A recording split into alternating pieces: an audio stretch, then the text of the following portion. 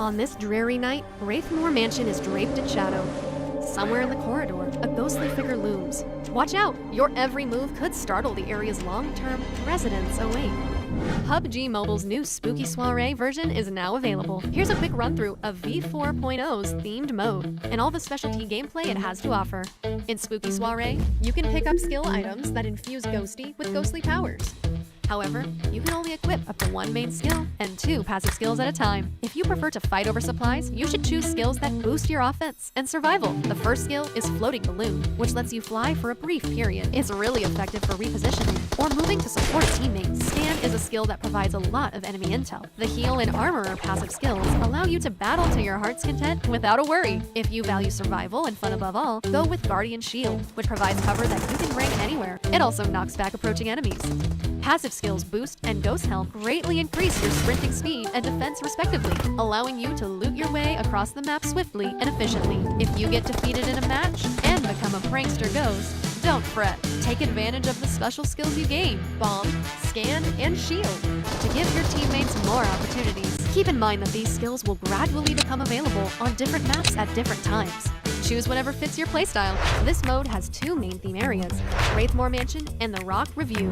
Head straight for Wraithmore Mansion if you love battles. Open ghost crates to expose the locations of all nearby enemies. Speaking of supplies, there's a magic mirror on the first floor with tons of treasure sealed inside, making it a highly contested target. If you'd rather explore the new version in peace, head for the haunted residential area, where the scaredy ghosts gather to avoid intense confrontations. This update introduces a new vehicle, the Magic Broom.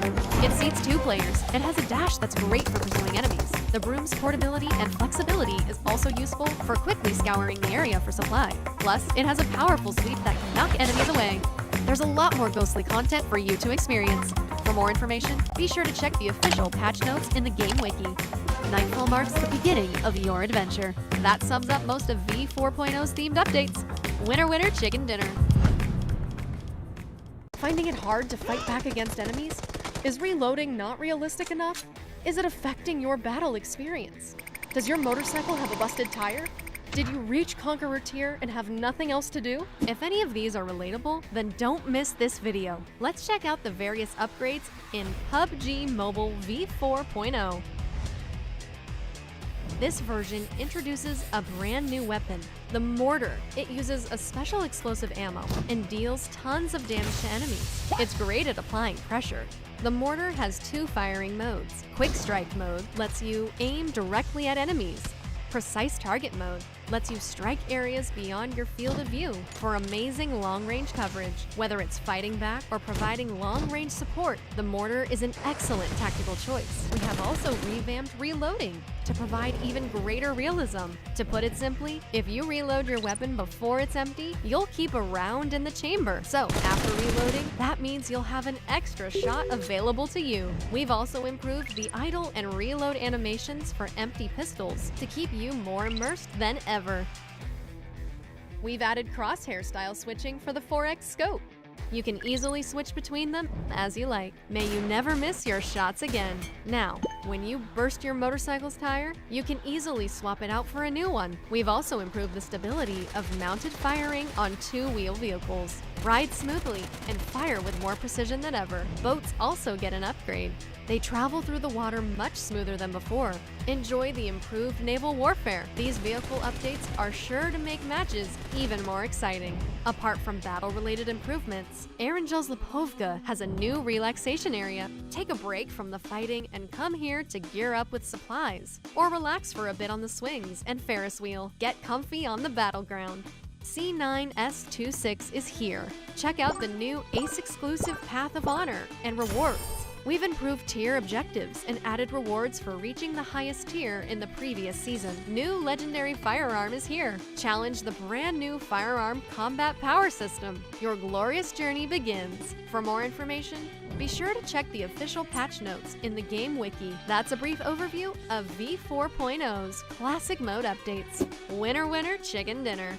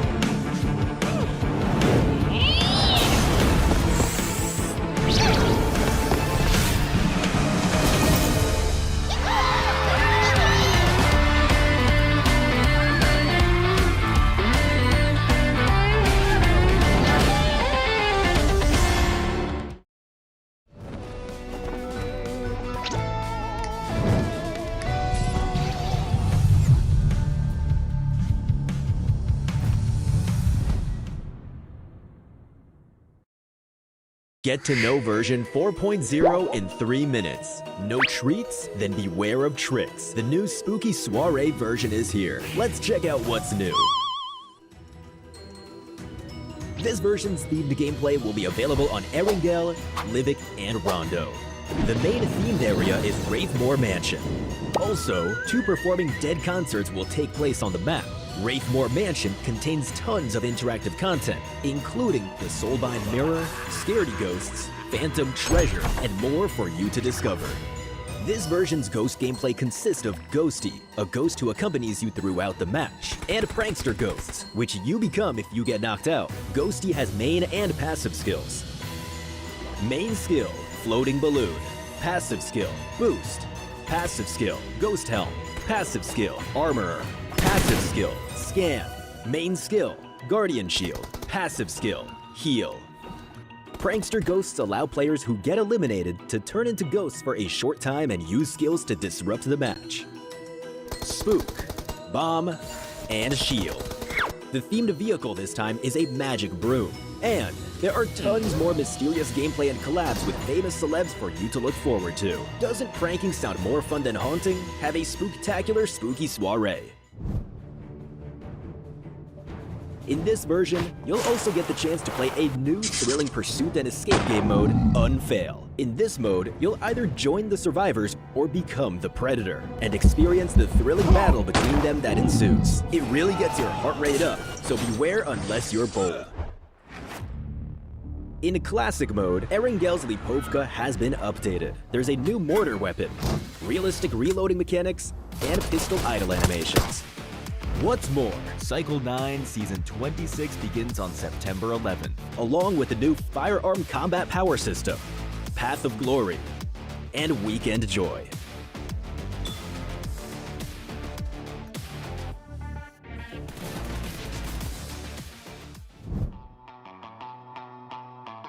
Home will introduce the new Lunar Castle style, a treasure hunt minigame, home competition, and home-style voting event.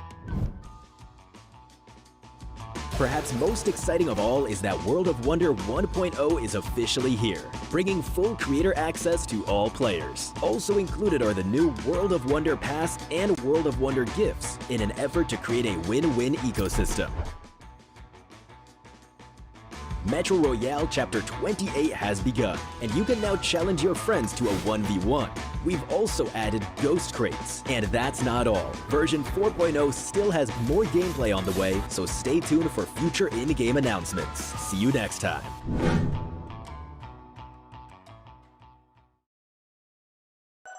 Reaching a total prize pool worth $10 million. Become a top creator for a chance to win $200,000. Everyone has a chance.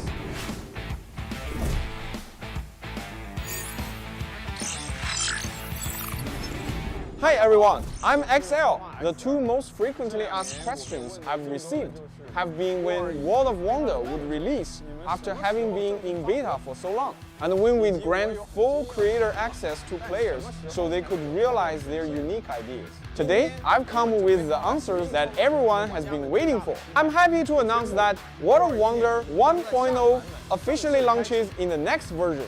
In World of Wonder 1.0 will significantly boost creator access, letting more players join in creating. Of course, we've also prepared plenty of rewards. World of Wonder cash incentives have increased yet again, reaching a total prize pool worth $10 million. Become a top creator for a chance to win $200,000. Everyone has a chance. In 2025, we anticipate over 100,000 creators receiving incentive earnings. WoW currently boasts over 4.4 million maps. WoW maps have hosted over 33 billion matches. World of Wonder has over 1,000 dedicated influencers, bringing its maps over 1 billion views per version. If you'd like to become a WoW ambassador as well, you can join the Next Star program for smaller influencers for a chance to win a share of the $6 million cash prize pool. Some creators may wonder, my creation skills aren't really up to par right now. Will I still get the chance to receive earnings? Rest assured, everyone has a chance in the World of Wonder incentive program. Every step of the creation process counts. A lot of rookies tell me, XL, I don't know how to take the first step, or I lack inspiration. How do I even start? In World of Wonder 1.0, we'll gradually make the Smart Assistant feature more widely available. When you don't know how to get started or lack inspiration, you can turn to the Smart Assistant for help. Some creators wonder, World of Wonder looks difficult, and I know nothing about coding. Does this mean my maps will never turn out good?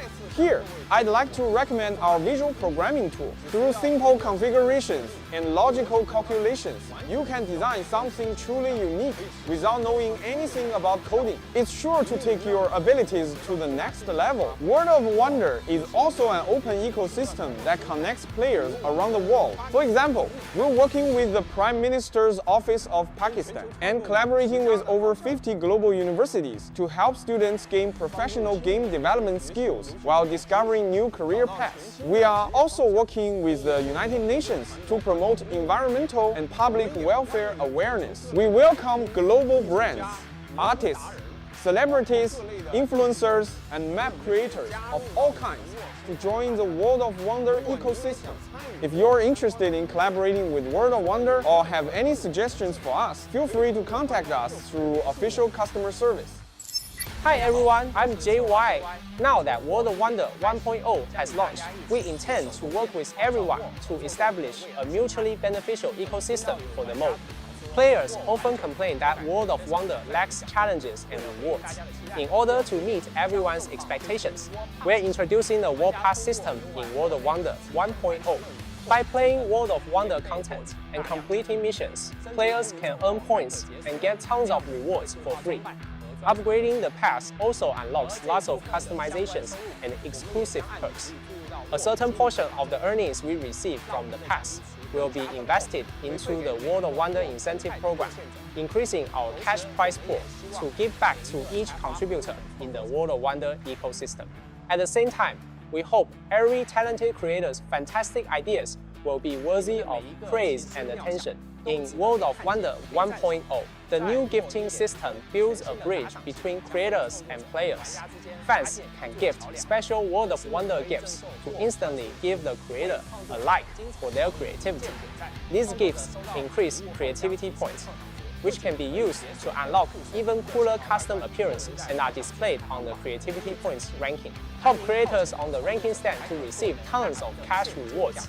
All in-game cash earnings will be stored in the co-creation wallet for clarity and transparency. We've added a strict identity verification process to ensure the security of every transaction. We support withdrawals in the vast majority of countries and regions worldwide, allowing you to turn your creations into real-life earnings, no matter where you're located. World of Wonder 1.0 marks a new beginning. We hope all players with creative ideas are able to become game developers. We will continue working on this mutually beneficial ecosystem so that all outstanding creators are well compensated. May all creators march into the future together with World of Wonder. May all creators march into the future together with World of Wonder. Thank you.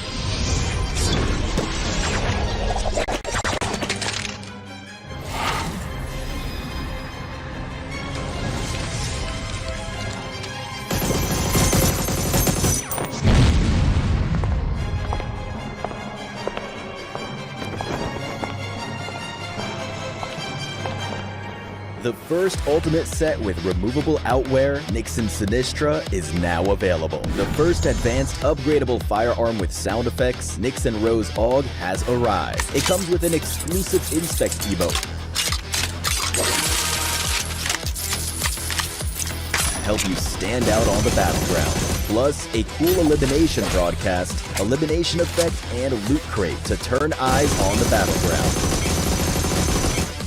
The matching Resonant Nell glider is sure to make a stunning entrance in battle.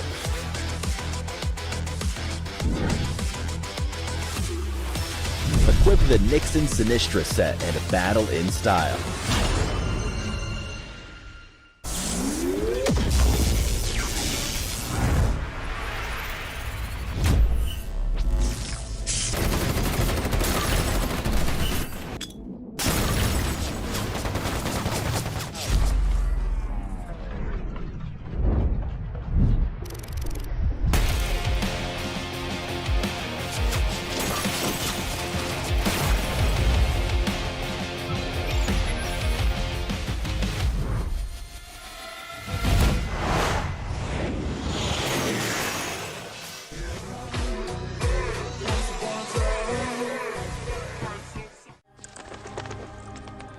On this dreary night, Wraithmore Mansion is draped in shadow. Somewhere in the corridor, a ghostly figure looms. Watch out! Your every move could startle the area's long-term residents awake. PUBG Mobile's new Spooky Soiree version is now available. Here's a quick run-through of V4.0's themed mode and all the specialty gameplay it has to offer. In Spooky Soiree, you can pick up skill items that infuse Ghosty with ghostly powers. However, you can only equip up to 1 main skill and 2 passive skills at a time. If you prefer to fight over supplies, you should choose skills that boost your offense and survival. The first skill is Floating Balloon, which lets you fly for a brief period. It's really effective for repositioning or moving to support a teammate. Scan is a skill that provides a lot of enemy intel. The Heal and Armorer passive skills allow you to battle to your heart's content without a worry. If you value survival and fun above all, go with Guardian Shield, which provides cover that you can rank anywhere. It also knocks back approaching enemies. Passive skills Boost and Ghost Helm greatly increase your sprinting speed and defense respectively, allowing you to loot your way across the map swiftly and efficiently. If you get defeated in a match and become a prankster ghost, don't fret. Take advantage of the special skills you gain, Bomb, Scan, and Shield, to give your teammates more opportunities. Keep in mind that these skills will gradually become available on different maps at different times. Choose whatever fits your playstyle. This mode has 2 main theme areas, Wraithmore Mansion and the Rock Review. Head straight for Wraithmore Mansion if you love battles. Open ghost crates to expose the locations of all nearby enemies. Speaking of supplies, there's a magic mirror on the first floor with tons of treasures sealed inside, making it a highly contested target. If you'd rather explore the new version in peace, head for the Haunted Residential area, where the scaredy ghosts gather to avoid intense confrontations. This update introduces a new vehicle, the Magic Broom. It seats 2 players and has a dash that's great for pursuing enemies. The broom's portability and flexibility is also useful for quickly scouring the area for supply. Plus, it has a powerful sweep that can knock enemies away. There's a lot more ghostly content for you to experience. For more information, be sure to check the official patch notes in the game wiki. Nightfall marks the beginning of your adventure. That sums up most of V4.0's themed updates. Winner, winner, chicken dinner.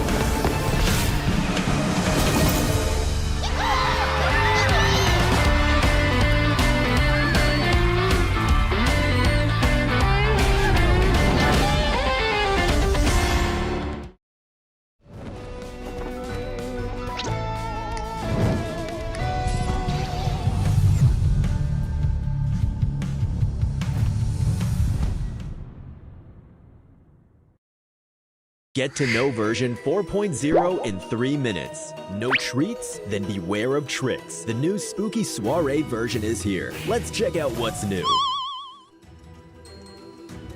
This version's themed gameplay will be available on Erangel, BLUG, and Rondo.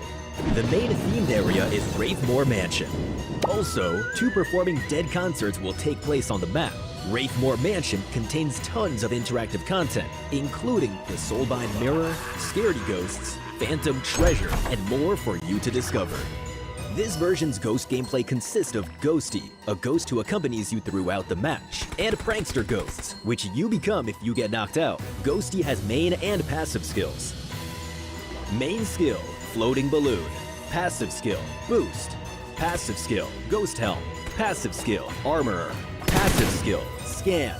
Main skill, Guardian Shield. Passive skill, Heal. Prankster Ghosts allow players who get eliminated to turn into ghosts for a short time and use skills to disrupt the match. Spook, Bomb, and Shield. The themed vehicle this time is a Magic Broom. And there are tons more mysterious gameplay and collabs with famous celebs for you to look forward to. Doesn't pranking sound more fun than haunting? Have a spooktacular spooky soiree. In this version, you'll also get the chance to play a new thrilling pursuit and escape game mode, Unfail. In this mode, you'll either join the survivors or become the predator, and experience the thrilling battle between them that ensues. It really gets your heart rate up, so beware unless you're bold. In Classic mode, Erangel's Lipovka has been updated. There's a new mortar weapon, realistic reloading mechanics, and pistol idle animations. What's more, Cycle 9 Season 26 begins on September 11th, along with the new Firearm Combat Power System, Path of Glory, and Weekend Joy.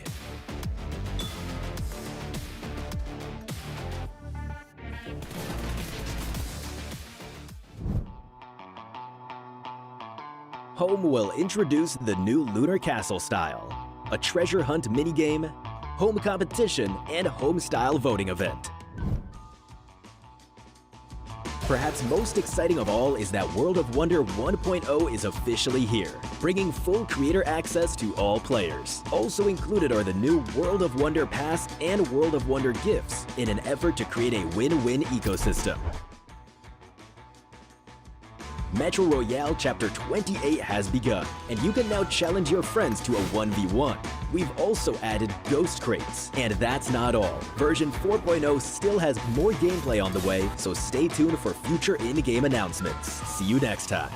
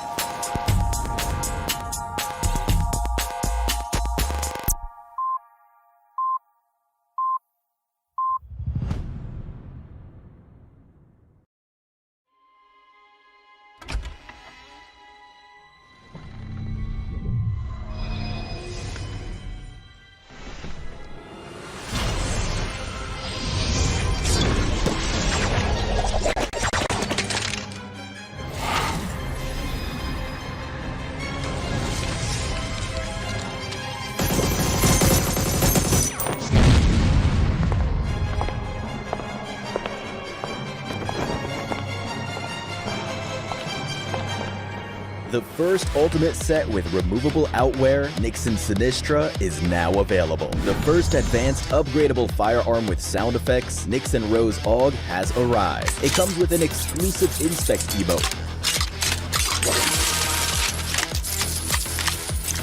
Help you stand out on the battleground.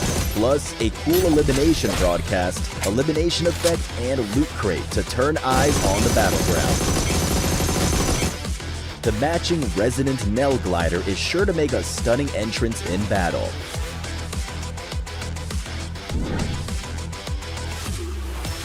Equip the Nixon Sinistra set and battle in style.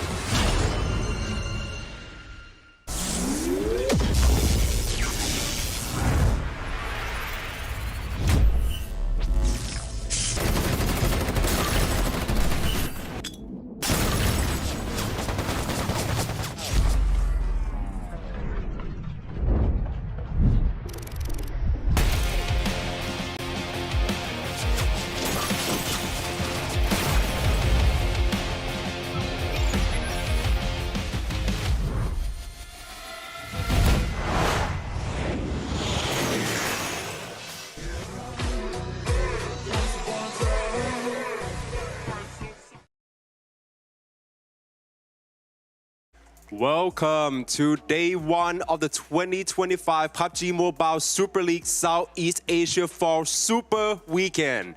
I'm your host, FaZe Clan, and over the course of the group stage matches, 16 teams actually has earned the opportunity to extend their lead in the league rankings, of course. So we actually currently with the representative from one of the teams here as well, Vietnam's Team Flash, Zeus. Welcome on board, as well as Viola, the translator. All right then, so let's cut to the chase, right? Zeus, as the winner of the preseason tournaments, do you still feel that victory buff, right? And how does it compare to your current form right now, heading into this Super Weekend? Xin chào Zeus. Thì các bạn đã là nhà vô địch ở giải preseason. Thì không biết là bây giờ hiện tại mình có đang cảm thấy vẫn được buff từ cái chiến thắng đó hay không? Và so với trạng thái lúc đó thì trạng thái bây giờ của các bạn như thế nào? Tất nhiên là khi mà bọn mình chiến thắng một giải đấu nào đó thì sự tự tin của bọn mình sẽ được nâng cao lên. Nhưng mà bọn mình vẫn phải dè chừng vì ở PMSL lần này có rất nhiều đối thủ mạnh. Of course, when we win any tournament, we still feel bumped thanks to the victory. But still, our confidence was boosted as well. Still, we need to stay cautious because in PMSL this time there are a lot of strong teams and opponents. Of course, stick to the plan, right? And of course, try to remain that composure, keep that composure, obviously. Now, with that being said, Team Flash did not play in the summer, right? But then you guys come back and now being regarded one of the top tier team in the regions right now. What has changed in your team? Was it like a strategy, maybe a lineup, or some sort of mentality shift? Các bạn đã không góp mặt trong giải đấu mùa hè, tuy nhiên lần trở lại này thì các bạn là một trong những đội hàng đầu. Vậy thì không biết là các bạn đã có những thay đổi gì? Ví dụ như là mình thay đổi về chiến thuật hoặc là đội hình chẳng hạn. Trong thời gian vừa qua thì bọn em thay đổi rất nhiều về chiến thuật. In the recent time, we have changed a lot in terms of strategies. So there's been a lot of change, a lot of adjustment, right? But that also seems to work out for you guys well so far. Since you are now the only Vietnamese team to secure the winner chicken dinner back in the group stage, do you think that some of it can be attributed to the game plan, to the strategies, or does some sort of luck also put a place into it? Thì cho tới thời điểm hiện tại các bạn là đại diện Việt Nam duy nhất giành được cơm gà tại mùa giải lần này. Vậy thì bạn nghĩ cái kết quả này là nhờ vào những cái sự thành công về mặt chiến thuật hay là lối chơi của mình, tức là thực lực của mình, hay là nhờ vào sự may mắn nhiều hơn? Chắc là nhờ vào may mắn thôi ạ. I think it's probably thanks to luck that we could get a winner chicken dinner. Ooh, of course, but as you mentioned, a lot of those adjustments in the game plans and the strategies is all you help you being successful here and now coming right into this Super Weekend as well. Now, Team Flash, on the interactive board in your games booth, you guys listed Boom Esports as your rival. Why is that exactly? Like, could you please explain it a bit, give us some of a law drop? Ở chỗ booth mà các bạn chơi thì các bạn đã để Boom Esports là đối thủ cạnh tranh của các bạn. Thì các bạn có thể giải thích thêm tại sao được không? Vì em thấy là đội Boom Esports mùa này rất mạnh ạ. Ở trong đội Boom Esports thì có một thành viên rất là nặng ký. It's because I think in this tournament, Boom Esports is a very strong team, and especially one of their players is our formidable rival. Ooh, I see, rivalries, right? That's what it's all about here, of course, at a PMSL Southeast Asia Fall. So that would be it then. Best of luck on your Super Weekend series, and of course, thank you to Viola, our translator as well. We would like to send you guys back to the casters, obviously, here as the first Super Weekend of PUBG Mobile Super League Southeast Asia Fall is about to begin. Thank you. Bye-bye.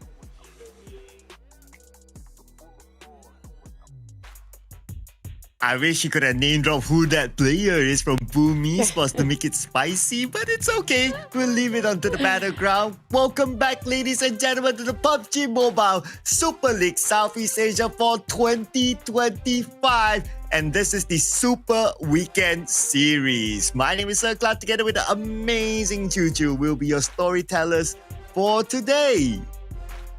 Yeah, I mean, you can never go wrong if you name drop anybody from Boom Esports, anybody from Vampire Esports, even Alter Ego, because these are going to be the powerhouses when it comes to the PMSL Southeast Asia. And so far, looking at not name dropping Boom, Boom, despite their going up and down performance since late last year, I still regard it as one of the most scariest team out there. I have no arguments on that because we know what they're capable of, especially in the very last minute. Oh yeah, I mean, it's Boom Esports. They have the experience of being the champion before, so they know what does it take to take the number one spot. But another team, they do know what it takes to be that number one. It is Alter Ego. They had an explosive first 3 days inside the group stage, topping the chart, and they are working out very, very well. So that's definitely another team for us to keep an eye on if they can remain consistent. Because Chu, we have seen it before that you do well in the group stage does not mean you do well in the Super Weekend.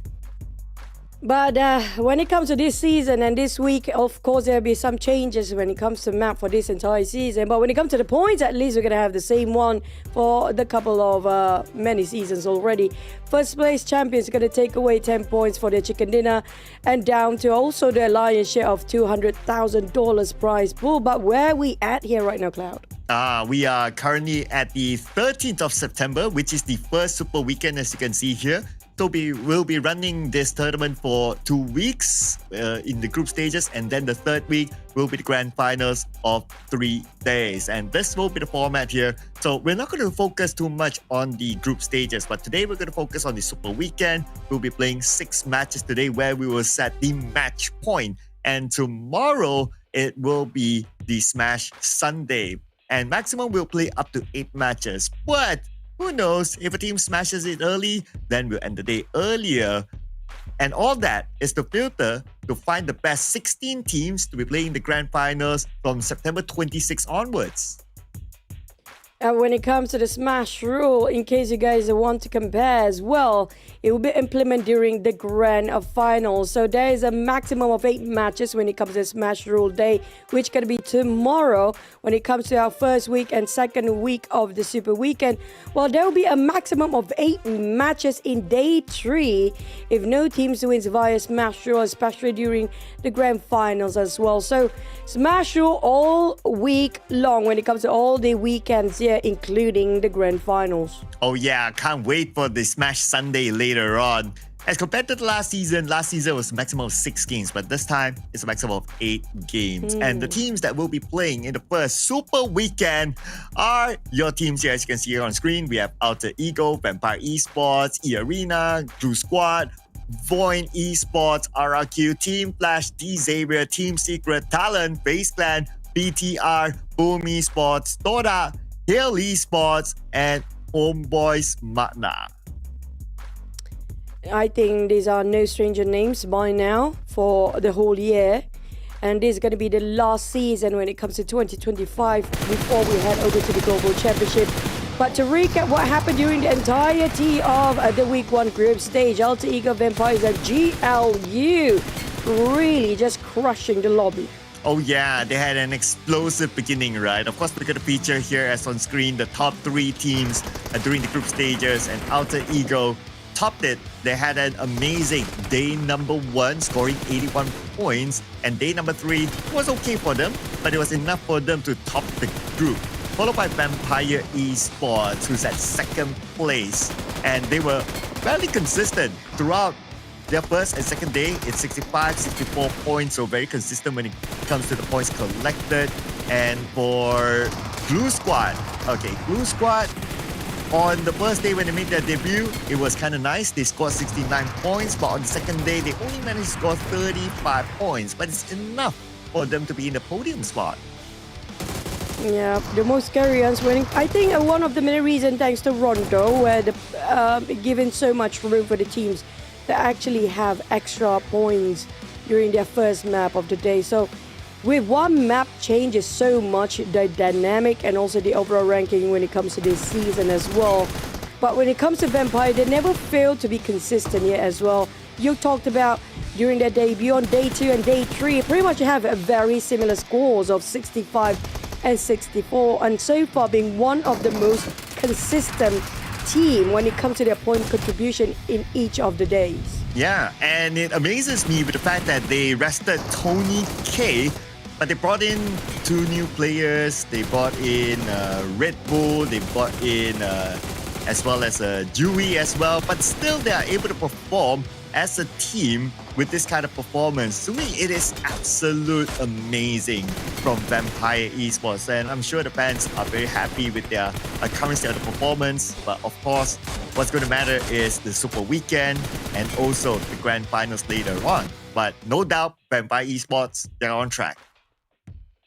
Now, we do have a glimpse of regarding the drops of each of the team that's going to compete here today.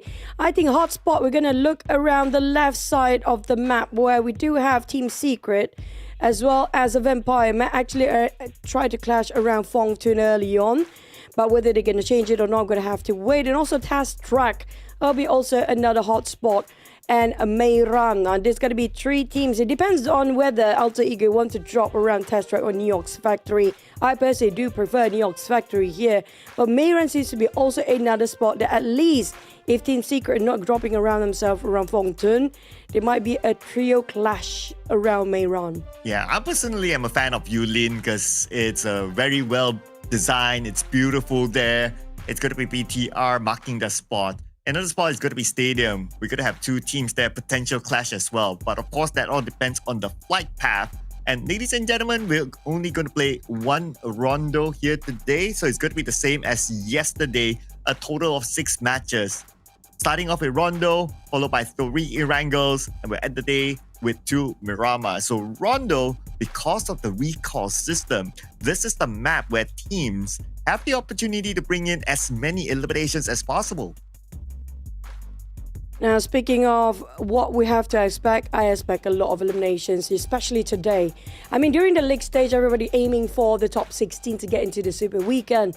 But when it comes to the Super Weekend itself, it's all about getting those points that will contribute for the grand final. So they will try to get as much elimination as possible for the first map, Rondo here.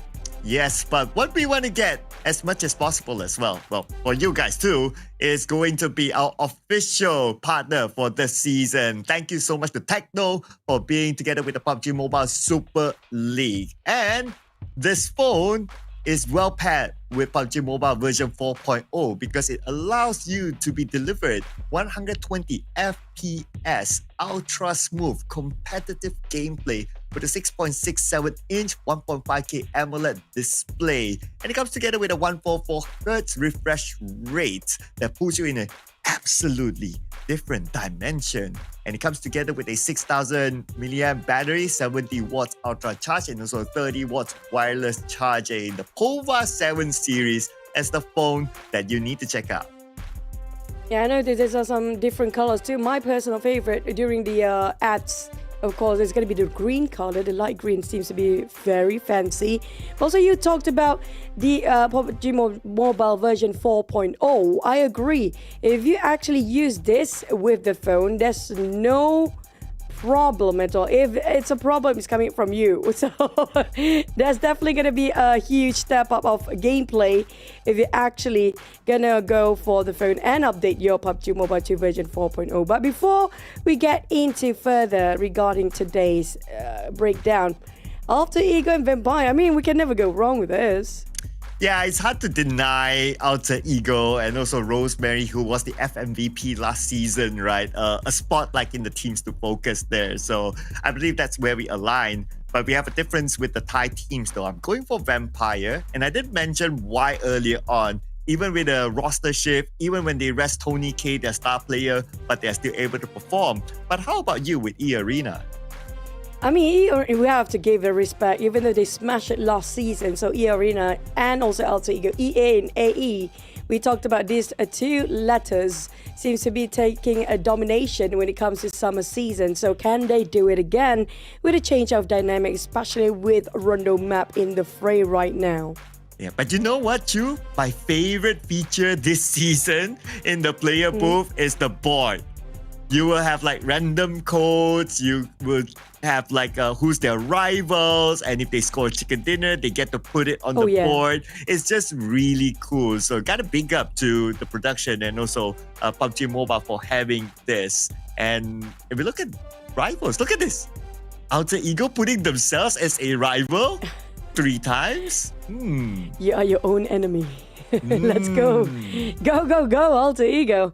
I want to see, I love the board idea. That's like something that, you know, a message passing through just through looking through the screen. We get to see the mood of the players as well. So far, everybody's mood super happy. A bit not so happy the second emote. But let's head into Rondo.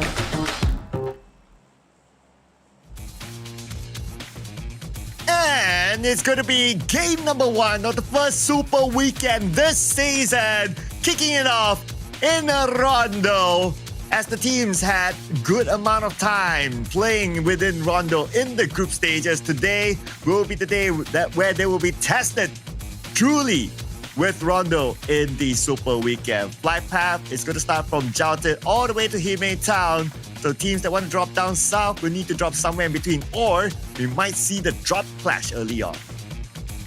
Yeah, speaking of the drop clash, I'm anticipating Fongton and also Task Track as well, especially May Run. These are going to be the three hot places we saw earlier in the predicted teams to drop, but maybe they have a change of idea or a sudden change of heart when it comes to the day of the Super Weekend itself. But safe off of Vampires, they're going on the northern side instead. While we're looking at our Vampires, they might actually have early clashes around either on the outskirts of Minhu or just going to be on top of Bailey. We're going to have to wait and see.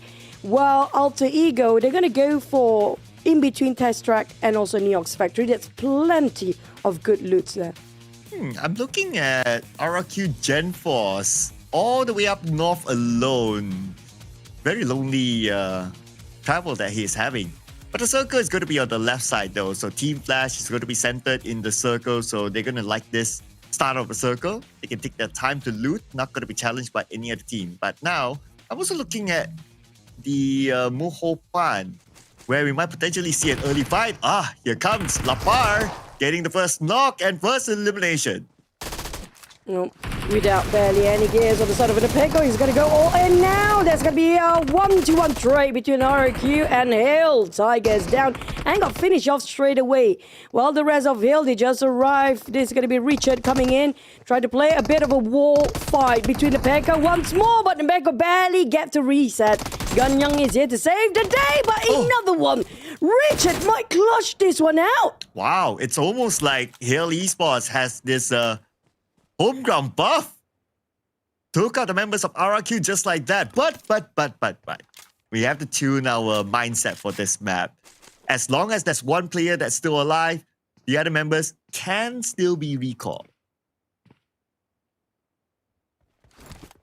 Yep. Thing is,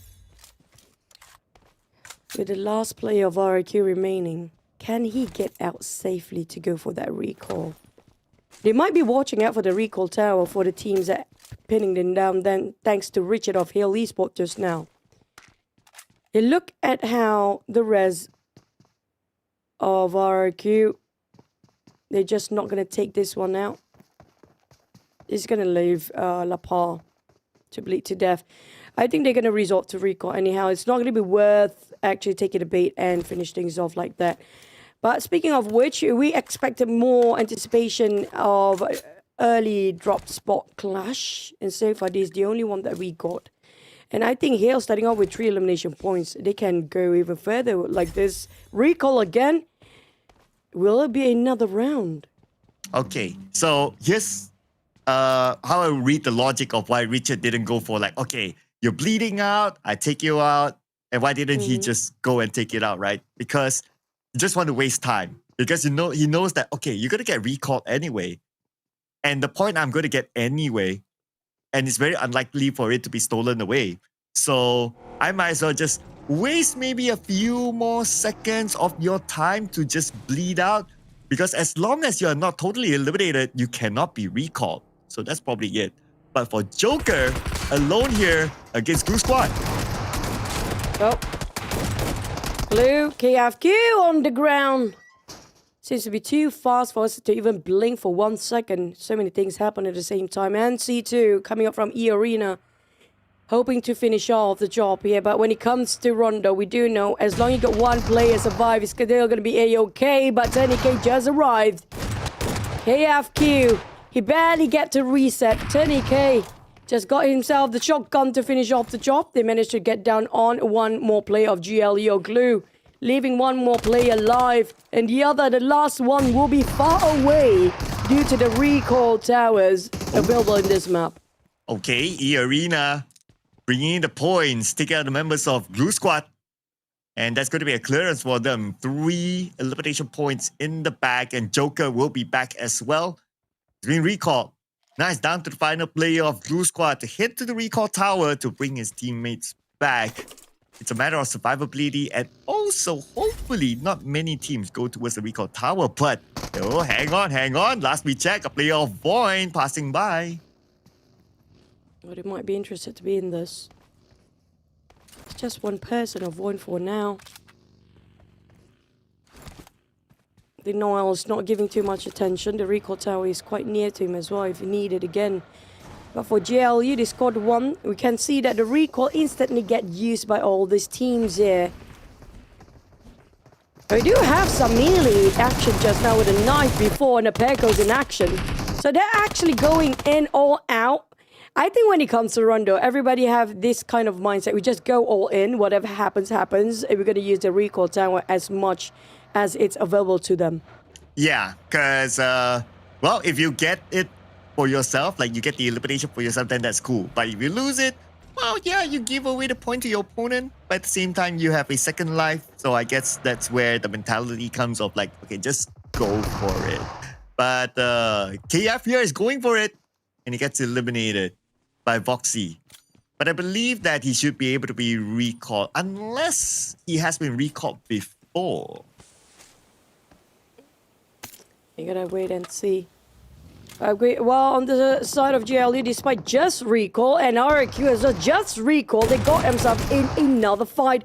And C2 taking down another player of RQ, and a pair goes down on the ground. The rest of RQ that had been recalled before scattered about, knowing the fact it's too much at risk this time for their second chance. Ganyang were being forced to go back to around the northern side to make sure they will try to run away, even though there's a blue zone. But for the side of Gifty, I really don't know how to pronounce his name, by the way. Oh, that's Genforce. Gen Frosty, I assume. Yeah, I think he got cold-blooded or something, so yeah. He could have just put in Genforce though, but I don't know. Maybe somebody stole his name or something.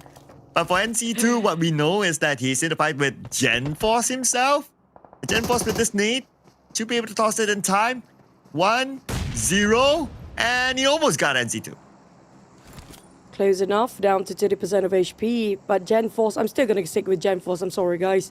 Genforce, here comes another net bit over toss, but still somehow got knocked down by Lapar from a different angle. But the Blues start to hit these guys and need to leave. These guys are coming out all the way into the blue zone. Still going to be a long way into the circle. And we do know when it comes to Rondo, you don't want to be late. It's a huge map and a long journey to be in. Yeah. We've seen that in the PMCL as well, that some teams thought that, we could play with the recall tower and all that, but they still went out to the zone, so they have to time themselves really well. Yummy has to time himself well as well. 50% of health shredded down. And now two teams here. The fight will continue on. Homebois will go down as TALON fights back, but Yummy gets a knockdown for himself. And two active players now for Boom Esports. With all of them here, they must win this fight because if everyone goes out, that's it. We got back to it, Homebois. And now back to Boom, who's actually fighting. But Axel, he had having a bit of a blunder against his own teammate. Borchill got finished off by that bombardment of his own teammate, unfortunately. On the side of Boom, they managed to recall. The rest of them still landing and parachuting down. But the 8 cannot be on time. TALON and Axel managed to finish off Yummy May. But in the last minute just now, Boom managed to recall their members. That will not end their run just yet. Okay. So there's still somebody to recall them back, so that's okay. But still, TALON will say thanks to the 3 points. So that's okay for them as well. But they need to bring back Boychill. Now they don't have the circle. But 700 meters is not too bad. Checking out what's happening here with Boom Esports. Yep, the moment the fight ended, they're back onto the battleground again. Moment. Spraying over. It's going to be a bit ambitious coming up from Moment from a very long shot. Over 200 meters shot, that one. While Zeta rotating towards the rest of his teammate for VOIN Donkey. Seems like a couple of shots still go through. Sorry, they smoked our vehicle. Lucky Zeta made it in time. He will not be happy about this. Refired back with a mini 14 times scope towards the rest of eArena players. But the airdrop actually just taunting from the outside as well. Very tempting to take it out. Yeah. Definitely, you might want to... Definitely, it's very tempting for the teams to go for it because they know that, if it happens to be a bait, well, we still have the recall feature, so perhaps that's why as well. on the elimination feed, Alter Ego to TALON. And we're also trying to keep track, right? Like which team has also done their recall. TALON is one of them that has done their recall. And with the fact that Alter Ego took out a few players, then they'll be playing the rest of the round with a handicap now. Yeah, speaking of being handicapped. Well, at least the handicap is not going to be too long as long as they got himself recall tower, but when from Team Flash, what a bullseye. A beautiful grenade had to this bullseye Red Bull. Coming in from the side of VOIN, he managed to revive on Zeus due to the explosion just now. But on the side of Empires, they are fighting back. Look at how Gooey just smoked up. We're not looking at Tony Case playing yet today. So I assume Vampires are going to stick with what they've been playing for the entirety of the week. But for Team Flash, after they managed to reset, they're going back for another round. But here comes another circle. Maybe slightly towards Zhao. Yet it's going to be Zhao with those high grounds. And we have a couple of teams like Team Flash and Vampires are trying to find and fight for that high grounds. And that's where we have them on screen now. We'll zoom in. Both teams will tussle for it. While we have other teams traveling into the circle, Hail Esports is going to come in unchallenged, so it's going to be okay. It is a big map anyway, so naturally, even if it's stage number 3, you still have a lot of land to play with. And as compared to even like Miramar, this map has more land mass. Oh, BTR. Partly refreshed lineup. We're playing without Ryan this season. Saw them on screen, and now Alter Ego, number 1, number 2 team, fighting each other against Vampire Esports. Dewey on the other side. Oh, Gooey tried to run away, but Krypton got shot from which angle? But Gooey is down as well. Leaving only Red Bull, the side of Empire is here right now, trying to actually help it, but even Mela also being finished off. What can one Red Bull do at this point? Look at he's being surrounded by Team Flash. There's so many teams passing by. How for him to go unnoticed at this point? And how is he going to get to the recall tower? It's going to be a big problem for Red Bull now. Okay, and seems to be navigating around without a vehicle. So he has to play this really, really smart. And Zhao is the center of the circle. He tries from the side to get Bo, and he will get it. 1 knock. And he will finish him off, securing that elimination point. But that means the rest of Team Flash will come. But Alter Ego, MAQNA from the other hand, will finish off the final play of Vampire Esports, the first team to go out. That's almost 200 meters of distance from MAQNA to actually take that point away. But for Team Secret, I think that's going to be, was it the last play? Not really. They still have a 3 player, but all of them actually stay in the blue still for the side of Team Secret. But back towards around the inside of the circle nearby Zhao Tins. There's going to be a Hill versus VOIN Donkey. Zeta already prepped himself with a Mini 14. Can they actually go in and save? Richard pulled a great clutch before. I'm not surprised if he can do it again, but unfortunately, it's going to be FaZe Clan behind them as well. But Parajin now, here together with Lamborghini, and Krypton gets away, while Snape doing his dark arts magic to bring back his teammate, Rosemary. Well, enough time for him to come back. MAQNA going in for the flank against D Xavier. D Xavier, they have not yet been recalled. If they can escape, if things go south, then they could still come back again. But now, they choose to take this fight. Krypton from the side will be knocked down by Bombit. Oh boy. I'm looking at these Avis right now. Their POV looking crazy, but the circle will shrink. Will be favoring the teams or not. But for these Avis, it's a bit not too far, but still have to have a lot of hurdles to go through. Nate on the other hand, still driving for his life, but get knocked out the moment he tried to shut the doors. Parajin on the other hand, the smokes will buy them some time. But there's so many bullets flying over. I think that it might be TODAK shooting against these Avis. Well, I saw last time Boom was behind them as well. But whether they're interested, no, Boom is going against Alter Ego. They are very nemesis. Oh, here comes. And the jump shot from the other side. Octa still trying to fend for his team. It's going to be Octa versus MAQNA. 1v1 in the compound. It's going to be a TDM fight here. MAQNA not going for the save yet, but from behind, somebody's actually shooting them. That's why MAQNA has to move inside.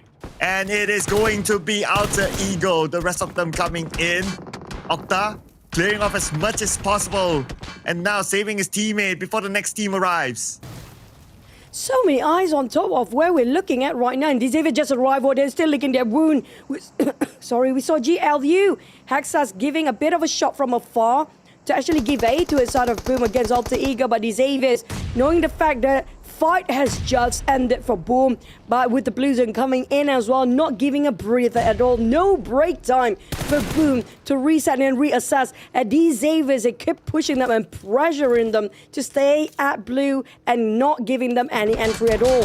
But as we're looking at, they are trying gatekeeping on the side of Boom. These Xaviers, they're taking a lot of effort to shut down on Boom this time. Oh yeah, they want points for themselves as well. Though they already got 4, but because this round, and because there's the recall feature, they're thinking to themselves that, okay, let's try to maximize the amount of points. But Octa went down to the zone. His point might be denied away. Oh, these Xaviers, they try to replenish themselves. But for Boom, they have to figure out how to fight against it. Octa is bleeding out at the back. There's no way Master can help him at this point.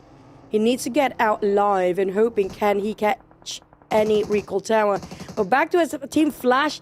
They're fighting against Vampire before. Now he's going to be eArena next. NC2 try to burn off Win with a molly. But NC2, what a play with that terrain just now. Confusing Team Flash on where to aim for. TECNO cooking on the off angle as well. And the nade will hit. Whoa. And it's going to be a big one. And they all scatter and clotted up together for the side of eArena, covering all corners against Team Flash. Joker Mormon is down on the ground. But NC2 did the job well done. Full elimination by just NC2 alone. And that's going to be the 13 to be eliminated this time. Team Flash only managed to secure 1 elimination point.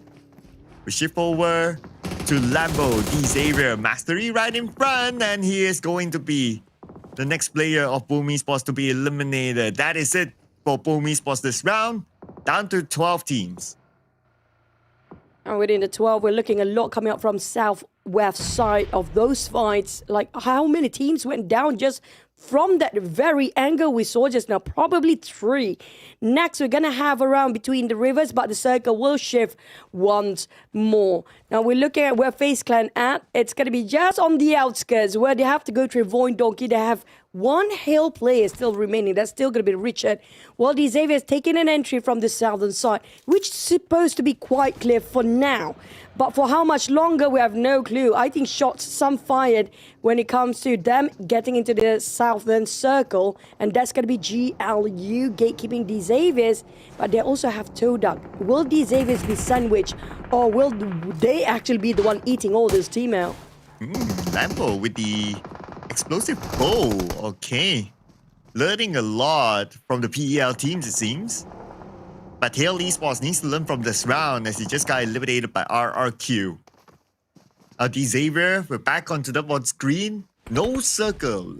Circle is just right in front. But we're going to see a fight between VOIN and FaZe Clan. FaZe Clan going to start off by taking out Razek. Roxy. At least they're not rushing in for FaZe Clan the moment they got 1 knockdown. They're being very careful. They heard their footsteps coming from Voxy just now. But here comes Earth. Not realizing Voxy is a snake himself. A fox that actually disguised himself within the smoke. Voxy will try to prep himself with a nade. Straight away, FaZe Clan going for a retreat. Did not expect VOIN players going in so close in front of the noses. But RIQ coming up from behind. Will they actually butting into this, or they are busy? But Team Secret and BTI at the same time. While this Molly burning off all these very classical traditional oriental buildings, Voxy managed to take down those boulders. But nade from Canary hit on Vox and finish it off straight away by Charcoal. Here comes the push, possibly coming up from FaZe Clan. What a nade that was. Now they managed to clear off the closest player of VOIN Esports with FaZe Clan. All they need to do now is focus on the 3 players just across them.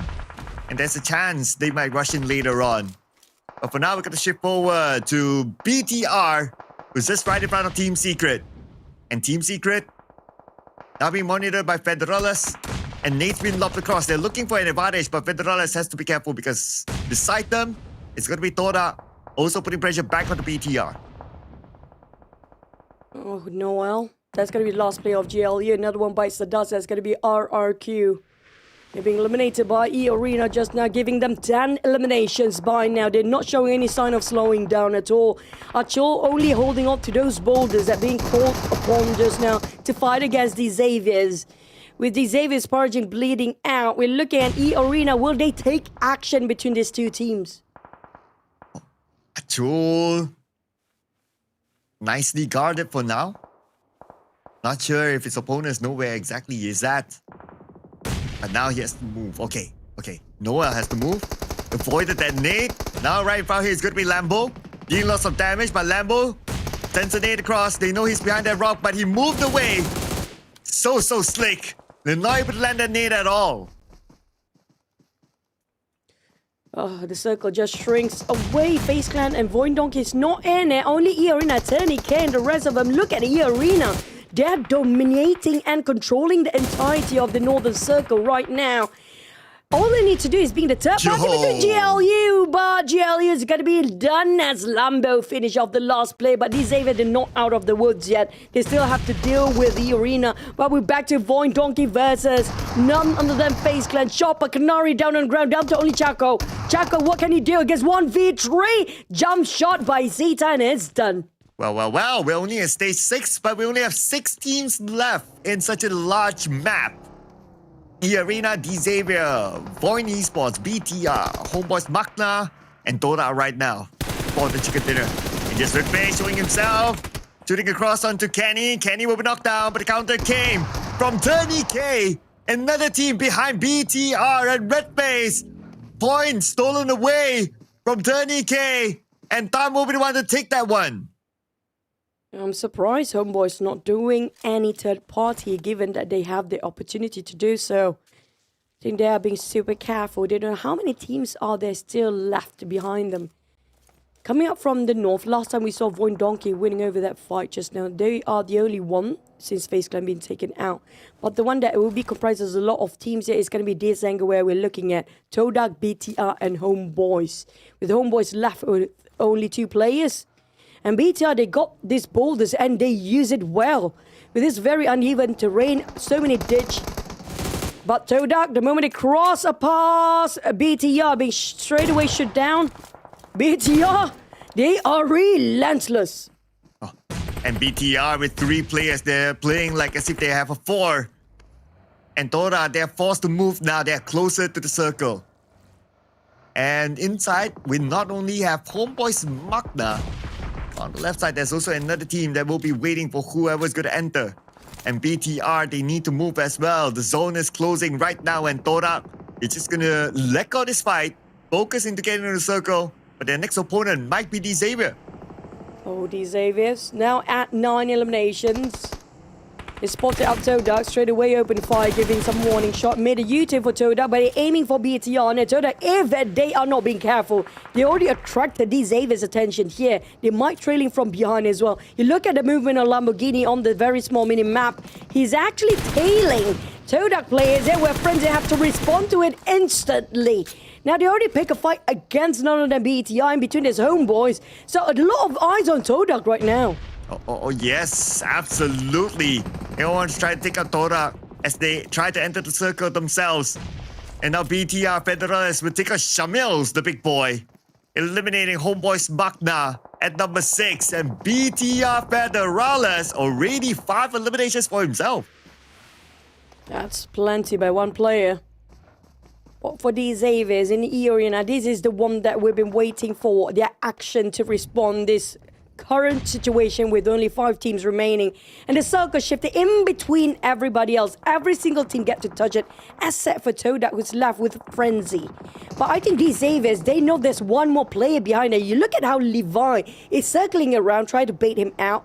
But it's not taking a bait anyway, but it's going to be stage 7 Blue Zone that will kill off Frenzy by the end of the day. He's waiting for the inevitable by the end of this map. But back to us on the northern side, VOIN Donkey and eArena. Anti-2 get knocked down by Razak. He's on form today for Razak. His nades, his aim has been very precise.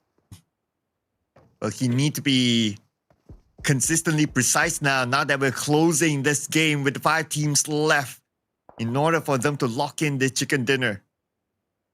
Right now, it's going to be stage 7 and the zone will start to close. We do have a few players still on the outside though. Frenzy is going to be one of them from TODAK. But he's hoping for the commotion to happen between BTR and D-Xavier before he's able to come in. But D-Xavier, they're also managing eArena on the left side. This could be a 3-way war soon.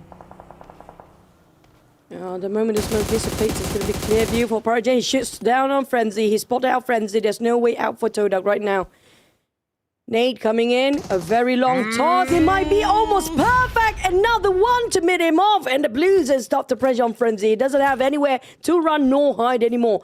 But these Xaviers, they have to adapt very quickly. There's BTR coming up, eArena on the other side. They have to pick their poison. While Frenzy slowly tried to reset himself from the back line. But PUBGM is not giving him off yet. Look at the nades coming and flying over. That forces Frenzy to keep on moving. They have to deal with the backstabber first, but they will cause PUBGM straight away get shot down by TECNO. We're down to the top 4, but these Xaviers, they have so much trouble and equation to solve into to get that chicken dinner. Oh, and here comes BTR rushing in. They want to try to take out D-Xavier as they're distracted by eArena. Gathering the information, Nate sent across onto Vexy, forcing him to turn back. 10 more seconds before we see stage number 8 and Joker gets Nate T. BTR could take advantage of this situation, but they have to be careful of eArena as well as VOIN Donkey. Now they are putting pressure also onto D-Xavier. D-Xavier, so many crosshairs onto them. Zeta trying to scout for any information on that high ground. He's not really scouting at this point, trying to find any information that he can relay back to his team. But MC2, another one that's really on top form here today. Left with only 77 reserve bullets. Will be enough. Joker spotted out. Drazak coming in.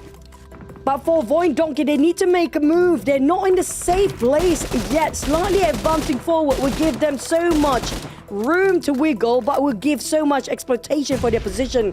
Potato, back to eArena. Lambo is just next to Mormon. They have to do the closest one. Lamborghini, there was 2. Bold standing up and spray.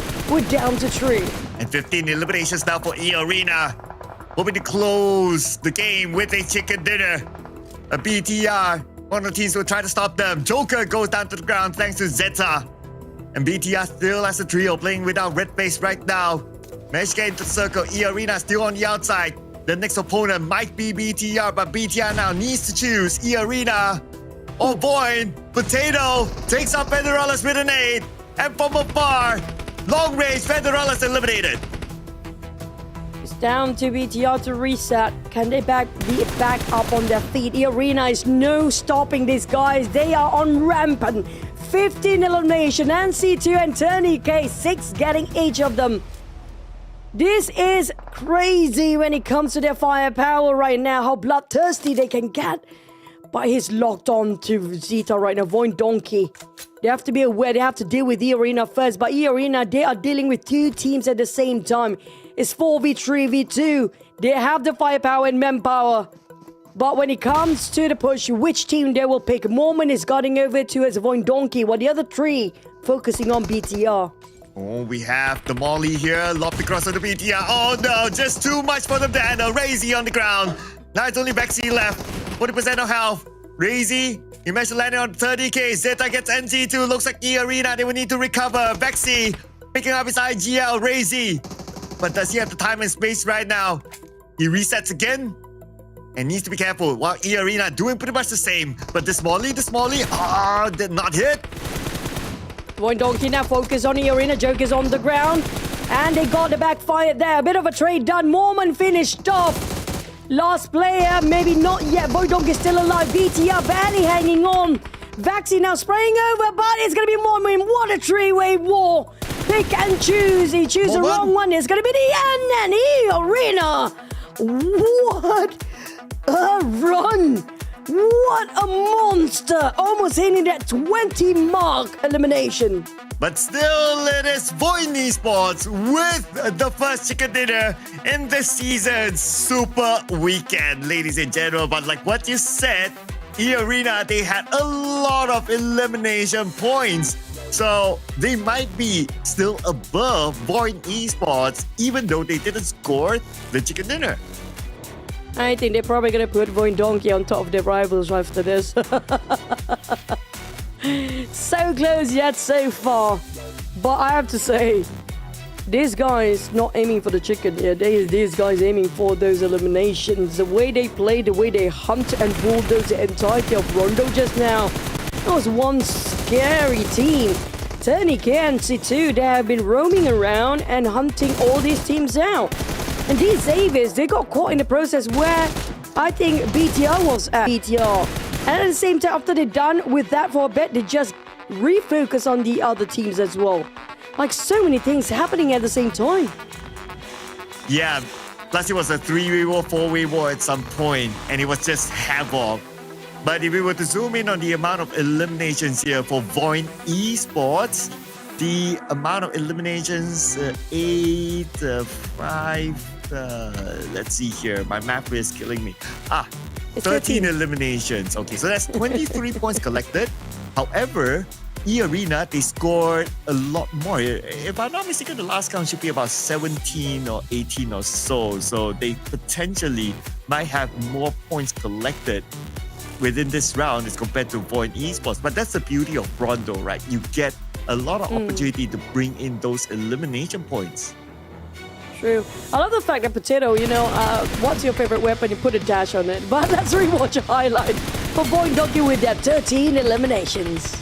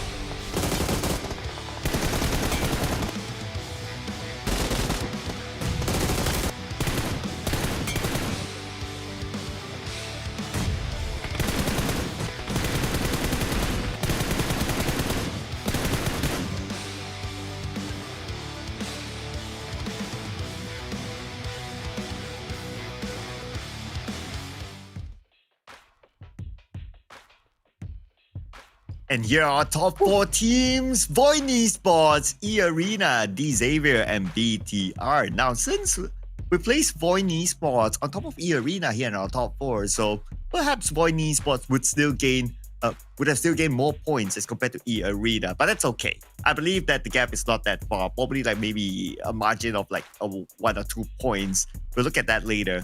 But Xavier, who have been involved with a lot of fights from early of this round until now, happen to be in our top 4 as well. BTR, we saw them cane in a little bit later, but still able to make the top 4 because of their level of survivability too.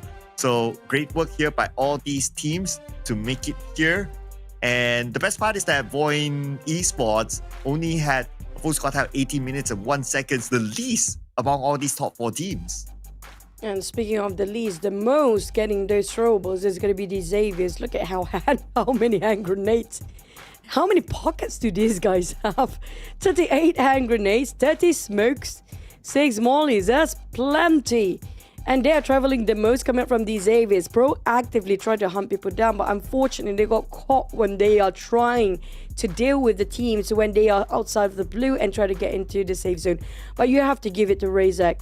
Around earlier on fights where they were fighting against FaZe Clan before, right on the outskirts of slightly on the northern side, which we got our circle at around Jiao Tin. He was the one that shutting down all these teams that might actually stop them from advancing.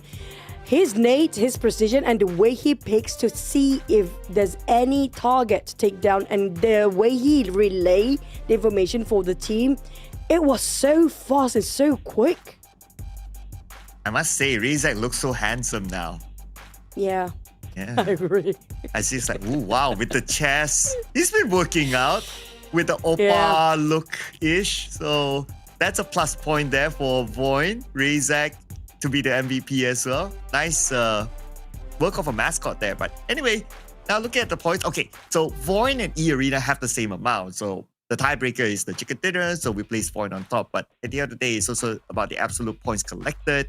Xavier 15 and BTR 12. So that's all the double-digit club, which is our top 4 teams. Now on the other side, when we flip over, Team Secret is the only team to not score anything. Shut down completely early on just now. This is actually a wake-up call for me. It's so fast. Despite the map is so big, non-stop action compared to the previous day for us. But when it comes to our next map, we do have Erangel. Now, this is going to be important for Team Secret, especially. They did not gain any point in the last one. So I assume if probably they're going to drop Red SMB, which is not so popular compared to all those heavy hitters teams. Unless if they want a bit of adventure, like why not, right? Yeah, why not? And we want to see that happen. But it will be interesting to see as well if it goes military base, because we have 2 teams that are interested there as well, Team Secret and Homebois MAQNA. If the circle goes there, they somehow need to tussle for territory very early on and not take that approach of like, okay, you take one half, I take one half, we move to main peninsula, up north or wherever, because you need to stem your dominance there. So that will be kind of interesting if it goes there as well. Interesting as well, we have like 3 different teams around Starbuck and Meshki. Normally, we don't see that many teams going there. But if there will be a fight for Starbuck and Meshki, that will be kind of nice too. It's so unpredictable. It depends on the team whether they want to drop that early or not. Or, depends on the flight path as well. And by the end of the day, it's all about the circles game too. So by the end, we gotta wait and see what they decide depending on the IGL. But when it comes to Erangel, I assume since this is the first day of the Super Weekend, we might get double the action based on last we seen on Rondo. Okay. And I can't wait for that though. But you know what else I can't wait for? It is the PUBG Mobile version 4.0. Because this update will fix all your previous issues. If you have low frame rates, if you think there's too much lag, if you think that your device is overheating, don't worry, because the PUBG Mobile version 4.0 will put an end to your all concerns. So make sure you update right now to the latest PUBG Mobile version 4.0 to enjoy all these amazing perks that will allow you to have a smoother gameplay. Now, there's so many update and news for you guys, including in the PUBG Mobile version 4.0. Don't forget to join in the spooky soiree. Is already on the way. And get ready for new gameplay and epic IP collaboration. Unlocking should be already. And also the big surprises are dropping during the month of Halloween. That's going to be within this September and also October, the Halloween month. So don't you guys miss out. So stay tuned and for more spooky fun and some cute spooky fun. Ooh, and start singing with me, people. Bang, bang, bang. Okay. Bam, bam, bam. There you go. Okay, I don't know how to do the rest. But we also don't want to get copyrighted, right? And this is My Game, My Rule, My Survival, which is the collaboration between PUBG Battlegrounds, PUBG Mobile, and G-Dragon, people. It has already been launched on PC on the 10th of September, but coming soon, it will be launched in the console platform on the 18th of September and on the mobile on the 19th of September. So I'm now counting down the days because I can't wait to see what will it be like inside of the game later on. Yeah, I want to see that too. That's why I think maybe these guys, start working out because G-Dragon is coming. Razak. Oh, yeah. So now you can you get it? the backup What a dancer. late bloomer. Okay, so maybe that's why the reason these guys start working out. Oh, G-Dragon is going to show in PUBG Mobile soon, which is going to be September 19th. That's going to be less than a week. Or is it exactly a week? Less than a week. Now, speaking of the next map, we talked about, that was a wake-up call for me. Rondo. I forgot how fast these guys can get. And it was like, too many action going on. Are we expecting eArena run amok again in the next map? Oh, I would like to see that though. Of course, although the mentality is going to shift, right? Because there's no more recall. in the next map. But any other Rondo will be tomorrow then. But here is our teams to focus. So I personally, I'm just rotating like 1-2, 1-2, 1-2 from the group stages. So it landed to eArena and Blue Squad. How about you? I'm probably going to say the same, but I'm a bit too late now. I mean, VOIN just got their chicken dinner out, went for the second. Yeah, we actually do this ahead of time, guys. We didn't actually do after the show or whatever. So we do this prior to the start of our day. I don't know, maybe this one will be later for the chickens. But Team Flash is actually on the rise as well. And just now we saw the interview with Zeus. Mentioning that they are the first one to actually get from the Vietnam region. But we do see DXaviers is rising up as per usual. Yeah, DXavier had a pretty good round as well. I mean, they were in the top 4. Oh, don't come Primos again. I wonder who's that for? We saw a couple of teams that they've been putting out as rivals. Let's go PMGC together. Oh, these guys are so sweet. That's cliche. I want to see more of the vampire ones. I want to see all the teams of what they have, their message towards all the other teams out there. It'll be fun to watch too. But when it comes to the teams that have pretty great jersey, you have to give it to BTR. I love this seasons, man. So good. The jersey, right? It was the jacket. That's a jacket. It looks so cool. OMG. Hello, BTR. We like it. Just saying. Yeah, just saying. Every single season. Yeah, they always do well with the merch. That's what I really like.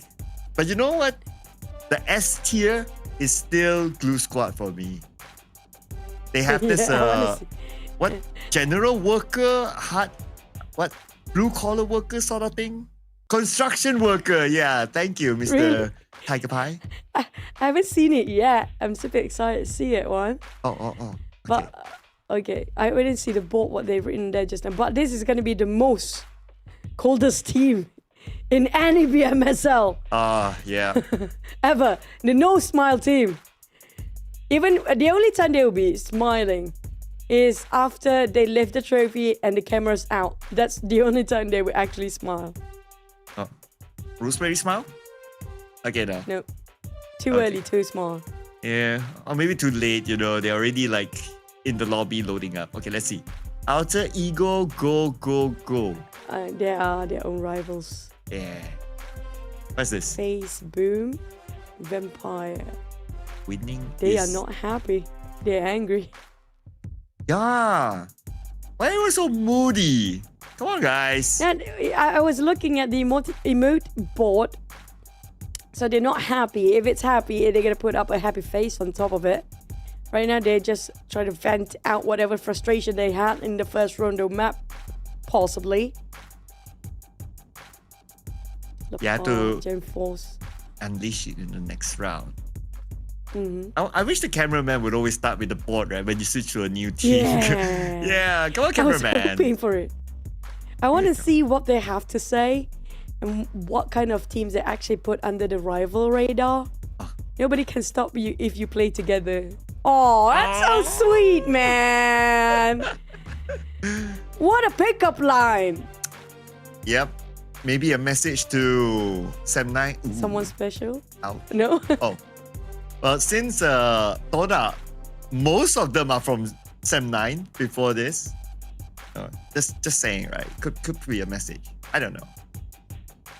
You deserve many chicken dinner written by Homebois MAQNA Esports. Earn it! Earn it, bros! You can do it. That's a talent.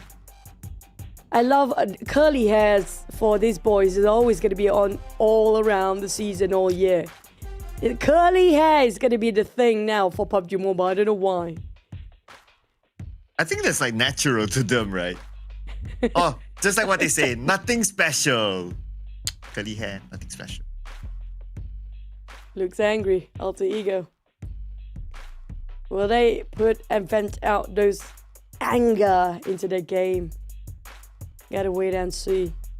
Which team we actually did? Oh, this one. Oh my god, the neon green! I love neon green! I love it. Glue Squad, please. Size M, please. I mean, if you can't see them, something is wrong with your eyes, man. But I do prefer last season where we have this Power Ranger suit, though. I wish they would make that into a jacket instead for GLU. Oh, man. That would be pretty cool. I want to collect all of them now. I want to collect all of them since the era where they had the jumpsuit, and then you had the Power Rangers, and then now construction worker. I want them all. Take my money. Next season, dress up as a doctor or nurse, maybe. Ooh, nurse? There's so many. No, don't go there, buddy. But you have to give it. BTR is always best when it comes to the merch. I love those sites. I think it's embroidered kind of jacket this time. It looks really cool, by the way. Let's go PMGs together. What? GLDU, TODAK, Team Flash, and Heal. Interesting. Boom. Hoping. Are they hoping their rivals to go PMGC together? Yeah, it's very contradicting, right? Like you put the Yeah, four I know. rivals there, like we go PNGC together. What?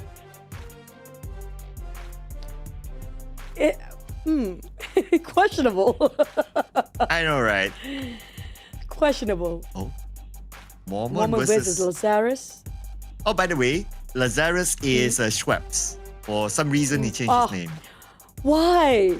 Why they keep changing their names? It's the same person playing anyway. And we like Schweppes. Yeah, I love Schweppes too. Yeah. OG name. Anyway, face up. Okay, but I do like the drawing though, like up like a U with the arrow. All of them Whoa, are whoa, whoa. rivals. Calm down, face. So many rivals. Calm down. All of them are up there. If you can put, our faces up there, they're probably gonna put it up too. But you know what? We're finally gonna get into our Erangel map.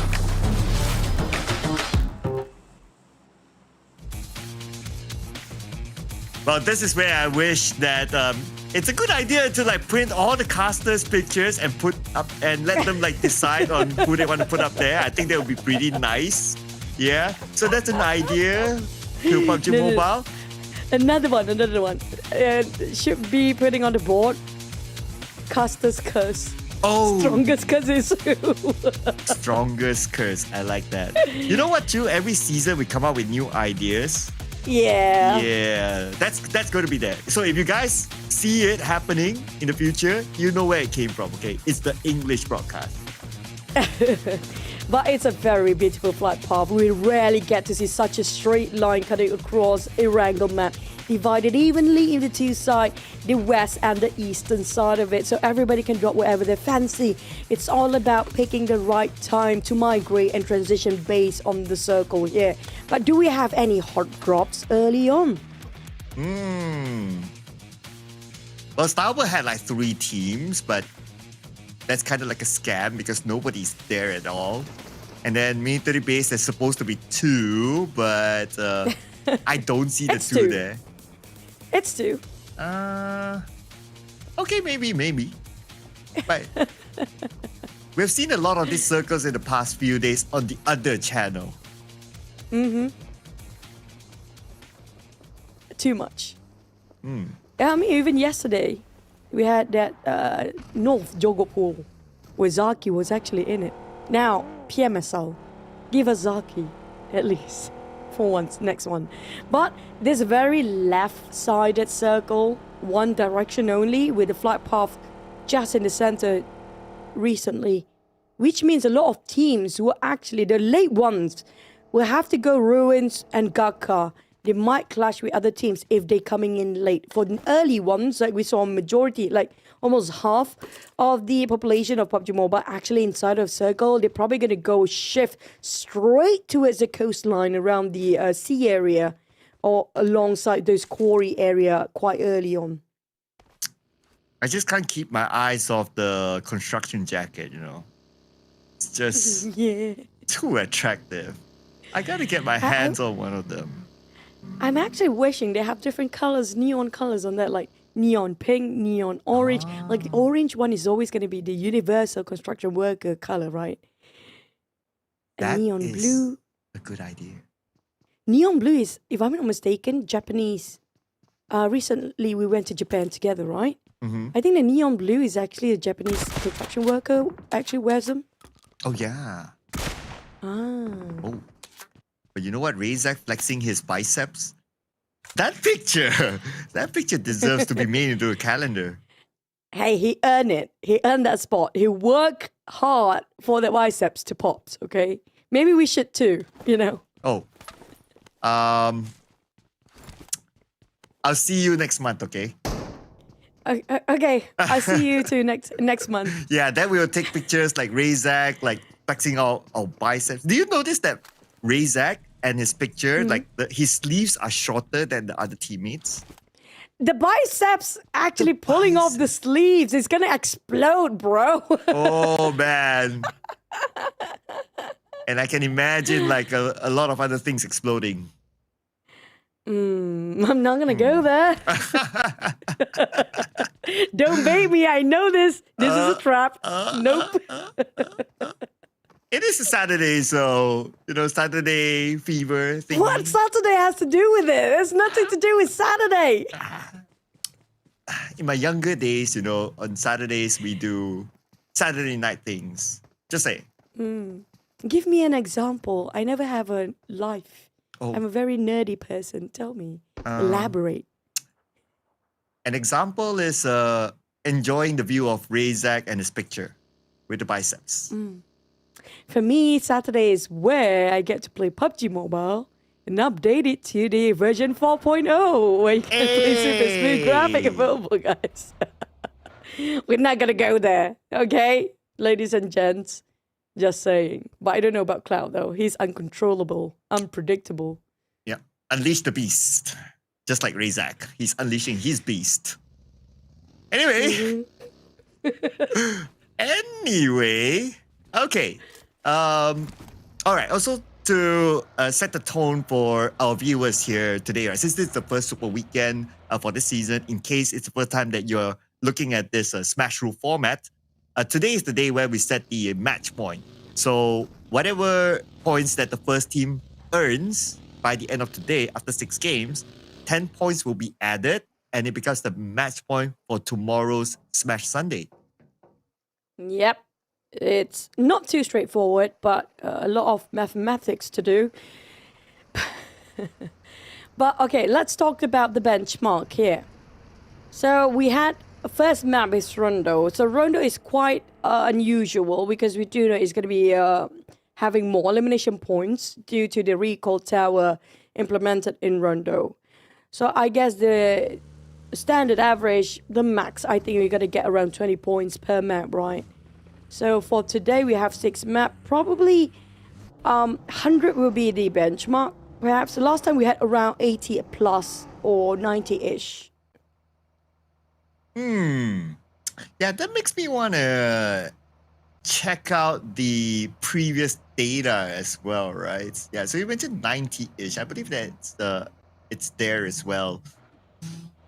Okay, while I just look at my notes. Take your time, buddy. Yep. I'm getting there while the teams just rotate. Oh, well, the team's not engaging. I guess everybody just due to the flight path and the circle pop way to the left just now, the teams inside of the circle migrate quickly straight towards the left side of the map, like I mentioned early on. So nobody actually clashing around ruins or Gotcar yet, while they are transitioning towards the center around. I think perhaps we're still going to end up on top of Gotcar. I don't know, for some reason, Gotcar has been favored so much after we don't have Vikendi. Yeah, Gotcar in the circle, we've seen it a lot as well in the PMCL recently, so a lot of Gotcars.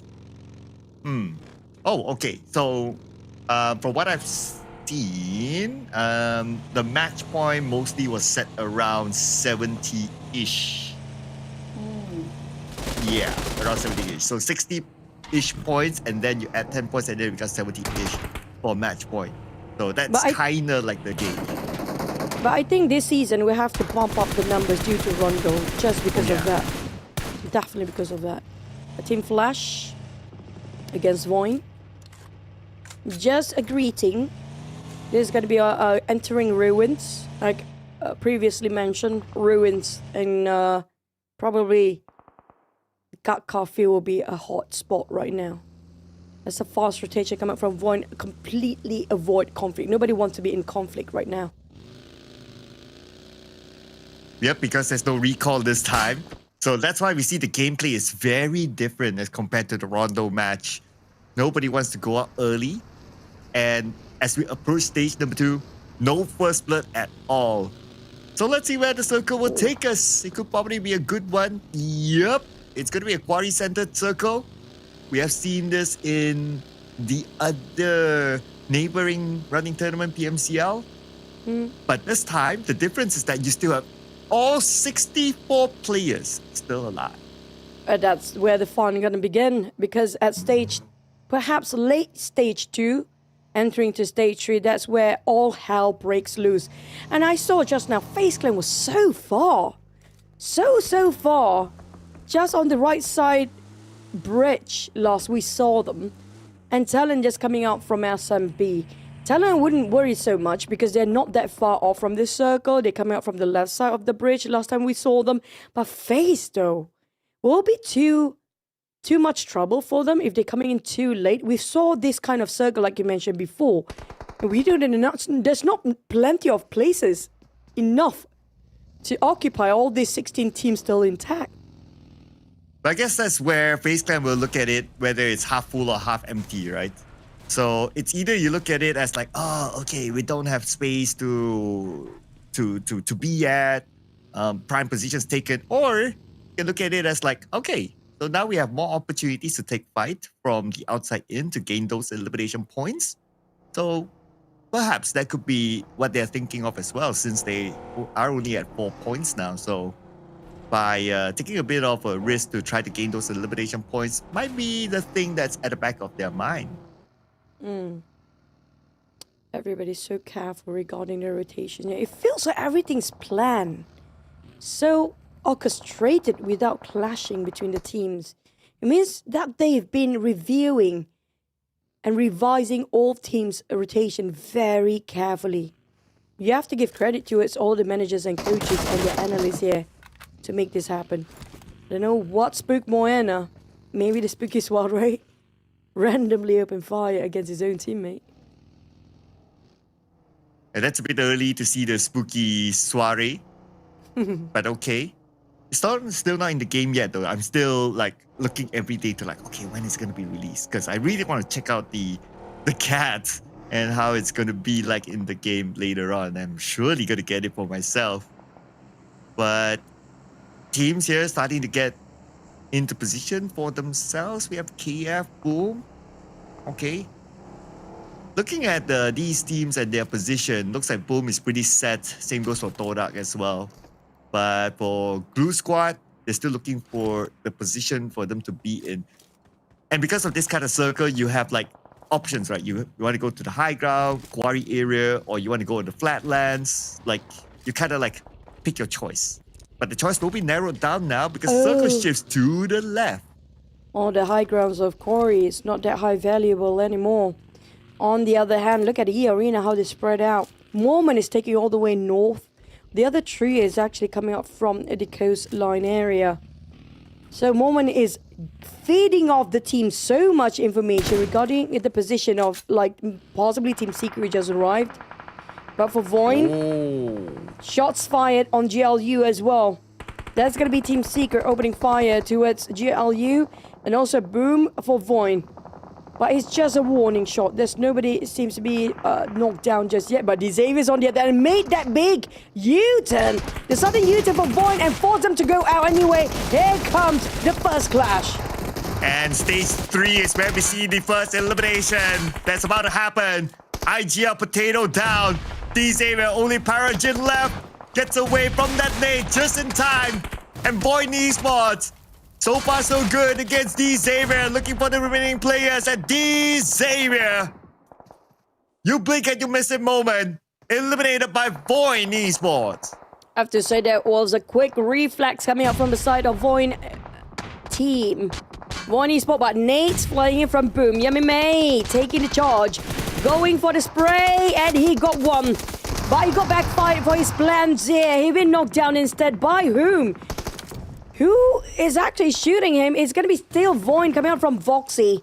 But for Boom, Yummy May, who can actually save him? He's out in the open without even terrain to take covers with. While TODAK just randomly drop and toss those hand grenades, hoping it will somehow connect to his Boom players, who has actually tried to save Yummy May right now. But due to the curvature of the terrain, it's hard for them to visualize on the other end of the hill. And TODAK still has depth at the front. Now just clearing off anyone who's around the corner, but so far their area is all right. FaZe Clan going to come in a little bit later, taking a very, very safe approach by the beach side to get into the circle. Because they know, like what you mentioned earlier, all right, latecomers, they know that a lot of the key spots have been taken. So they're going to take a very safe approach to come into the circle. But eArena happen to have a head start of them and might gatekeep them if eArena, especially if they can grab the high ground within the circle against FaZe Clan. Oh, if they can actually secure that. We saw how they can demolish all the teams into oblivion with those firepower. Imagine if they got the advantage when it comes to the terrain and the grounds. That's going to be brutal for the other teams. But FaZe Clan slowly hiking up to see where eArena's at. But the circle will go even further north. Yes, it will. Team Secret got the center of it, while Mormon got himself that very small compound around. Might actually recalling the rest of his teammate because eArena driving fast into where Mormon's at. Well, we have latecomers. FaZe Clan finally arrived. Welcome, FaZe Clan. But the moment they enter in, there's going to be bullets flying over their heads. Oh, and there's still eArena in front of them that they need to be worried about. And FaZe Clan, one buggy, tire punctured, but at least he's within the circle, so that's still okay. Now FaZe Clan, they're going to manage eArena right in front of them. And this terrain is going to protect them for now, but Chopper, sensing it across. And it will not land eArena, had a lot of time and space to back out of that. FD. They have to deal with eArena first. But here comes another one. RQ coming up from behind. It's going to be sandwiching FaZe Clan. They are hammed down. Here comes Lapore with the vehicle. Oh, the hovercraft will be the end for many, many teams that we know of. But RQ, they challenging straight up front confrontation. But don't forget, eArena is at the back. They're not being careful. We're stolen some points away, but it's going to be jam forced out. Nepeko jumped down with an AUG. FaZe Clan wiped out. By RQ, 4 points collected by them, but here is eArena charging in. They want to collect those points out of RQ as well. Nate set across by Nepeko onto TODAK. Damage onto him, but not enough to get a knockdown. Another nade by Nepeko, this time landing behind as well. Lots of damage on the Joker, but they're still alright. They can still push forward, but the Molly will stop them from doing so. Mid-air explosion. A bit too long cooked on the side of RQ just now. Did not land completely on Joker. TODAK in trouble, but finally got Joker. Come out from the side of Nepeko. Mormon is arriving from the back end. It's a bit late, but still better late than never. Gunyoung coming in with the shotgun, but wait! Within the smoke, there lies TODAK. TODAK. We don't have Tony K, but we have TODAK this season. Team Flash against the construction workers. Blue squad now is going to be KAF. Alone here. 1v3. Can he actually pull off a clutch? But he's very low right now. And it's going to be a straightforward elimination towards the very end. Blue squad out to the hands of Team Flash.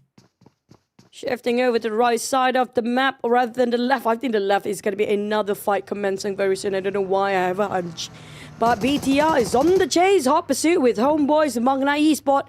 There's also talent between. They actually pulled over in open field there. BTR took a long tap from Homebois. Shamil Federales is down and gone.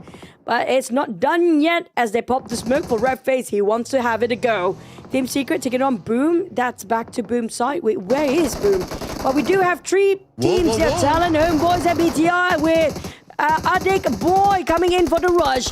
Vaccine is down. Red FaZe Jump shot and failed. But it's going to be Homebois. MAQNA managed to shut them down.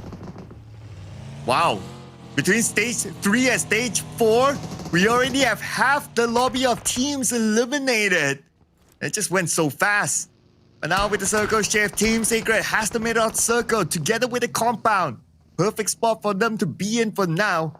But they're losing out on the elimination points because everyone else on the other side is eliminating each other. Now it's going to be eArena and Alter Eagle EAAE at each other. While TODAK look at Homebois MAQNA. Yay! But where Homebois, TODAK? They're not done yet. Shamil's down in a very small shack. A big boy's bleeding out. There's nothing much can actually be done for a big boy, but there he comes. Pushing up forward with the DBS in his hand. Cook prep for Shamil. But Dap, he will try to go for it with the 2, and that's going to be done. Dap down to 1 HP left. They need to reset themselves. TALON is eyeing them down. They might actually put the pressure as Tam trying to actually buy some time. Return to fires. Team Secret is just happily watching everybody neutralizing all the other enemies outside.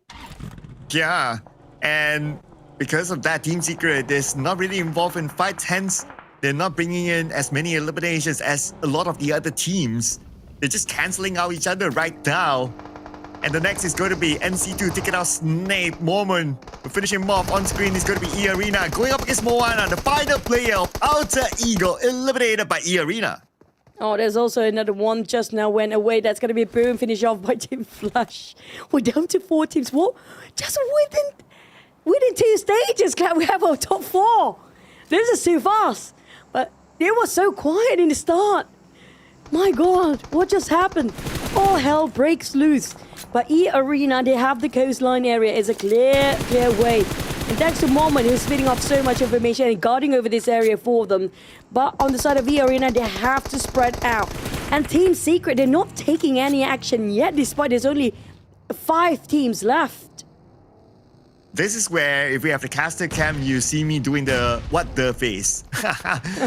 Just because of how fast things just went between 2 stages. That's crazy. It's not stopping yet. Excel knocked by Frenzy. And that's going to be a long-range one, but the smoke is still protecting him. Frenzy is not able to secure that elimination point yet. Excel, he needs Yoru, but here comes the nades. Lobbed across. Excel, finally finish off. But Thumb knocked down as well by Tom's Team Flash getting involved. Yoru goes down. What a nice nade by Dap just now from beneath upwards. Frenzy just sealed the deal for the side of TODAK with 5 eliminations. TODAK's on the rise here. Team Flash with 8 eliminations, but Achul just stopped their Frenzy by taking that on Frenzy. Achul, what a track. That was so casual, that swing. Oh, one. Oh, here goes another one. That just is so clean and so crispy. And it was past the smoke. Man, he had laser eyes there. We gotta just borrow his eyes just to try to dissect actually what. How did he see through that smoke and landed that shot swiftly? That was so beautifully executed. He didn't. But now even you need whiff. those eyes again to get in the circle. He's solo-handedly handling things for TALON. As a solo player, now the rest of eArena, look at how much they're so confident about their firepower for each of the players coming up from eArena. They're spreading out to make sure every single angle of the circle edge is quite clear. If there's somebody that's stopping them from that chicken dinner, they will shut them down. Who will shut down who right now? Oh, NC2 shutting down Achul. After a good mechanical showing, NC2 finishes him off. 8 eliminations now for eArena. Still a perfect squad of 4. Up against Team Flash, Team Secret. We're already at top 3 teams now, Chu, at stage 6. But yeah, Team Secret is like, nope. Are you guys done outside? We're still waiting inside the center, guys. They're just like, whatever we can see, we try to shoot it down.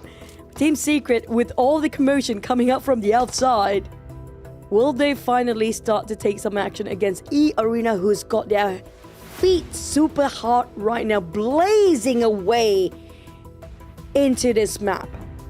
They are, look at at the hand grenades. 20, they are prepping this their entire life. 20 smokes, 20 hand grenade. How much more you need for the start of eArena? That's eArena. And Team Secret 19, because they didn't really get to use it. It's like, guys, we have 19 here. What do we do with this? Like, give us something to do. Because everyone has been eliminating each other. I just so it's like, yeah, they're just like, they're now a utility bank. Oh man. You want to take out some utility? Go to the ATM of eArena or Team Secret. But the thing is, Team Secret have nobody to post on the outside, so they have no full information regarding the rotations of each team. So watching their compound right now, and Team Flash will not give away their first information here. They are hiding behind those haystacks, hoping these two teams will engage first, since they have the least amount of utilities available on the side of Team Flash right now. If only they know, right? Have the information like what we have, then perhaps like eArena might consider to just try to siege down Team Flash first. But anyway, eArena, objectively, from their point of view, they are very close to Team Secret, so that could be their next objective. We'll find that out in about 30 more seconds, because it also depends on how the circle will dictate things. Maybe Team Flash, the one will have to move as well due to their position towards the blue zone. It depends, I agree, when it comes to the circle, but it will be a bummer if Team Flash will be the one not favored by the circle. Look at how open it is. Except for a couple of haystacks, it's a flat field. If they were to actually run forward, that's it. Team Secret and eArena straight gonna shoot them off. At least they have those edges just to hide themselves at the slopes of the hill for a bit. And that's just it. And the one that actually have to move is going to be eArena first, because that compound, just a tiny corner of it, still covers a bit of Team Secret. Okay. Because there's a little bit of the high ground where Team Secret is at, so it might make sense for eArena to focus on the Team Secret first. But if they want to play like super duper safe, then they will just go up and play by the haystacks. But I think that it would be better for them to go for the Team Secret compound.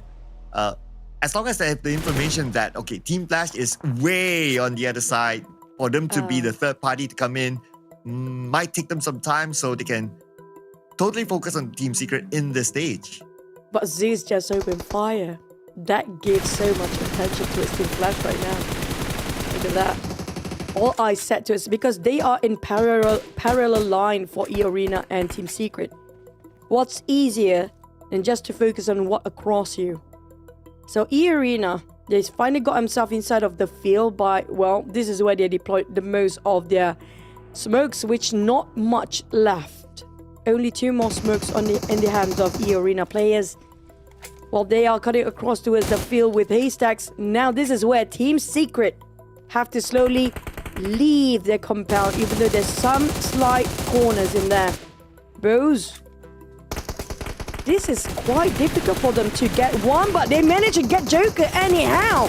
What a pixel shot from Zeus. Trying to secure that elimination point, and they got NC2 as well. NC2 on the ground. Team Secret, if they have enough information, they could be the third party. Joker eliminated a point given to Team Flash. Same goes for NC2. Now, just like that, eArena loses 2 players. And for Team Flash, they have at least 10 right now. They are in an unstoppable situation, but this nade onto the NEK shreds a lot of health, but he should be able to heal up still. There was a beautiful nade toss by, it was UK or Doc just now, or is it Zerus? Very long toss, almost precisely hit on TECNO. Do they want to go? Do they wait? They do have the elevation, slight advantage, yes. But if the circle, we talked about it, it's gonna be Team Flash that Team Secret that have to move right now. It moves away completely out of their compound. Team Secret. As now Team Flash's move. Oh, they managed to send 1 player in. Okay, as a marker at least. And they do have vehicles. So maybe they can follow up by rushing in, and that's exactly what they're doing right now. While Bo giving support from behind, allowing his other teammate to go into the circle, and they managed to make it through. Now it's a matter of Bo cutting in, following up, and they're making that switcheroo here. Team Secret from the high ground, not able to get a good clear shot. Nice rotation by Team Flash in. All three of them survived. Yeah, it was a very difficult rotation to go in like that. But here comes Nate Mist. Zera slowly closing the gap between them. The smoke will dissipate. It's going to be clear view. GK start to fire on bows. We are waiting eArena with that two-player. They are keeping things quiet after they lost NC2 and the other player. But for Team Secret, they need to move fast. The Blues have stopped to close. It's painful. Well, no more circle for the last stage. They will have to deal with Team Flash. GK needed to finish off in bows. Zeus and Tops, on the other hand, is a bit far-fetched for Zeus to get and catch them off. And they almost got another one. Zeus takes a lot of damage, 50% help, and needs to move away from the impact area. The rest of the nades will not connect, but still nades lopped across, this time by eArena as well. GK spending as much time as possible as a support on this high ground. But the zone is starting to close. Now Moment needs to move forward. Next is probably going to be Turny K. You already know what the rest of eArena was with those taps just now coming out from Team Flash, but Turny K managed to spot on GK while he's on the run. And GK is down bleeding. Now Turny K, eArena finally get a move. Will they fast forward to a Team Secret? The nade will not be reachable. It's a bit too far. Tops and also Zeus will be focused by Mormon for now. But Team Secret, they are all into a Team Flash. But Doc made a U-turn. He realized, hey, we have two different angles right now. This is an exact triangle battle here. Ooh, GK almost got it. Only the himself up left, but Doc from the other side will make sure that Turny K goes down.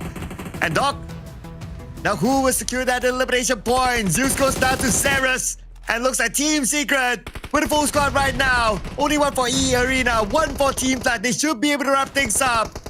As Team Flash eliminated at number 3, now it's only eArena left, and nothing will stop Team Secret from locking in chicken dinner number 2. Their way seems to be bear some fruits by the end of this map. We talked about, hey, don't they want to take any action? So many commotions. Seems to be very loud around their compound before. And stick that chicken on the board. It's worth sticking on. Sontuk MTP. I don't know what that means, but it's definitely going to mean awesome. But on eArena, they are not slowing down with their rampant run yet. I think they got the most elimination other than Team Flash, which I'm not so sure how much they secured by end of this map. Yeah, we need to look at the overall numbers later, but I believe they got a good haul as well this round. Team Secret probably not that much because they stayed passive. They only got the last few eliminations, so it's probably not even 10 eliminations as a total. Looking at the number on top, yeah, it's probably about like 7 eliminations or so, but here's the confirmation. So yeah, 7 eliminations for Team Secret, so 17 points this round, which is not bad. I mean, you can't complain about a chicken dinner. GK, JUK, I always love they actually stay in the same team now. But for Doc and Zeus, we see a lot of tapping. Just now they were shutting down on eArena. Team Secret, those taps was remarkable. And that was actually the winning point. Despite they having a tough time to get out from the compound, those elevations actually give them so much information to gain how to rotate towards the flat field of that haystacks right before they scored that chicken dinner. So nonetheless, I think everybody played so well when it comes to team play. Let's relive the moment and how Team Secret secures that chicken dinner.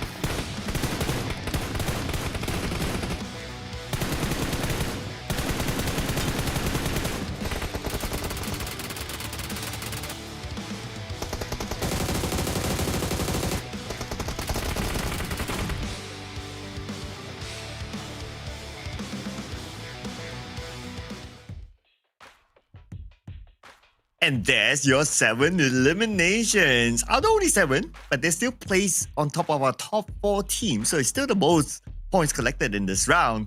Followed by eArena, who had a lot of action on the left side of the circle. And then Team Flash, who also pretty much showed up towards the end. And then we also have TODAK, who also had their own fair share of action on the south in our top 4 teams. But it's still a fairly consistent run by eArena, last season's champion. This season, it feels like they are more proactive. Personally, I feel like they are more angry this season when it comes to those elimination. But that's a good start. I mean, like starting from even week 1, they're already setting a tone, the benchmark of their first week performance. They have to double it up when it comes to next week as well. But it's lovely to see TODAK to be on top of this top 4 teams as well. During the league stage, they're not that under the spotlight so much. If they keep this consistency, there will be so much room they can actually grow into within just this Super Weekend. Yep, with a refreshed lineup of majority of their players, formerly Sem9, and also their manager is Pasha, also formerly Sem9 as well. So it's almost like TODAK is like Sem9 2.0. But obviously, I mean, the boys don't lie. In week 1 so far, they're doing better than the actual Sem9 now. But focusing on to Team Secret, we got to give it to Doc this time as our MVP. 3 eliminations, 470 damage, absolute ninja. No damage received at all. It's under invisibility cloak all the time. But, you know, majority of it maybe contributed to it where they were at for Team Secret. Those high grounds they actually have just on the outskirts of where all the rest of the teams were, just on the outskirts of Quarry just now. Nobody actually managed to get into the center as fast because a lot of thinning of the crowd at the rim of the circle way early on. But that gave so much preserve of utility for Team Secret as well to be used to secure this chicken dinner with 17 points. Only 2 points shy from eArena. Well, we do have a tie with Team Flash in eArena for now. Yep, with 15 points, and then we have TODAK with 10. Now flipping over, BTR and Blue Squad 0 points. Interesting enough, BTR, we did see them getting into action when they got on screen on the southern side of the circle, but not able to secure a single elimination points. Kind of surprising because I thought they got a few, but I guess a lot of them were stolen away. It looked like they actually got at least 1 point, right? Because they were tanking so many bullets flying over that side just now. I thought they might actually score 1, but that's not going to be the case. But here comes the overall rankings, the most important board that we do know of right now. With total points of 38, eArena stands at number 1. The elimination is almost doubled of what VOIN has. Like, not really per se double, but it's just how aggressive they are right now. Yeah, I know, right? Oh, man. eArena is still a very scary team here. 38 points, no chicken dinner, no problem to be at number 1.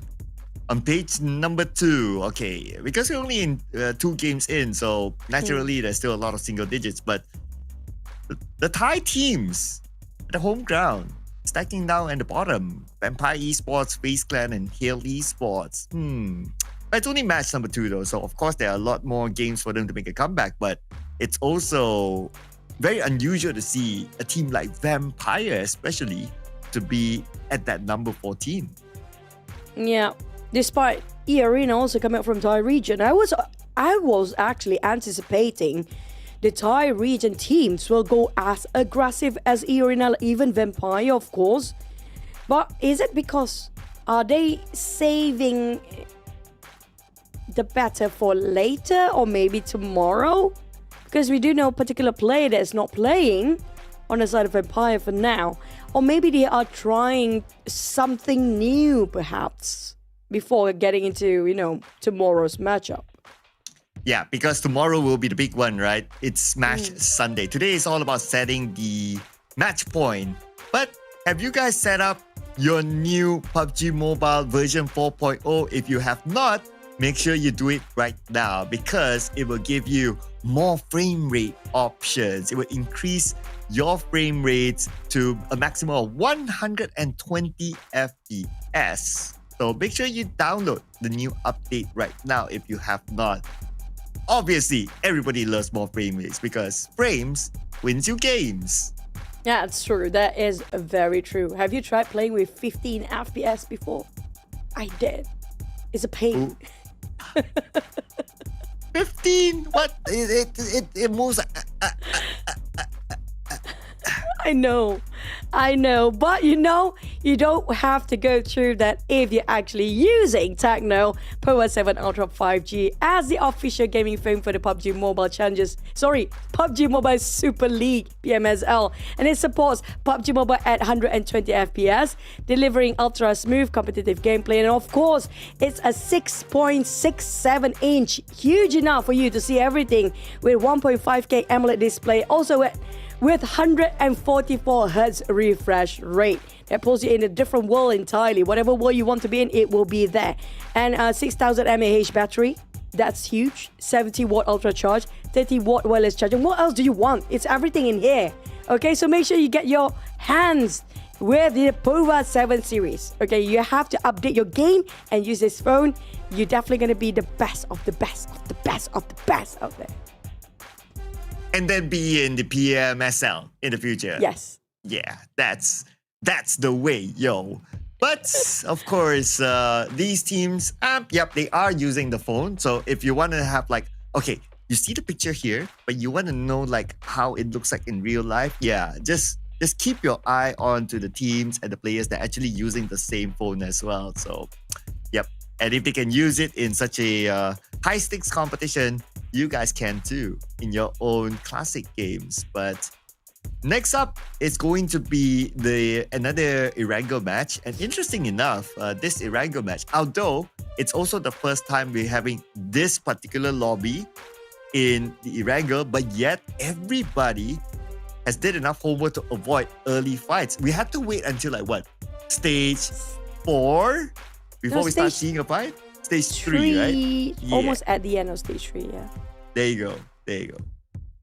But that's the thing. Was it because of the flight path and the circle as well? The flight path was quite generous.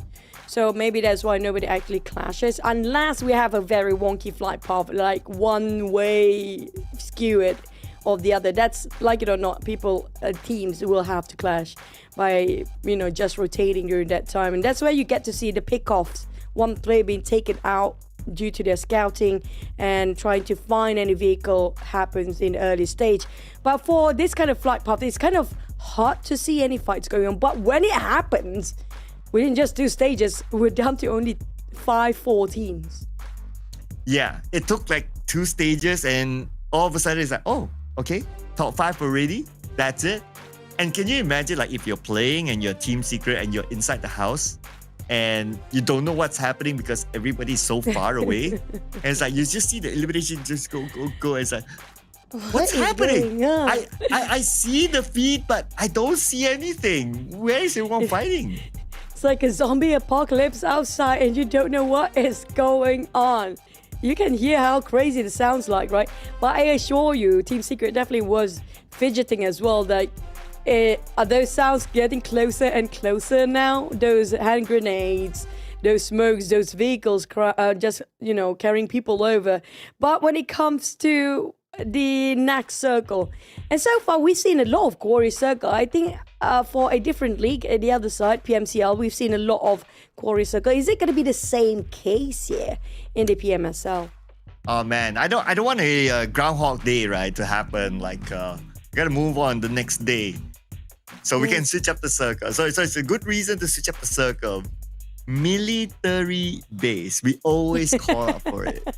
I don't know why so far this season we're not getting as many military bases as we would like. So it's time. Hey, maybe today is the day. I always wish for Zaki. That never happened for now almost 8-9 years of PUBG Mobile for me. Never once. What's the point of having Zaki in there, labeled with no circle going to it? But maybe today is the day. Who knows? But at the same time, the thing is, we should highlight on eArena. eArena has been running rampant here, and we don't see the counterpart of eArena like even Vampires are slowing down. So is this something unusual? Is it adaptability to Rondo map seems to be a bit of a problem? It should be something that very likable for teams like Vampires if they can keep shooting people in Rondo before, but they didn't gain as much points though.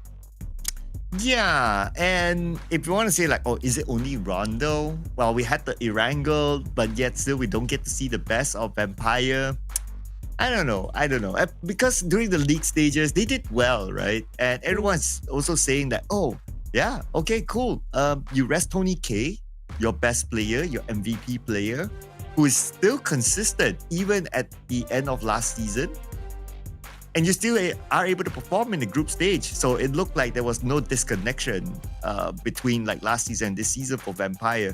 But now when it starts to matter, which is the Super Weekend, then you start to see a Vampire, I don't know, maybe they just need to, warm up or something. Like, you know what gamers always say? If you don't do well in the first few games, you always say that, okay, we're just warming up. You know, the thing is, take them too long to warm up. What do you mean warming up? They got an entire week to warm up. Now, this is already the Super Weekend, man. This is where the points really matter. And the points that needed to get into the grand finals. And eArena, I think they have those feeling when they start to gain those points last season during the summer. And they know and set the mindset, this season, we're going to push all out since the start so they can relax a bit more when it comes to week number 2. Well, these teams won't be relaxing based on our team to focus that we did before the show start. Yeah, so I'm just going to go like, okay, 1-2, 1-2, 1-2, and it landed to VOIN Esports and RRQ this time. You have Team Secret and FaZe Clan, like... Why mine is delayed one game? Oh, yeah. I had VOIN in the previous one, and teams, what is going on? Okay, so we don't know which team going to get in the next one, but maybe, I don't know. Maybe if eArena scores a chicken, there's going to be such a big gap between them and the rest of the teams down there. eArena, yeah. And if they can set the match point again, maybe they might just smash it because they have done it before, so they know how to smash a day. So that would be really interesting to see. And they smashed it at the most crucial time where it was the championship winning day. And it took like, 3 games that time and we're done. But that will be a conversation for tomorrow. Right now, we're going to jump back onto Erangel. Let's go.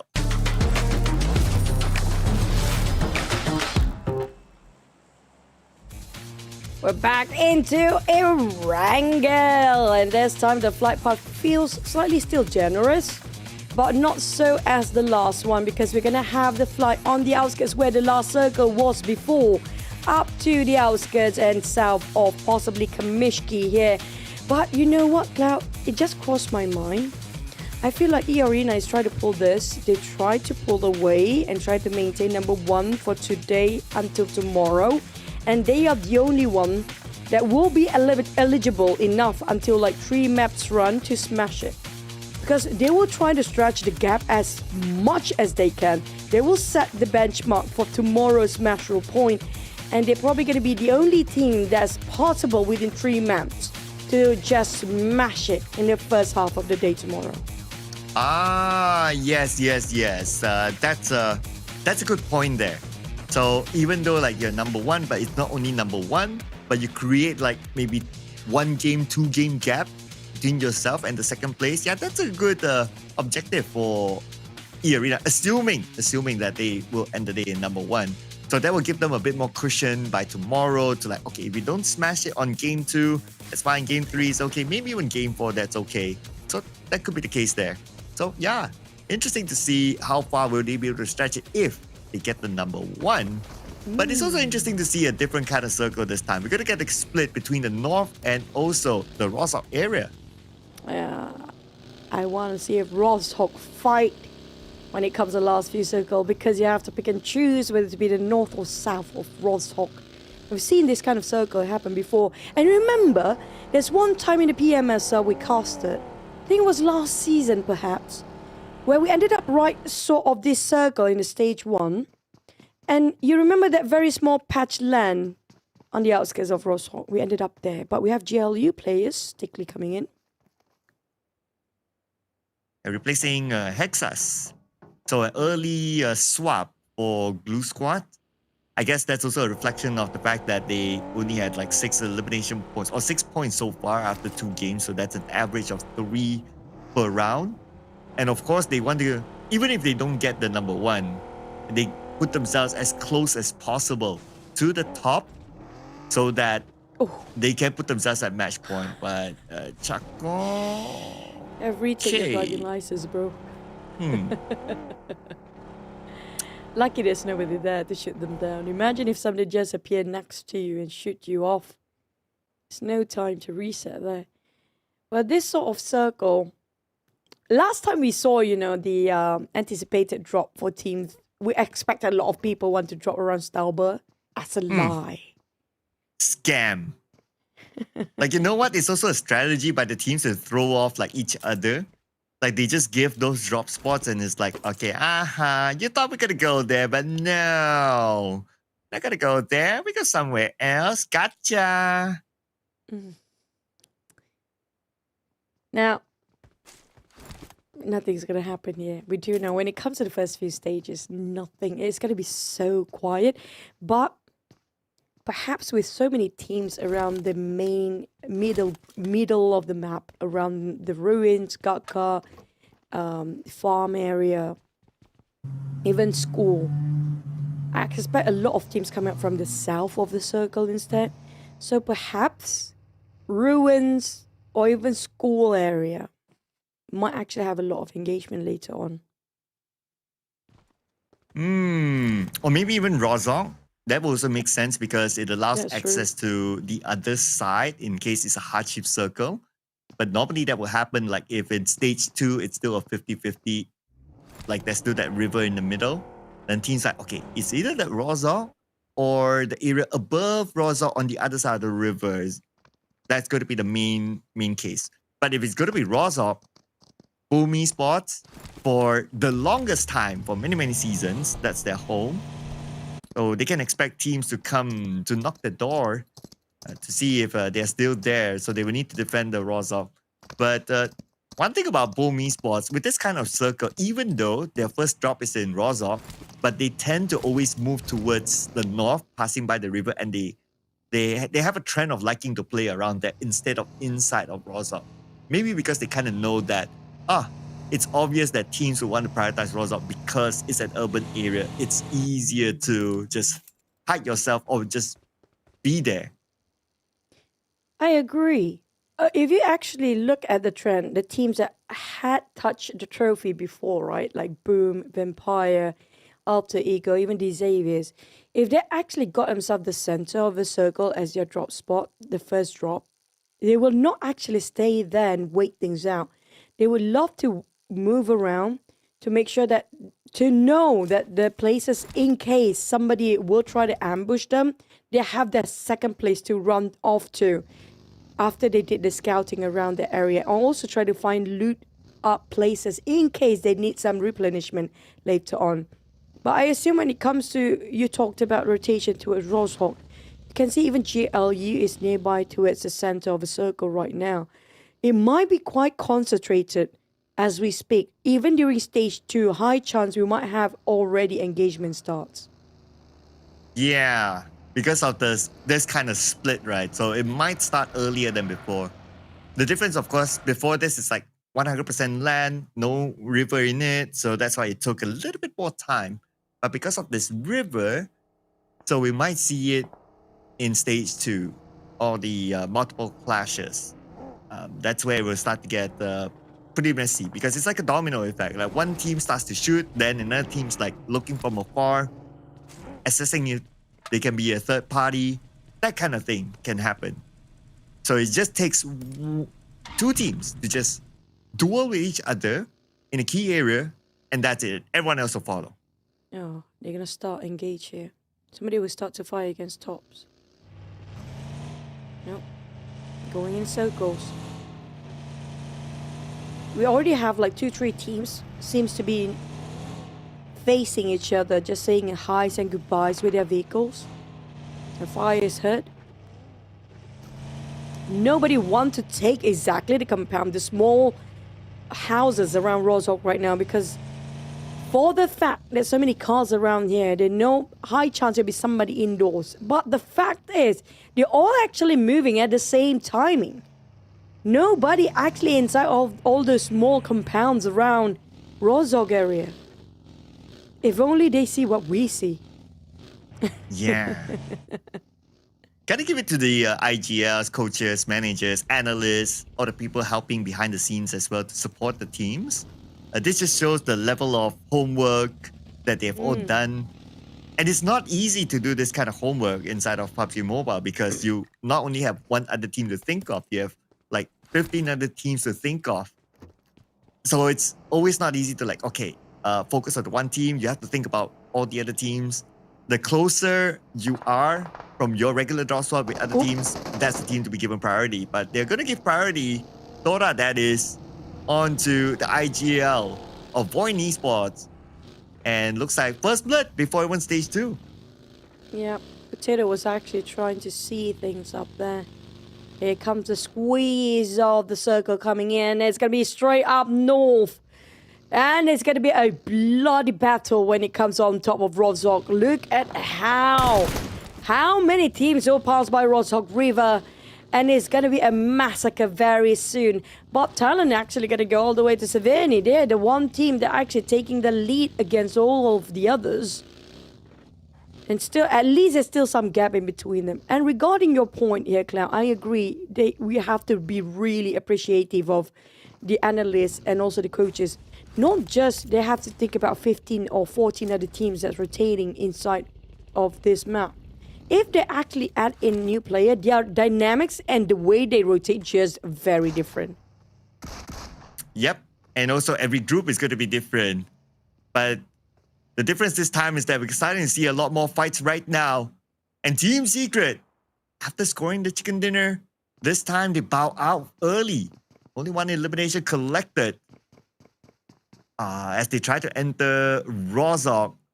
But the one that was prepared for them is PUBG Esports. This is, of course, their town, so they know this place like the back of their hand.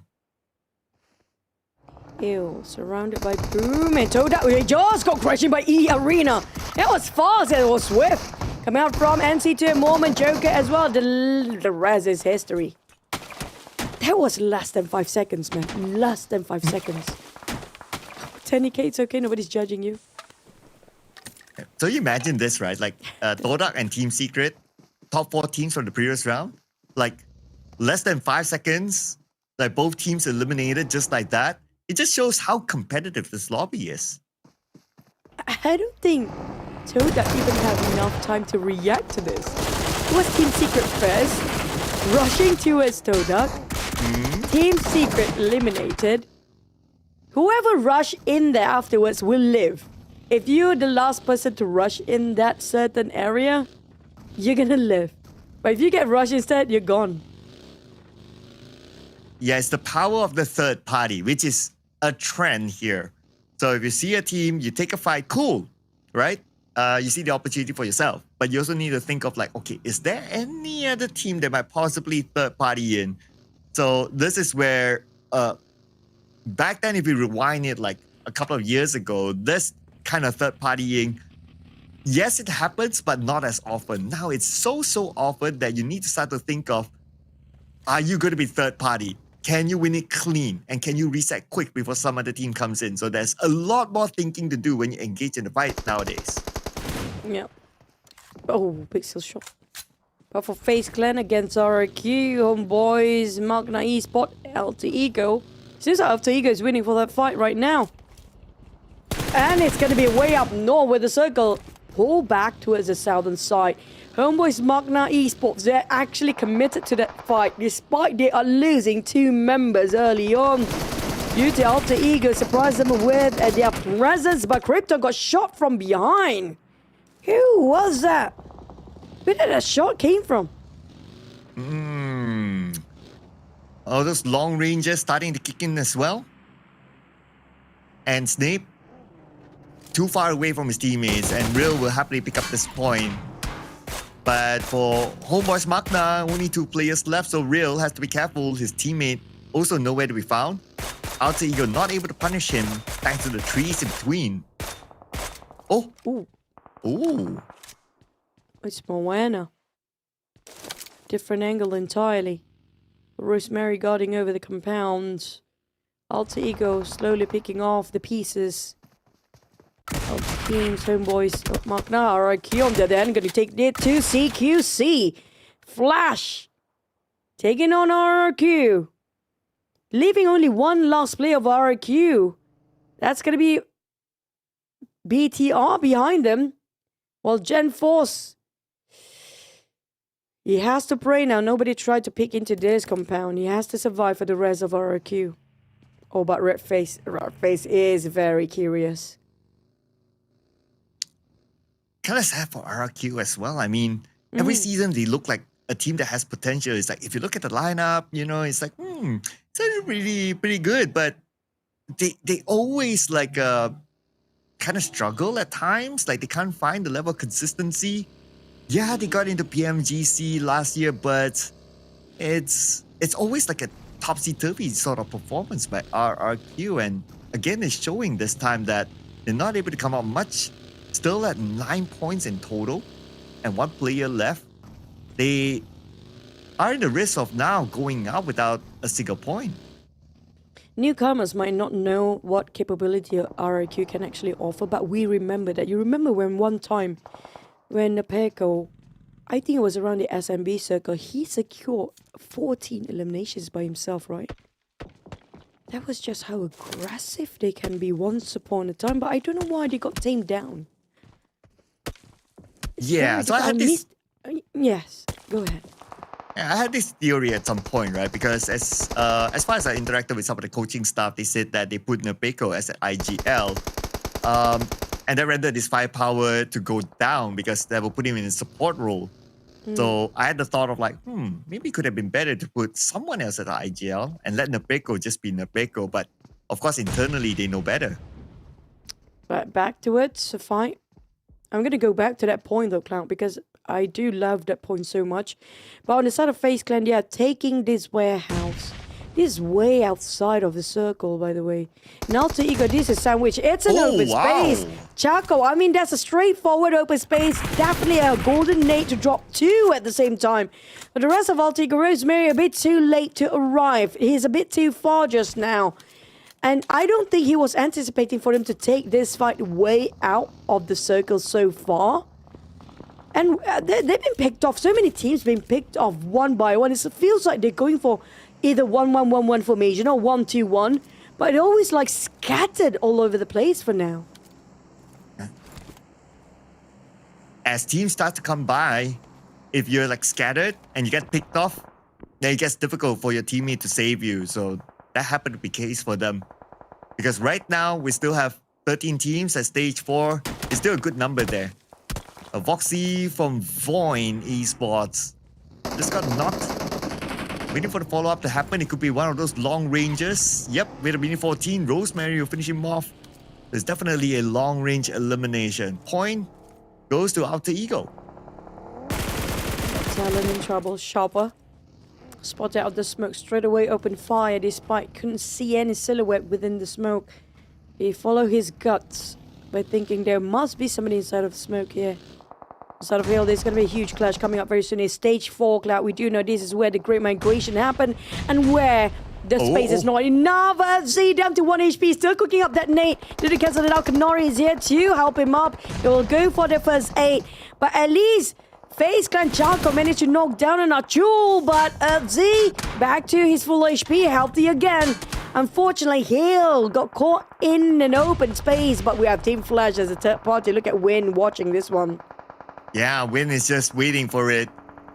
And while that, his teammate got Chaco. So FaZe Clan, now they're aware that it's not only TALON in front of them, but also another team around the corner as well. Canary knocked down with a nade. Oh, it's actually Tops from Team Flash. Oh, that's the 3-way war that we have talked about here. Now Team Flash taking advantage of that situation. But before that, FaZe Clan is still able to secure the final elimination out of TALON. Taking out Pointil. Canary, unfortunately, went down to 30k eArena here as well. Oh, it is. The sound just seems to be the compass for all the teams that are attracted to be. Yeah, let's see. Oh, Zeus coming in. The rest of Team Flash circling around. See, this very small shot won't last him long. And that DBS secures it as well. But 30k eArena, those long shots unpunished. But Rosemary, he just opened fire by himself where there's no teammates around. That's going to be Mormon straight in the face with that DBS. Bose, on the other hand, spot out eArena, but the firepower from eArena, their accuracy, it's something else. They don't whiff. Oh, not at all. And they've been taking advantage of like third parties from afar, that is. And now they're gonna put their focus onto Team Flash. But first, it's time to reset. But NC2, okay, doing a bit of scouting work there. Well, considering the type of circle, so maybe they won't push this one because there's a lot more land on the left side. You want to stay on the left side of this circle. So eArena, they will stay on that side and they won't push Team Flash for now while they reset. Since now it's a bit of a peace. Once more, the calm before another storm hits. And the storm hitting, it's going to be very close. Vampire driving straight into the side of GLU. They pass by eArena. Joker giving some warning shot, but they know around the horizon of that hill, it's important for them to somehow get Annie knocked down. Team Flash is still having a 4 as well. And Team Flash is the only team coming up from northeast of the map. Not many teams coming up from the northern side here.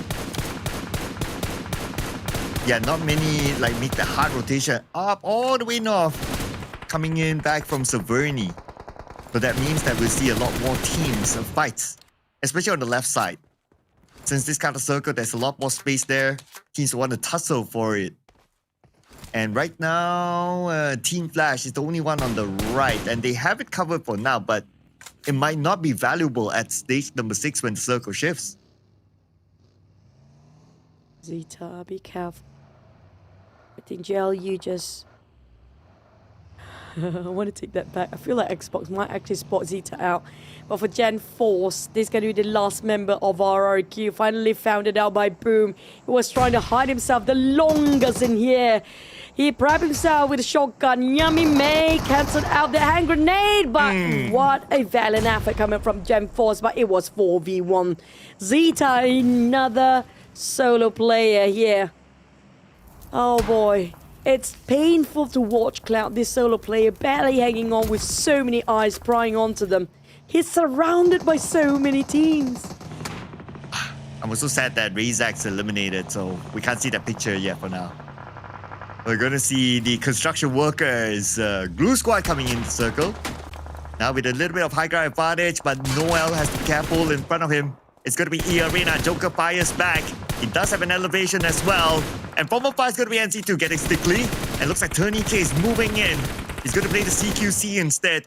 Moment from the side as well. Multiple angles, putting pressure onto Glue Squad. Now this makes sense. Behind the tree, it will explode. Perfectly taken out Stickly. That's going to be Noel. Noel down. What a name by TONY K.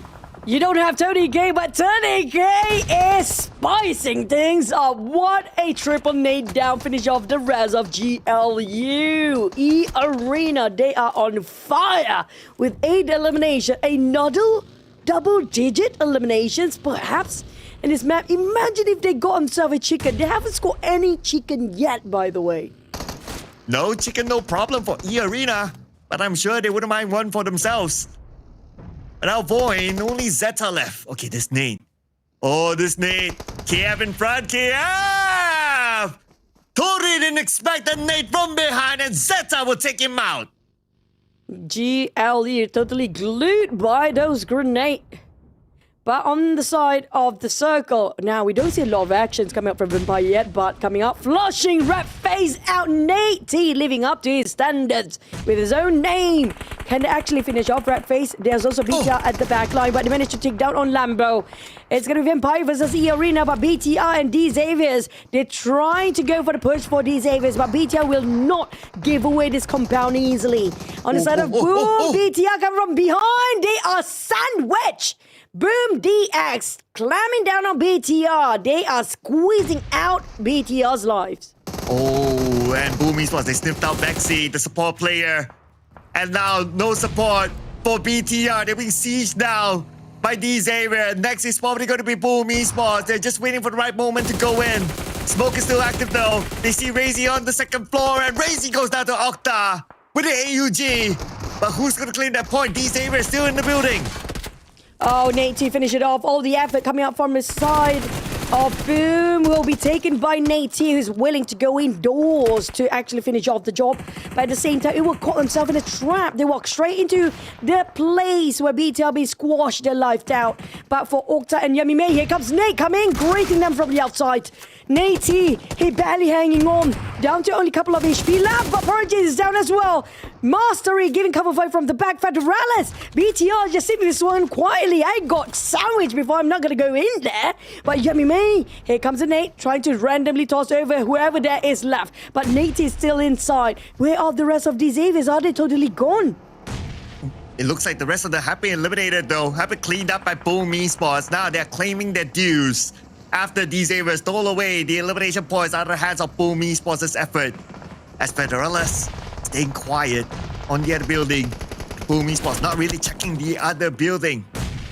Looks like they will leave this one. They'll focus on to get into the circle instead. Nate is still here. Still hears the footsteps. Not everyone is out yet. Yummy is still here.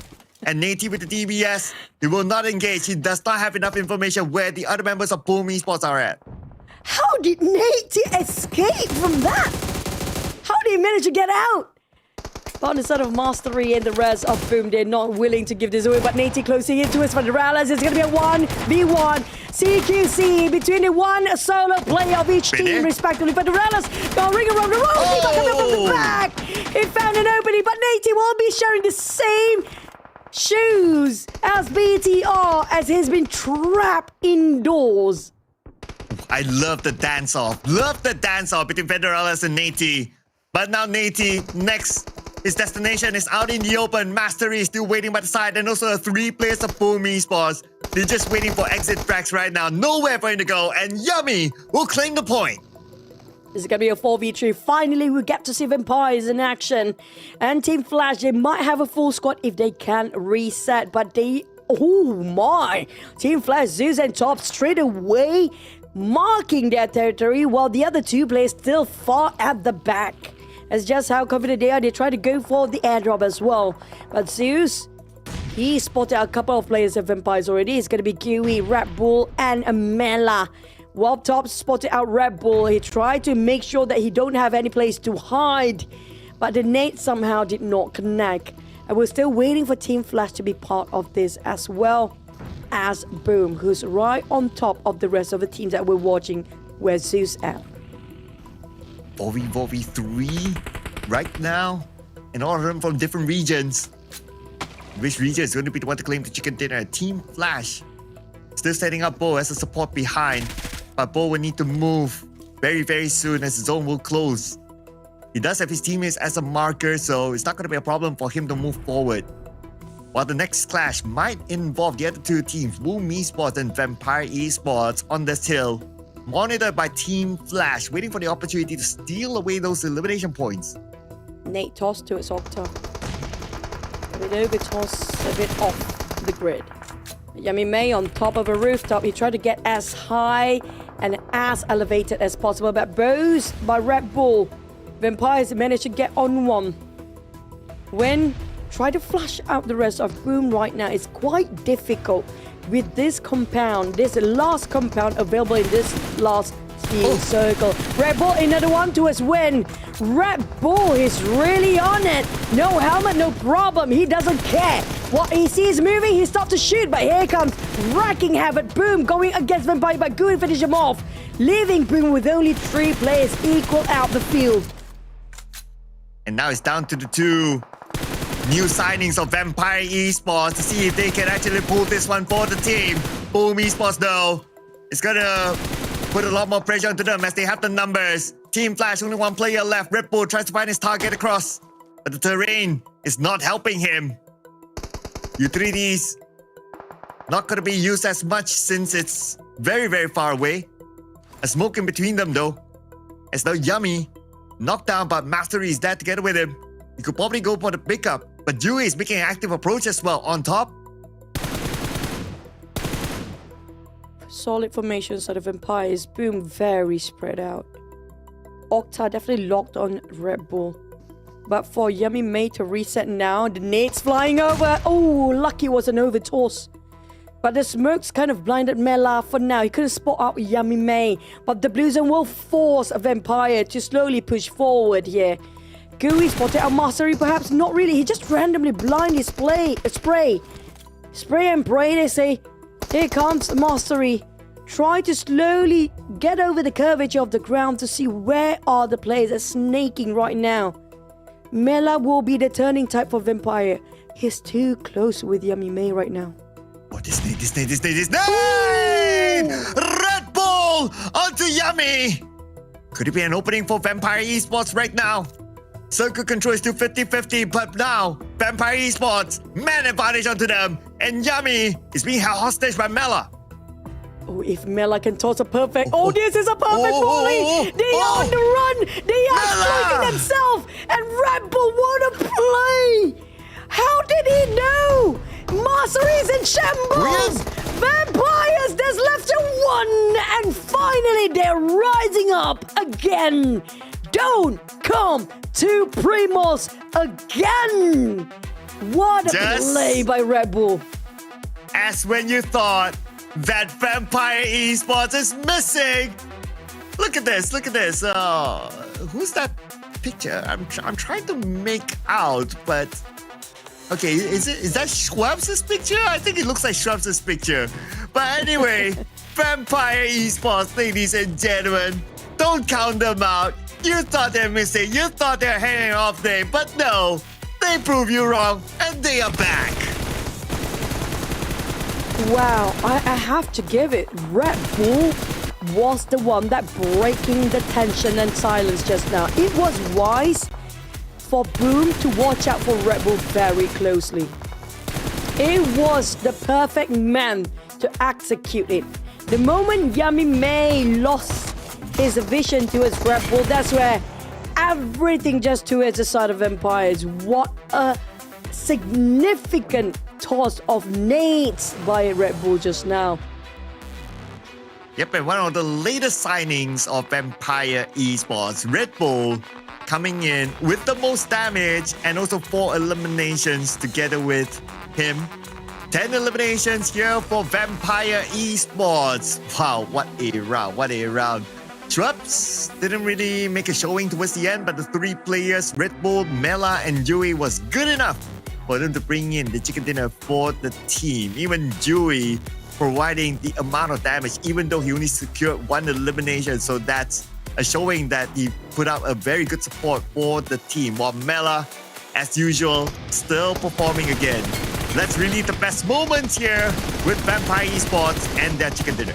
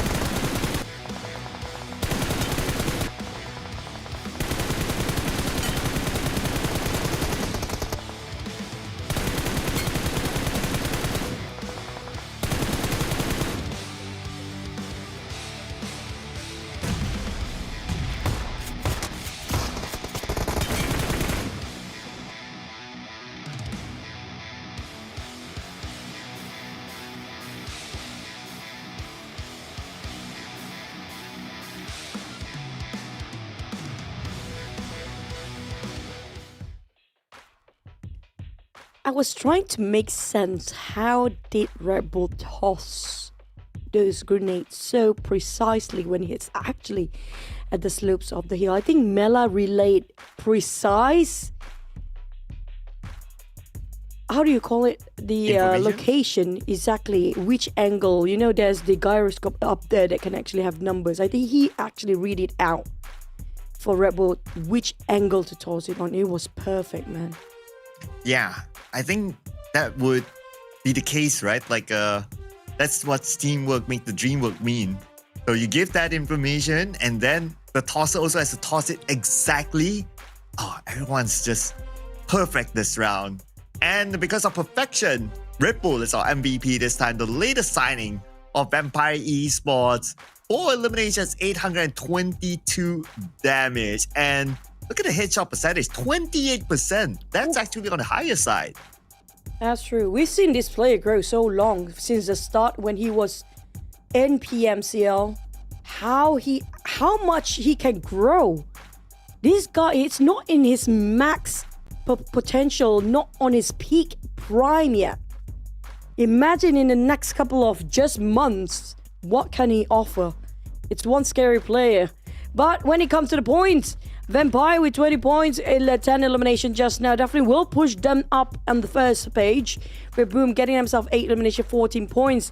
Team Flash, 12 points. eArena, they don't care about the position points account. They're just aiming for those eliminations, yeah. Yeah, that's where they collected 8 of them and still scoring a double digit of 11 eliminations. So no chicken dinner, no problem still for eArena. Very consistent performance in this round still.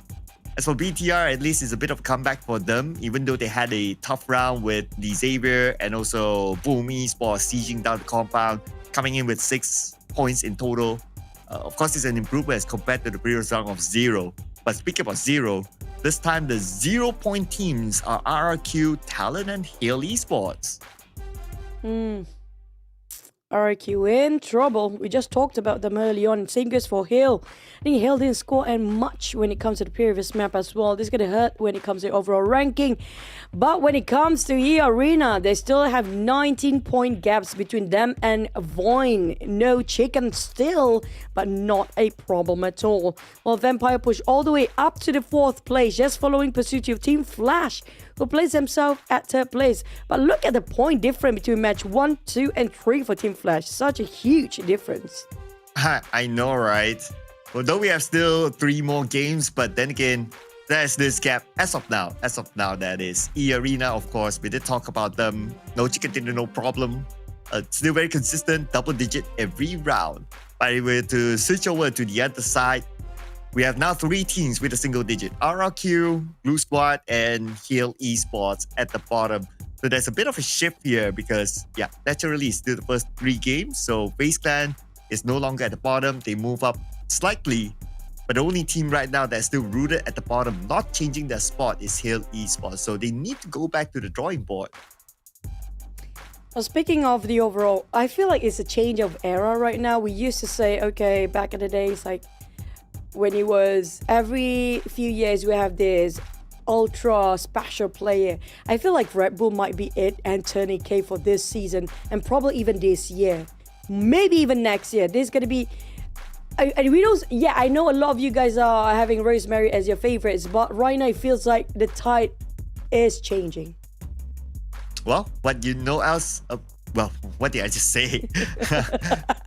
But you know what else is changing? It's the break, ladies and gentlemen. I guess I need one as well. So we'll see you guys after this one. On this dreary night, Wraithmore Mansion is draped in shadow. Somewhere in the corridor, a ghostly figure looms. Watch out! Your every move could startle the area's long-term residents awake.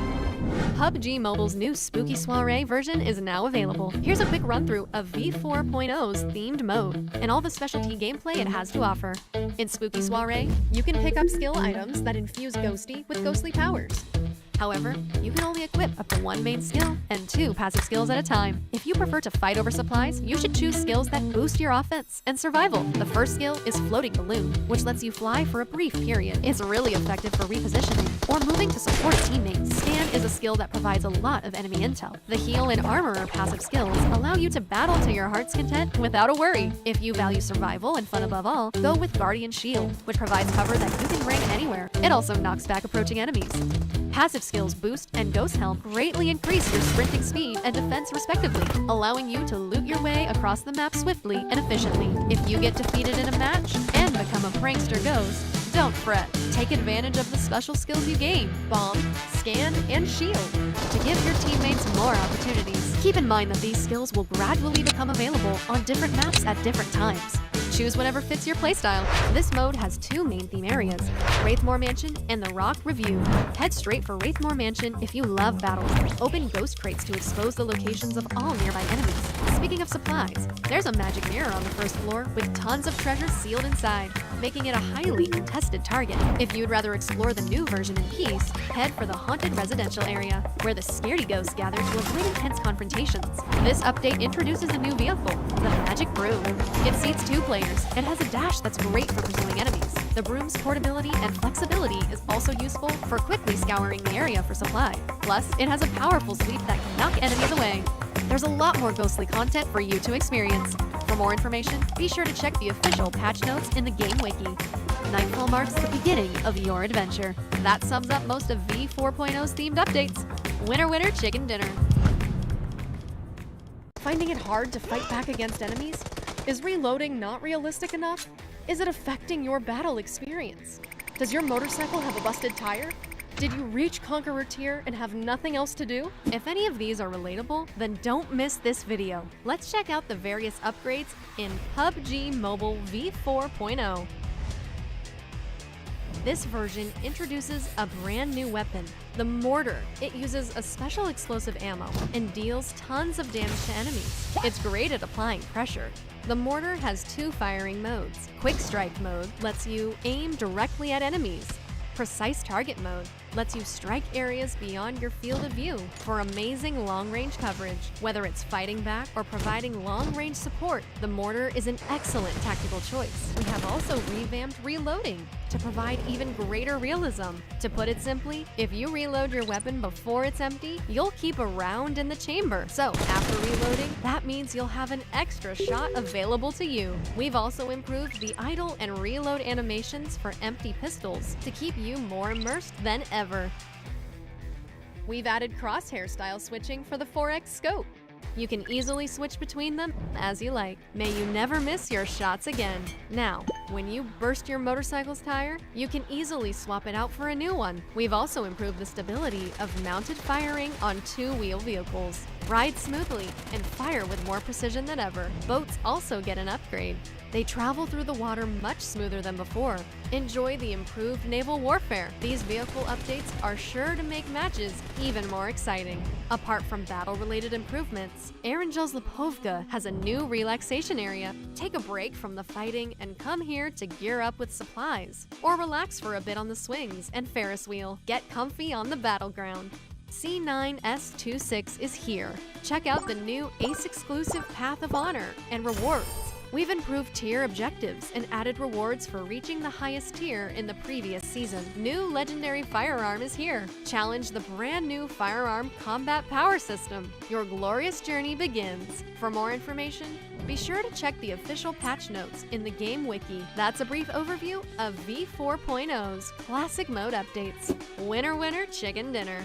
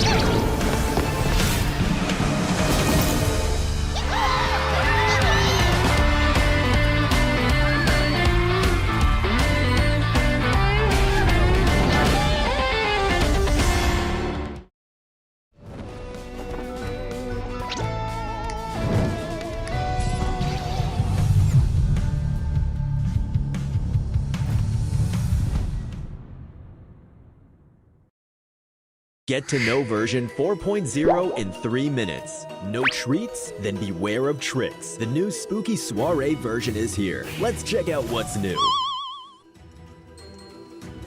This version's themed gameplay will be available on Erangel, BLUG, and Rondo. The main themed area is Wraithmore Mansion. Also, 2 performing dead concerts will take place on the map. Wraithmore Mansion contains tons of interactive content, including the Soulbind Mirror, Scaredy Ghosts, Phantom Treasure, and more for you to discover. This version's ghost gameplay consists of Ghosty, a ghost who accompanies you throughout the match, and Prankster Ghosts, which you become if you get knocked out. Ghosty has main and passive skills. Main skill, Floating Balloon. Passive skill, Boost. Passive skill, Ghost Helm. Passive skill, Armorer. Passive skill, Scan. Main skill, Guardian Shield. Passive skill, Heal. Prankster Ghosts allow players who get eliminated to turn into ghosts for a short time and use skills to disrupt the match. Spook, Bomb, and Shield. The themed vehicle this time is a magic broom. And there are tons more mysterious gameplay and collabs with famous celebs for you to look forward to. Doesn't pranking sound more fun than haunting? Have a spooktacular spooky soiree. In this version, you'll also get the chance to play a new thrilling pursuit and escape game mode, Unfail. In this mode, you'll either join the survivors or become the predator, and experience the thrilling battle between them that ensues. It really gets your heart rate up, so beware unless you're bold. In classic mode, Erangel's Lipovka has been updated. There's a new mortar weapon, realistic reloading mechanics, and pistol idle animations. What's more, Cycle 9 Season 26 begins on September 11th, along with the new firearm combat power system, Path of Glory, and Weekend Joy.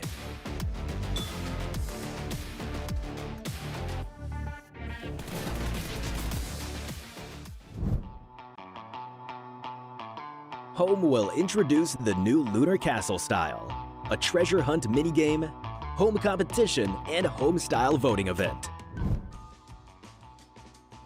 Perhaps most exciting of all is that World of Wonder 1.0 is officially here, bringing full creator access to all players. Also included are the new World of Wonder Pass and World of Wonder gifts in an effort to create a win-win ecosystem. Metro Royale Chapter 28 has begun, and you can now challenge your friends to a 1v1.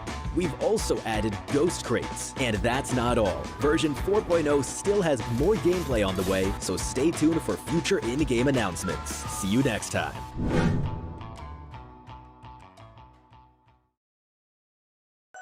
Reaching a total prize pool worth $10 million. Become a top creator for a chance to win $200,000. Everyone has a chance.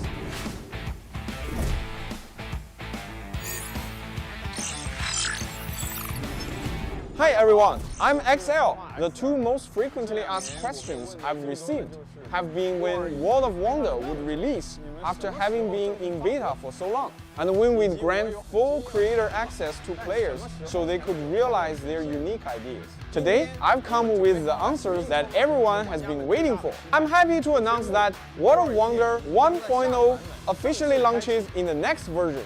In World of Wonder 1.0 will significantly boost creator access, letting more players join in creating. Of course, we've also prepared plenty of rewards. World of Wonder cash incentives have increased yet again, reaching a total prize pool worth $10 million. Become a top creator for a chance to win $200,000. Everyone has a chance. In 2025, we anticipate over 100,000 creators receiving incentive earnings. WoW currently boasts over 4.4 million maps. WoW maps have hosted over 33 billion matches. World of Wonder has over 1,000 dedicated influencers, bringing its maps over 1 billion views per version. If you'd like to become a WoW ambassador as well, you can join the Next Star program for smaller influencers for a chance to win a share of the $6 million cash prize pool. Some creators may wonder, my creation skills aren't really up to par right now. Will I still get the chance to receive earnings? Rest assured, everyone has a chance in the World of Wonder incentive program. Every step of the creation process counts. A lot of rookies tell me, XL, I don't know how to take the first step, or I lack inspiration. How do I even start? In World of Wonder 1.0, we'll gradually make the smart assistant feature more widely available. When you don't know how to get started or lack inspiration, you can turn to the smart assistant for help. Some creators wonder, World of Wonder looks difficult and I know nothing about coding. Does this mean my maps will never turn out good? Here, I'd like to recommend our visual programming tool. Through simple configurations and logical calculations, you can design something truly unique without knowing anything about coding. It's sure to take your abilities to the next level. World of Wonder is also an open ecosystem that connects players around the world. For example, we're working with the Prime Minister's Office of Pakistan and collaborating with over 50 global universities to help students gain professional game development skills while discovering new career paths. We are also working with the United Nations to promote environmental and public welfare awareness. We welcome global brands, artists, celebrities, influencers, and map creators of all kinds to join the World of Wonder ecosystem. If you're interested in collaborating with World of Wonder or have any suggestions for us, feel free to contact us through official customer service. Hi everyone, I'm JY. Now that World of Wonder 1.0 has launched, we intend to work with everyone to establish a mutually beneficial ecosystem for the mode. Players often complain that World of Wonder lacks challenges and rewards. In order to meet everyone's expectations, we're introducing the World Pass system in World of Wonder 1.0. By playing World of Wonder content and completing missions, players can earn points and get tons of rewards for free. Upgrading the pass also unlocks lots of customizations and exclusive perks. A certain portion of the earnings we receive from the pass will be invested into the World of Wonder incentive program, increasing our cash prize pool to give back to each contributor in the World of Wonder ecosystem. At the same time, we hope every talented creator's fantastic ideas will be worthy of praise and attention. In World of Wonder 1.0, the new gifting system builds a bridge between creators and players. Fans can gift special World of Wonder gifts to instantly give the creator a like for their creativity. These gifts increase creativity points, which can be used to unlock even cooler custom appearances and are displayed on the creativity points ranking. Top creators on the ranking stand to receive tons of cash rewards. All in-game cash earnings will be stored in the co-creation wallet for clarity and transparency. We've added a strict identity verification process to ensure the security of every transaction. We support withdrawals in the vast majority of countries and regions worldwide, allowing you to turn your creations into real-life earnings, no matter where you're located. World of Wonder 1.0 marks a new beginning. We hope all players with creative ideas are able to become game developers. We will continue working on this mutually beneficial ecosystem so that all outstanding creators are well compensated. May all creators march into the future together with World of Wonder. May all creators march into the future together with World of Wonder. Thank you.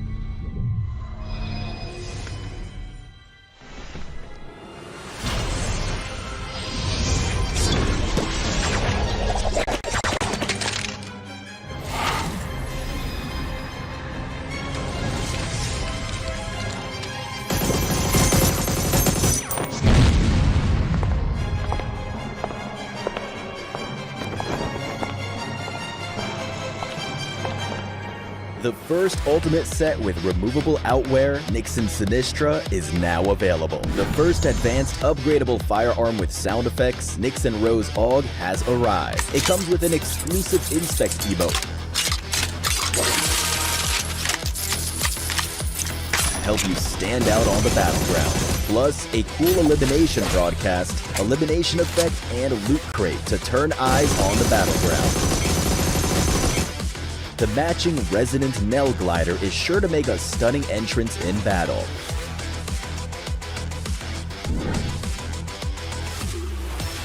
Equip the Nixon Sinistra set and battle in style.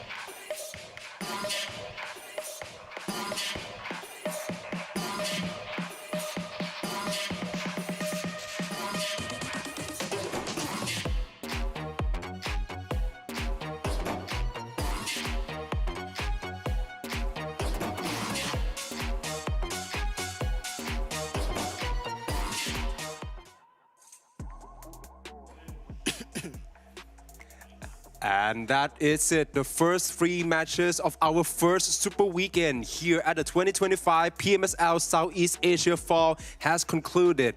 Oh man, what an intense competitions all around here. Every team's going band for band here, but obviously there can only be one leader in the ranking currently with 49 points, and that is none other than eArena. And I have their representative here, Mormon, here with Peggy, our translator here. Welcome on board,ครับ.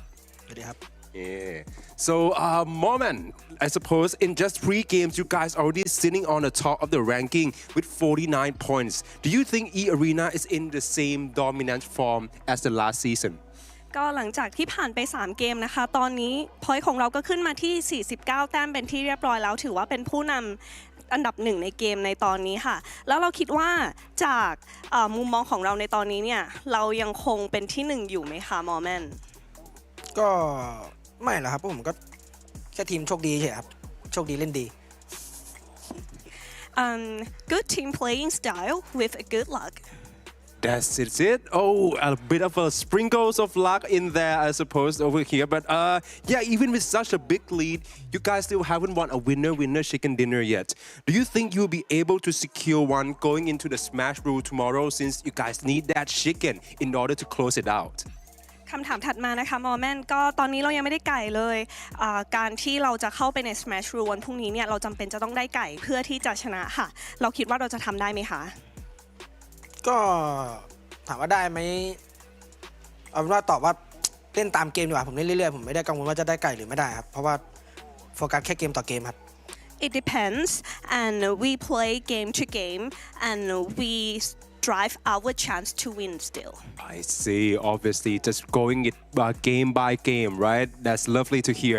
And now we're going to shift to a bit more of a lighter subject. On the interactive board, you guys wrote Moorman versus Lazarus. If you guys don't know, Lazarus is currently Vampire Esports Schweppes. So do you have any personal grudge with him? Like, what's going on between you two?เห็นใน interactive board ค่ะในบอร์ดเราก็เขียนว่าเป็นเรานะคะแล้วก็ปะทะกับ Lazarus หรือว่าชื่อเก่าก็คือ Schweppes นั่นเองมีแบ็คกราวด์อะไรกันมาก่อนหน้านี้ไหมคะ Moment อ๋อเขาเป็นน้องรักเฉยๆครับเพราะว่าอยากเล่นกับคนอยากเจอคนเก่งครับเพราะว่าแวมไพร์เขาเก่งมากๆอยู่แล้วครับ He is just our beloved brother because they playing style match us so well so we would like to see him in every game every chance we make I see. Ooh, then do you have any particular message for your lovely brother? มีอะไรอยากจะบอกฝากไปถึง Lazarus ไหมคะก็ถ้าเจอกันก็เบาๆให้หน่อยครับเพราะผมกลัวครับผม Easy man, we're scared of you. All right then. So, Mormon, this is a bit of a random question, but since you are a fun person, right? What is your favorite Thai food that you would recommend to all the fans to try if they ever get a chance to come visit us here at Bangkok? หมอแมนค่ะก็มีอะไรอยากจะฝากแฟนๆไหมในฐานะที่เราเป็นคนเฮฮานะคะถ้าแฟนๆมีโอกาสจะแนะนำอาหารไทยอะไรให้แฟนๆดีคะส้มตำแล้วกันครับPapaya salad. Papaya salad. And as a Thai, also, I would like to second that choice as well. That would be it for this interview. Thank you very much, eArena's Morman, as well as Peggy, our translator. We would like to send you guys back to the remaining 3 matches here in the Super Weekend of the 2025 PMSL Southeast Asia Fall.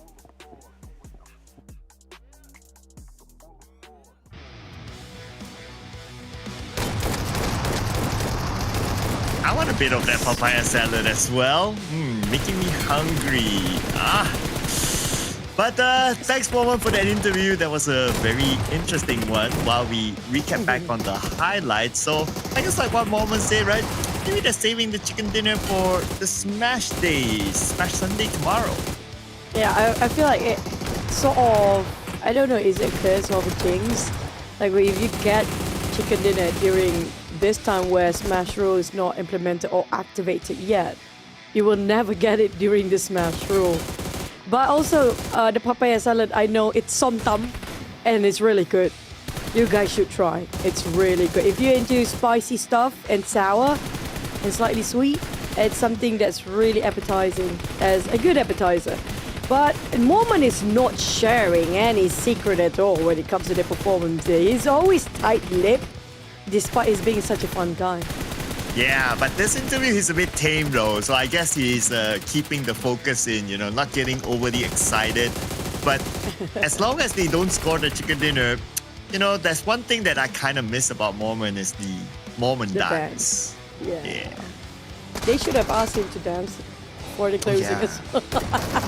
But maybe the dancing is a bit too early because we're only halfway through for day one of the Super Weekend. But when it comes to this highlight, it was non-stop action, man. It really, we saw how fast things can get. If you blink, you miss the whole team get wiped out. Yeah, that was the Erangel match especially, right? Like it just took 2 rounds and then all of a sudden we're like, oh, top 5? Okay, interesting. Best of week number 1, PMSL lobby here that we're talking about. That's why the competition is really tight. Even from the highlights here, we see that every shots are precision, all the nades are on point. So that's how tough this lobby can be. But as tough as it is, eArena is doing well. And look at the amount of smokes deployed. Almost doubled compared to Team Flash and the Xaviers, who are very similar when it comes to the amount of smoke being used in their previous maps today. It just shows how different their mindset is when it comes to getting aggressive and proactively hunting people down in the PUBG Mobile lobby for this today. But TALON also squeezing in at 4th place, but we don't see them a lot. But today, at least good news, Clown. We're having different flags waving and different teams taking the Erangel maps and Rondo chicken dinner. But it's down to the last Erangel of the day. We do know how crazy it can get. Today has been super crazy already. It will be an extreme version of it with the last Erangel map here.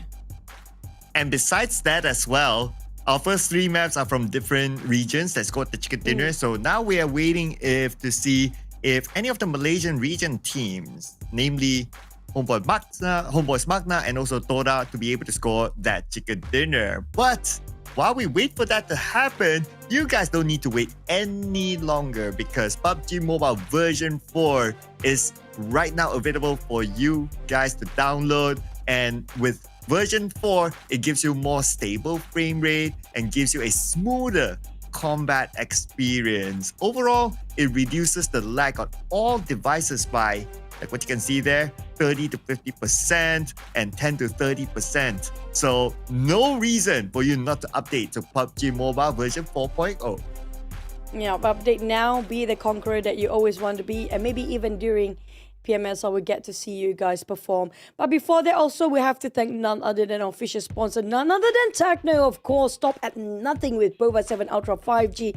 Is the official gaming phone for the PUBG Mobile Super League this time. It supports at 120 FPS for your PUBG Mobile, and not just delivering ultra smooth competitive gameplay, it also has a huge screen, 6.67 inch with 1.5K AMOLED display. It's good to watch any movies you want to, especially to see the clarity of you shooting people down like how eArena did in the previous maps as well, with 144 Hz refresh rate, 600 mAh battery, 70 watt ultra charge, 30 watt wireless charging. What else do you want? Is everything packed into one single device. Yep, and you can play like eArena and any of your favorite teams here. And again, if you want to see how it looks like in real life, just keep an eye on the phones that the players use at the venue on screen. Yeah, that is the exact phone that is being shown here as well, ladies and gentlemen. So now, coming into the second half, right? So eArena, right now, they are still very consistent. Every round is a double-digit point collected by them, so that's okay. But teams on the second page, namely TALON Esports, rooted down at number 16, what do you think it takes for them to get back up? Feels like we don't even get a glimpse on Hill at all. Today, if I'm not mistaken, I'm trying to recall, is there any scenario where we actually get to see Hill? We don't actually get to see them because it's just too fast. I feel like they're being wiped out unguarded. They're being taken down too early. Or maybe during the Great Migration, there's too many fights going on, right? We just couldn't actually have a glimpse on Hill because they just vanished too quickly. So we couldn't actually even break it down what happened to Hill. Tell me one time we actually get to see Hill on screen. I guess not to the best of my memory as well. Yeah. I'm trying hard, but at most if like we see Hale on screen, they get eliminated. So yeah, I guess like what you said, right? There isn't enough of like Hale on screen for us to come up with why, right? Plus they're in their home ground. They're playing in Thailand now. So I guess they just need to kind of find a way to draw the home ground buff for themselves. So far we get to see, speaking of home ground teams, the only team that really, eArena is no question there. But Vampire is actually on the rise. We saw how Red Bull is just doing crazy things. Very calculated, like an Einstein doing so many mathematical equations in his head while tossing all those nades at a precision to a godlike level. But also we talked about like, the case of Hill. Hill, I feel like probably the migration during the stage 3 and 4, that's where they got caught up like all the rest of the teams and jumbled up together in a crossfire. We saw how many teams are there still. Usually 16 teams still intact during stage 2 to stage 3. Not even one being eliminated that early. Well, these teams, we're hoping for them not to be... You have a trend here today, Chu. I don't know, is it a curse or is it a blessing? I don't know, man. So probably in my next prediction, that's gonna be the team that will get the chicken, I guess. Let me check my prediction for now. For the next one, I'm actually going for RIQ and Xavier. So maybe between these two teams, man. Yeah, sure, right? RIQ, Xavier. Yeah, let's go. Just like Alter Ego, go, go, go. But yeah, speaking about Alter Ego, right? They have also been tamed so far. I want to point out the point that you mentioned earlier on. When a high fragger player being put in IGL position, yes, it's a very seasoned and veteran player. But in the case of Rosemary, he didn't put into IGL. But there are cases that a lot of IGL actually used to be a high top fragger player. And I agree with it. It kind of bring down their performance a bit because they have to shift over to support. So I don't know what holds Rosemary back. It feels like he's more of a solo man these days and feels a bit detached from the team. Playing also perhaps more of like the back sort of player, like a support-ish player. So maybe that's why we see him a lot like being the last player or just detached away, trying to find that off angle sort of kind of guy. Oh, I noticed that there's new writings there for FaZe Clan. There's so much. Canary, something, Messi. Number, okay. Somebody's a Messi man. Let's see.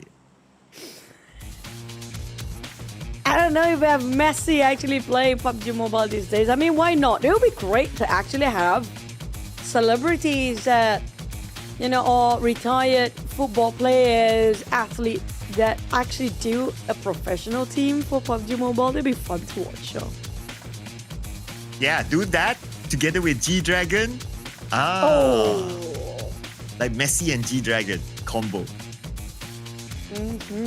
Yeah, and how would that combo be like? Yeah, I'm trying to think. And then a ball comes out. Yeah, and then Messi just becomes the background dancer, like the backup dancer. That'd be nice. Can you not? I mean, with AI, everything is possible, guys. Do it. Oh wow! But the biceps is back though, and that's surely not AI. Oh yeah. I mean, it's AI-able these days. You can wear a bodysuit too. Oh no! We've seen our friend did that from a handsome guy turned into a very beautiful woman. Oh no! Let's not break our dreams and hopes for Razak, okay? Razak did a lot of work. He put in the work for those guns, okay? And the guns is speaking! Even though it's a very beautiful flight path, we have to mention that from all the way Zaki down to Novorobnoye, but this circle is gold. Yep, absolutely loving it. Military base. So now, with this kind of circle, we can expect stage 1, even stage 1 perhaps, that we'll start to see fights, the bridge cam and all that. But we're also going to see the substitutions now. MAQNA is going to step out. Alpha is going to come back in to Alter Ego. And Alter Ego, well, after 3 rounds, 12 points, very different kind of performance as compared to the group stages. I believe that whatever changes that they can bring to the team, it's the right time to bring it in. Might a bit controversy here, what I'm going to say. But I personally feel like MAQNA has been performing quite okay and have been doing a lot of work for Alter Ego since the start of the day here. It's quite surprising him being swapped out instead. Maybe he had to go to the toilet after that dinner break. No, maybe. And he's like, hey, Alpha, I need to overtime in the toilet. Can you sub in for me? And I was like, yay! Finally, I can play. Or maybe he just really want to find that papaya salad after, Mormons mentioned that. I want to find a papaya salad now.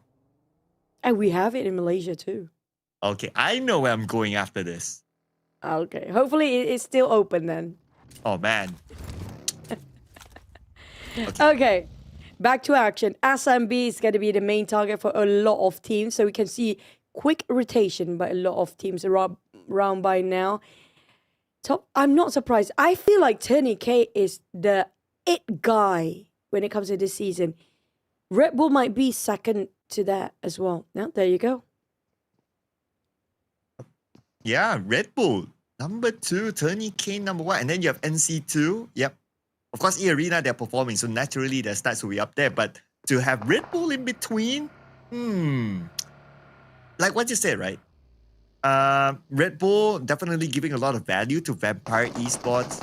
And for me personally, Red Bull, even without us ending the season yet, to me, he is the signing of the season. Oh, I feel like they should not let him go right now. Feels like perfectly synced with this, not this BTR though. I don't know. Why? I don't want to even...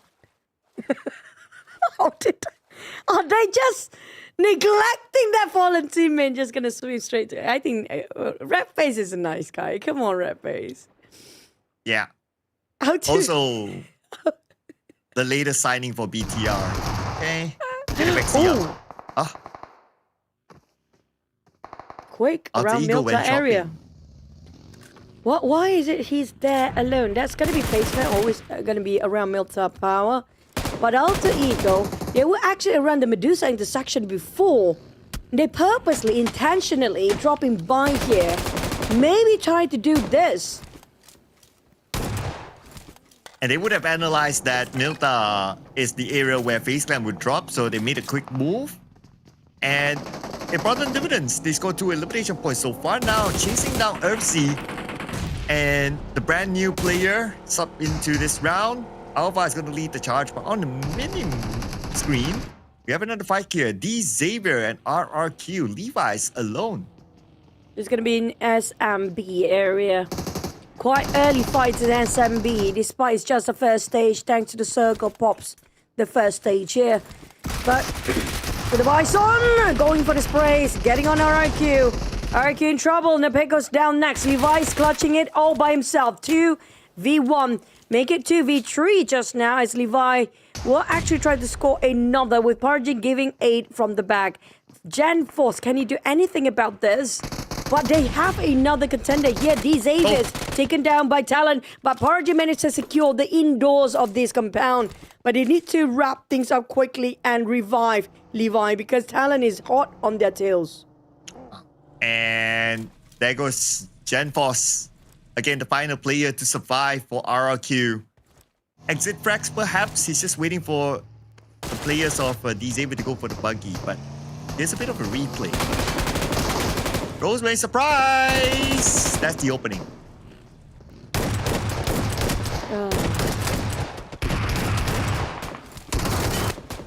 Use the rock as a cover.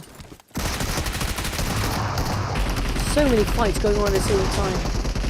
But Levi clutched this so much for the side of the Xaviers. But Talon is there looking around for quite some time, and I've been watching and observing the Xaviers for a long, long time to even let them pass by unharmed. Will they let them go? Well, this is what happens if you serve a minute-to-the-base circle. The pace immediately change. And we're only still at stage 1, very different from before. But Yoru, getting Nate on the ground. Paragen, I don't think he can do much. But Nate is now being held hostage, so it's just a matter of time till Yoru finishes him off. Paragen, I think he's trying to reposition himself to find an angle to fire back. But it's not going to be enough. Yeah, Nate just finished off straight away by Talon. That secures themselves 2 points there, with the Xaviers only left with 2 players. That was a fast one. And last we saw, there are so many teams in the blue, including Vampires. They are actually the furthest one away. They dropped themselves in Zaki to go all the way down. They're probably going to be the last few teams to enter into the safe zone, where Alter Ego, after that Milta Power incident, taking a boat straight from Milta Power, entering through Nova Rip Noye. But the Xaviers were not done yet. Ooh, still Axel here, trying to land his name. Another one. This time a bit overshot. But Talon knows that they have these 2 players of the Xavier pinned down. So it's just a matter of time till they just close the gap. If this nade lands, definitely they'll go. The Diva is now pretty low, healing up. Genforce just got eliminated by the big boy Shamil. That's going to be RRQ eliminated early. Now knockdown by Ajol. Time to move in to finish up the job. 100% SMB now. There's no more going back for this team. So we're looking at the Xaviers completely demolished by these teams. First one to be out alongside, well, unfortunately, the one that I mentioned just now, both taken out early. I'm sorry, guys. Chuchu has a thing today. I don't know. Be careful if your team is mentioned. I'm sorry. If it's mentioned later, it's a good news. It means you're probably going to get that chicken there. But it's mentioned early, then you're probably going to be the first one to be out. But if it's mentioned in the last game? No, not going to do that. No. It's the Chuchu curse. Oh, man. The hate later on. But we do have a couple of players finish off by Playzone, eArena. I think they are having a bit of a hold-up against a different team. That's going to be GLU, hence why they're taking a bit of blue zone damage. But there's only one player of eArena. The rest of them nowhere near to be seen from the crime scene where GLU just finished one of them. I just have to say this, right? I want to see Razak wearing this construction suit. Oh. Yeah. Yeah. If and if you notice, like, the construction suit is like short on purpose. Yes. Anyway. Anyway, VOIN Esports is still in, so there's a chance we'll get to see Razak again. I wouldn't mind. Not complaining. Yeah, I know. We need a replacement for... Who's the vampire guy again before this?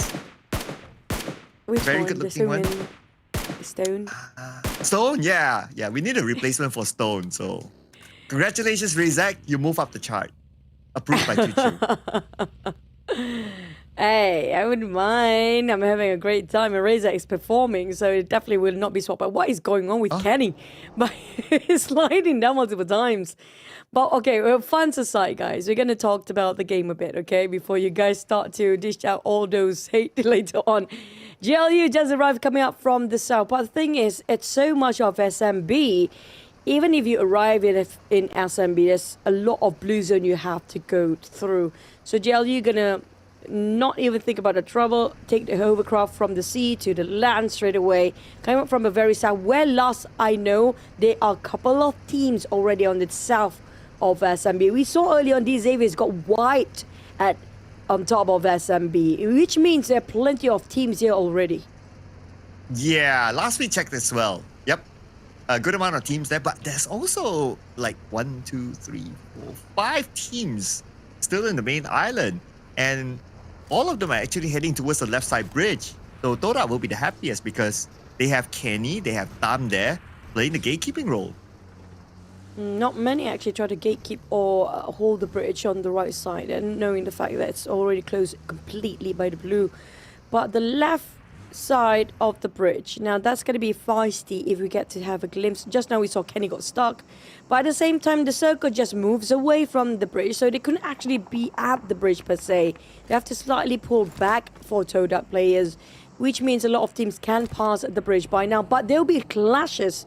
Since you mentioned about 5 teams still not crossing towards SMB, they might actually share the same bridge there. Have a good look at his shirt and his biceps. Oh, come on, observer. The packs is better than biceps, okay? Oh. Hello, Rezak. You know what to do next? Update your picture. But now Potato needs to update his sensors because Vampire Esports is still here. Oh, he managed to get away. Okay. Now it's a matter of his teammates to follow up with this rotation. But interesting enough that Vampire is also taking their time. Now we're in stage 3. I wonder how long more will Vampire stay here. But before they think about getting to the metered base island, they want to lock in Potato. I think both teams having the same idea, but wait for a second. Vampire is actually, this seems to be a backlash. A backlash strategy indeed. Kiwi, can he actually hold the ground here against Potato, who actually managed to shut down? And Voxy is there as well. Now, majority of these teams not willing to go to his left side of the bridge because they thought for a second there might be a lot of bridge campers there. So they took a bit of longer rotation. But the problem is, all of them are thinking the same thing. They're avoiding the left bridge and everybody moving towards the right bridge now. And that's where they clash. But the one that won is VOIN Esports. Vampire Esports now down to 2, and obviously they're still tagging the blue. But update on the left side bridge, we still have Boom Esports here at the Lighthouse. Team Secret thinking of whether they want to cut across, but if they want to make the rotation towards the right side now, it might be a little bit too late because in 30 more seconds, we'll enter stage 4.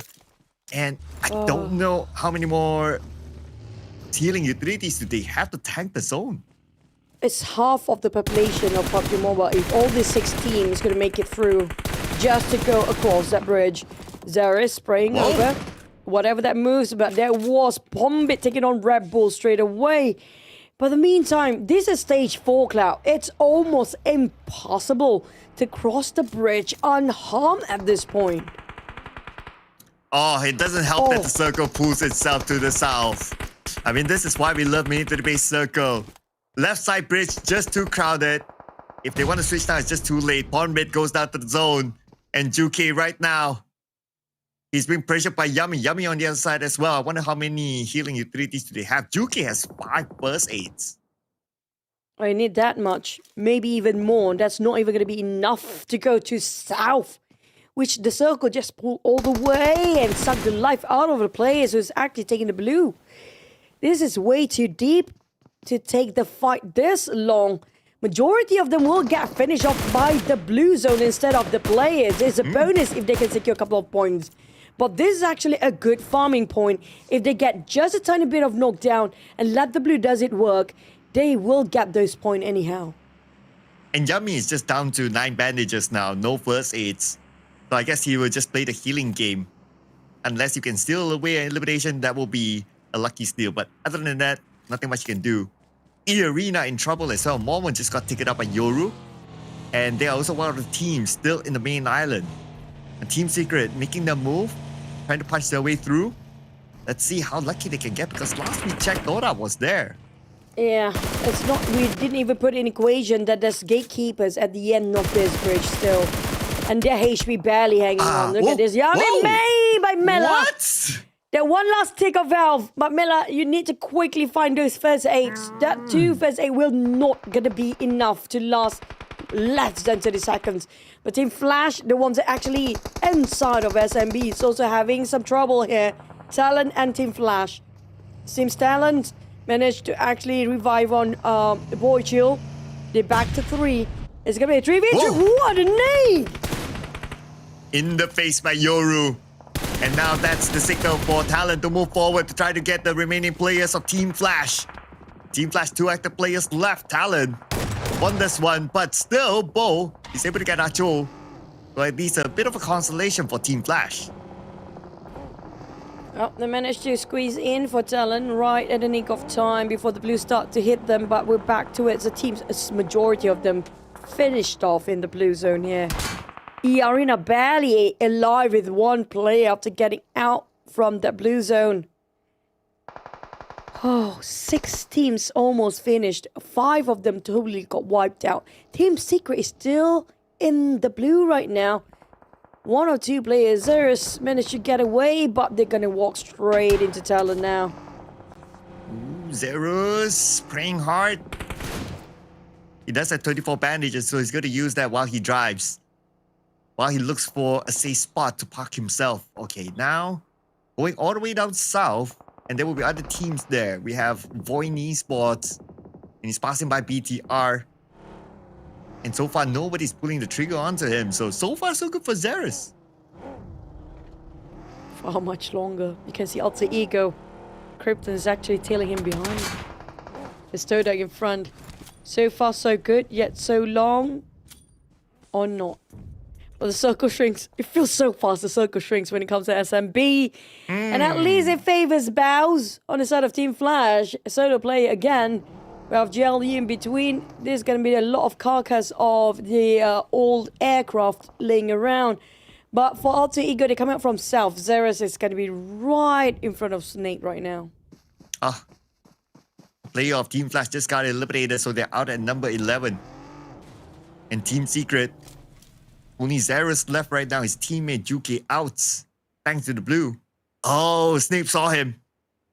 But lucky enough for Zerus, he's just behind this building.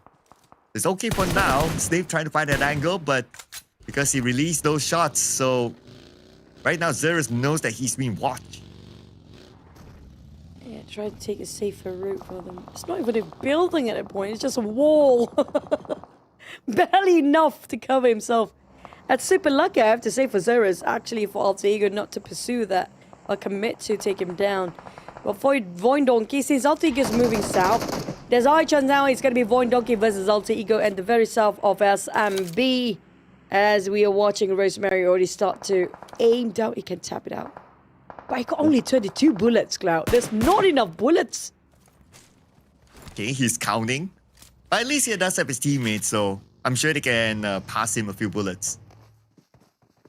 Now let's see, VOIN Esports. Okay, they actually made it through as a full squad after clashing with Vampire in the main island. So great work, great rotation there. Of course, the IGL Potato is a master rotator. When it comes to playing a safe game, we've seen him doing his tricks before in one of the previous PMSLs that brought them to PMGC. So this kind of strategy works very well still for VOIN. You praise him too quickly. You praise him too quickly. The curse of casters is real today, guys. Over for the Unboxy. He managed to escape with slither of health remaining, but I'm looking at Zerus all the time. The last man of Team Secret stuck in between these titans. Well, they still survived though. But this fight might be inevitable for VOIN Esports against Alter Ego, as now the rest of them will join their marker Voxy inside the circle. Smoked up vehicle, a bit of a risk taken there. 3 players in 1 vehicle, but they made it through, so it's okay. And they go even further in, playing by the roadside, somewhere in the middle of the circle. Great move there by VOIN. Oh boy, Zadig boy down on the ground. Shamil down to 1 HP, but 3 touch. Also knocked down. A bit of trade. Can Richard do the job? 3 touch. He's trying to finish off the rest remaining from the back line who just arrived. It's gonna be 3 touch to actually clutch it out for the side of Hale. We talked about Hale. Now they are on the rise with 5 elimination. And Hale Esports proving us wrong. So far, so good. And we are in top 8, so they're starting to gain place on points as well. Next circle. Here we go. Bounce back up north. Okay. It's good for the teams up north, but not so good for Alter Ego. It's a bit far. But it's doable for them. It's quite scattered due to so many teams eliminated by the Blue Zone early on. So there's little team remaining, even though it's just stage number 6 here. Alva's bleeding out, but can anybody of Alter Ego reach out to him to save? But BTR, here they come. Is it just Red FaZe or the whole crew is here to crash into Hill? Richard cannot be saved. Tree touch a bit scattered. Palzo trying to actually buy some space for Richard to actually crawl back to their backside. But the nades coming on from the off angle. Tiger Axe will be the pivotal player that help Hill to shut down on BTR. Fiderelas, and he will be down by the nade. It's a matter of who will claim his elimination point. And here comes another nade. Almost Hale, almost locking it in. He just need one more, and they should be able to get it. But not yet. Red FaZe is still alive on the other side. Oh, 30k. Oh, he knows. He's been stealing the points away, and he might... Oh, so close. Hill was focusing on what's in front. 30k, the last play of eArena, still managed to secure 2 eliminations by himself. And Red FaZe is not happy about this. He's cornered down within this, all this, what do you call that thing? And back to Alter Ego around the side of the fence. Alva now needs to save Krypton. And TODAK coming in. And TODAK, they want to claim those elimination points right now. Kenny is down, but it's not going to be a problem for TODAK as they still have the numbers against Alter Ego. And Alter Ego cleared out TODAK as this entire area for themselves. But VOIN Esports, they're on the other side though. TODAK has an opportunity to score the chicken. Same goes for Hill. We just mentioned about Hill just now, and they just show and prove us wrong. Frenzy taking those stabs and jabs with a pixel shot from afar towards VOIN. They're now being cornered down towards these fences for VOIN. While BTR, Red FaZe still lasts long around this area within those very anti-gas barrels, oil barrels, I don't know. But Zeta knocked down. Richard is back in action. Oh, and Hill Esports from the inner side. They're managing teams across the road, trying to secure elimination points from afar. Red FaZe will be forced to move forward. Okay, exposing himself. Richard, he saw Red FaZe. Red FaZe now out in the open. Surely he will be gunned down. And that's going to be the final player of BTR eliminated. Number 4 for them in this round. Taken up by Hill Esports. All teams technically still a full squad with VOIN 1 bleeding out. That's going to be Zeta. But nobody can reach out to Zeta. He's a bit far off. They need to get over those fences to reach out to Zeta, so nobody can actually go and give him the revival. While TODAK is closest to VOIN, Hill might actually have the potential to win this chicken dinner. They're a bit far, and they are watching these two teams that have potential to fight against each other. Yeah, they stand a very good chance of making a big comeback in this round. But TODAK, what an angle here by Tam. Oh, but Hill just had to stop TODAK from putting pressure on the VOIN. Doing them a favor, shooing them back down. Tiger and Richard have been pulling so much work for the side of Hill this time. Can they see within those leftover aircraft in between them? Pazzo might actually gain some information regarding the rest of VOIN, but he was blindly, randomly shooting across. Here comes TODAK. They're going to go in for the rush first. Any of them just got straight in the crosshair of Hill, they will shoot them down. The one that's winning here is definitely going to be Hill. And VOIN might be the next team to be eliminated. It depends on where this nade will land. Just right beside Voxy. Beautifully lobbed by Tam. And that is going to be VOIN Esports taken out by TODAK. Now it's Hill Esports and TODAK now. They talk about the narrative of these two teams. Hill Esports wants to make a bounce back from the number 16. While TODAK wants to represent the Malaysian region to bring the chicken dinner up on the board. So both sides have their own agenda now. Both teams split it into 2-2. While Tiger Axe now going for 1-3 formation. Tree Touch try to go for the off angle, try to find an opportunity or leeway to squeeze through the backline of TODAK. They are distracting TODAK while they are putting their own men towards the off angle, all the side towards their flanks. But for Kenny, he's trying to distracting the rest of Hill by popping the smoke in front. Both seem to be very agitated, knowing what they have for both sides. Both want to outmaneuver it or outcorner the other way around, but the circle will determine which way to go. But they're not wasting any more time. TODAK gonna go in for the push towards Tiger. Oh, not waiting for the circle at all. Tiger X will be the focus, but Tiger ready with the DBS, gets a knockdown to them. Kenny counters back with the UMP. A bit of a trade back there. Tiger will be eliminated immediately by Kenny. And Thumb can still be saved, but 3-touch makes the show, and 3-touch gets Thumb. But that's okay. And now TODAK only 2 players left against Hale with 3. Oh, Frenzy! Oh, Frenzy, try hoping it will somehow connect. But for Pazzo, Tom is right on top of him, bleeding out. That gives so much information for Kenny, but watch out for Richard. But Kenny, watch for Richard very closely. Here comes Spray, but the track seems not connecting so far. 3-touch did nothing until he was reloading. It was a clear shot. They couldn't make it. Hill finally scores. Chicken winning is the goal and finally scores it. And that's the homegrown buff onto Hale Esports that they have found. Number 16, not going to be a problem for them. This could be a start for a big comeback here by Hale Esports.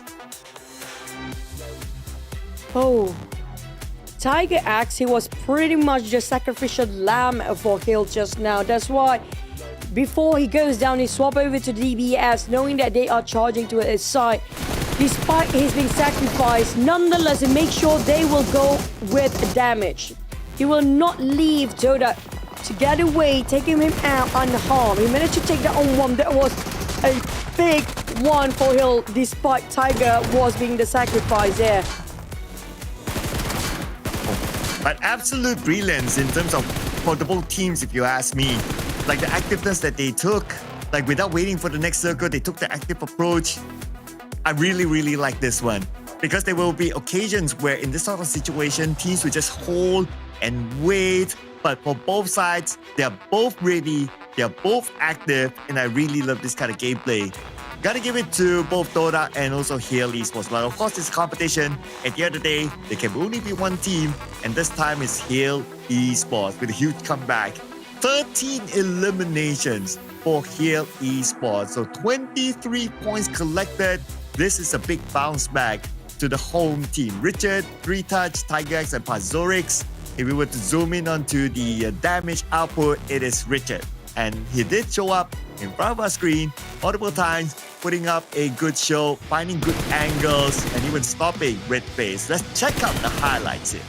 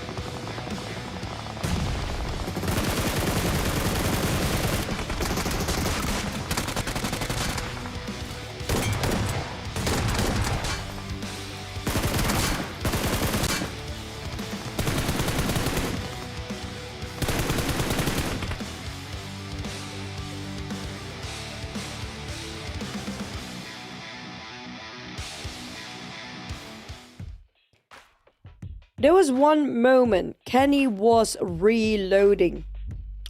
And I have to give it to the side of Hale. They got it more precise when it comes to their tap and spray from a long distance to finish off Kenny, who got a clear timing and window to shut down on Hale players. But still, Hale, that was still what a run. Richard giving so much effort and so much work. VOIN, TODAK, Alter Ego, and Hale as our top 4 teams this time. Damage-wise, you have to give it to Hale. They lasted the longest. And their throw was also the most out of these 4 teams. And also, Cloud, half of the population being finished off by the blue zone. Yeah. I'm sure we had that stat right. The blue zone is the MVP. But we have to still award the real MVP here to 3Touch. Wow, I thought it would have been Richard, but okay. Anyway, 3Touch brought in a lot of value by bringing in 5 eliminations to the team and 572 damage with only 50 damage received. Okay, he kept himself well hidden while putting up 21% of headshot. Well, we have seen higher than that, but still, 21% is definitely up there. If it's me, it will be negative 500%. So, yeah, great work there. That's why you're here with me, buddy. Yeah. But overall, Hill, 13 elimination. This is one of the huge round coming out from Hill when it comes to today's performance. One of the biggest actually coming out from their side across 4 maps here today. And TODAK with 15 points at second place. VOIN with 10 points. Here comes a single digit. Alter Ego with 9 points. Majority of these teams on second page ended up, except for these Aves, they got eliminated right on top of SMB. And the others, well, it's Blue Zone thing, guys. Yep, Blue Zone thing. Took out teams like FaZe Clan, took out Vampire, and yeah, there are just so many teams. Like Vampire, yeah, just too bad for them. They almost got VOIN though, but it was just unlucky for them. But the one that is still up there, still holding up the podium spot, or the number 1 spot, is eArena. The first time they dropped to a single digit with only 3 points, but the gap is big enough for them to still hold at number 1. VOIN is at number 2, and number 3 is TODAK with 35 points, so that's pretty nice. Hill Esports from number 16. What a significant jump to not only page 1, but it's number 5. Yeah, finally joining in eArena MVP on the first page. Now, all that's left at the very bottom, their comrade, is going to be FaZe Clan, who's still stuck at 15th place. Did not secure any points. Same goes for RRQ, GLU, Homebois, MAQNA, Esports, TALON, Alter Ego, Team Secret, and boom! After that, match number 3. It's hard to watch some teams, like even Team Secret. It got the only team on the second page with Chicken Dinner. One round, they got so much numbers up there with the double-digit points. And the next one, and the next few ones, only with a single digit. Well, about the next one, it's going to be inside of Miramar here. And we're going to have an update on the drop spots that I don't know how much we can trust these drop spots after looking at... I don't trust this. Erangel. No. Yeah. We can see, yeah, Lost Learners, 3 teams. Yeah, Cruz de Valley, 3 teams. Yeah, right. Chumasera, 2 teams. Impala, 2 teams. Yeah, right. We just take it as face value for now. I didn't know Los Higos still exists. Paterno is still not there, but yeah, okay. But for our last 2 maps of the day, it's gonna be Miramar for the last 2 maps, but we don't have... The only flag's not flying up here is gonna be the Malaysian flag. Close enough, TODAK, that was at number 2. But can they finally score it? As VOIN, Team Secret, Vampire, Hill managed to score each of their chicken dinner. Nothing for eArena as well, but they're not aiming for that. They're just gonna go for the eliminations. But you know what else is available for everyone to go for? Is the new update of PUBG Mobile version 4 right now. So when you update this one, you can play without any worries of overheating. It gets cooler by 2 to 4 degrees Celsius, cooler temperatures by 15%. So you guys, no reason not to update this one, really. I mean, this is the most important update ever for PUBG Mobile. I agree. The reason sometimes you cannot shoot people when you're having those lag, when your phone is lagging because it's too heated up. This is the reason why you guys should update. And also don't forget, because the update also for the 4.0 version of PUBG Mobile have their latest fun things to do. Spooky Suare is already on the way. So get ready for new gameplay and epic IP collaborations. And big surprises are dropping this September and October, which is going to be the Halloween month, where you don't want to miss out those spooky fun and spooky cats. Oh, but this one you don't want to miss out. It's the G-Dragon collaboration with PUBG Battlegrounds and PUBG Mobile. And the PC version has already been launched on the 10th of September, but coming soon is going to be the console version on the 18th of September. Mobile version, which is, come on, the best version, right? 19th September will be up. So 6 more days and counting, people. Yeah, start changing your appearance and start to color your hair, work out your biceps and pecs, guys. Because the rest of our players are actually start doing that. But okay, jokes aside, sorry for that. We talked about teams of the Thai teams and Thai region teams having a home buff. Now it's all down to FaZe Clan. We do know FaZe Clan once upon a time also one of the best teams up there. Now slowly building up the momentum. It feels like a lot of teams are late bloomers, but this is Super Weekend. This is it. Yes. The day or the weekend that is super duper important, right? Yeah, late bloomers. I guess today you can still give a pass to some of the late bloomers like Hail Esports, for example, because tomorrow is Smash Sunday. So yeah, that's the big day, right? Today you just want to try to keep pace. If you don't happen to be the number 1 by the end of the last 2 games, as long as you keep that gap small, don't make whoever is going to be at number 1, whether it's going to be eArena or somebody else, to be comfortable with the gap, then I think it's all Gucci. But like what you said, right? There are still teams that are very, very, very, very late bloomers. In fact, some of them have not bloomed yet. Will they even bloom? I'm being so mean today, I'm so sorry. But in the meantime, there are teams that I did not expect to be very quiet. RRQ, one of them, of course. The Xaviers, one of the most Southeast Asia consistent team throughout like so many years. Seems to be slightly dull for this season compared to even Team Flash, but seems to be probably the one that will take over the Xaviers in the future. But at the same time, TODAK with a 7-9 overhaul players right now seems to be at the very, very better state compared to their previous run, even during their 7-9 days before. It shows that they are more confident this season as well. But when it comes to Miramar, it's a different story entirely, because the circle just now it's fun for us, but it's trash for them. Well, which is obviously we're not complaining, right? So we love it. We love that kind of circle. Bring us more, but oh well, we're done with the Erangels. Of course, Miramar. Then we have our, well, my personal favorite is like Impala. We wouldn't mind seeing a Patona circle, so let's go for that as well. But yeah, new and refreshed TODAK, very, very different sort of performance as compared to the last season, where it was rather, for lack of a better word, disastrous for TODAK. But by bringing in like Kenny, bringing in Deb, and yeah, I would say the one that's probably the mastermind behind all this is Pasha.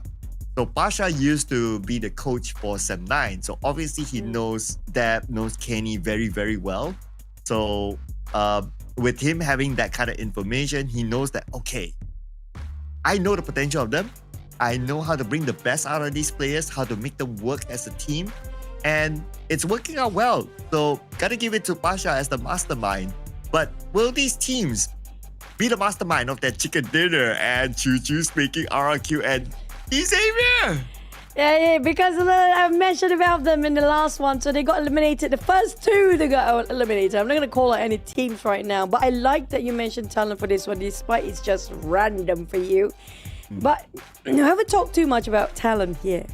TALON seems to be slightly struggling If you look at last season, even GLU was kind of in the middle pack, but Talon is always going to be up there sometimes, right? They always surprise us with this sudden big overhaul of, big number of elimination at one round. But right now, we're not doing that. We don't see any spark at all for them. Yeah. I mean, there is maybe a little, but it's not like the biggest impact yet for Talon. So still waiting for them to truly show what their potential is. The same goes for RRQ as well. I mean, it's almost every season for me that I have hope for RRQ, but just need to find the level of consistent. So hopefully Viva RRQ this round. One more healing, Potato, you'll be 1,000. A little bit more. Now, last match damage, Rosemary actually do a lot of work. But this is what I mentioned before. It feels like, okay, since we got only 8 seconds, I'm going to put it on hold because we're going to head into a different map this time. Let's head over to Miramar.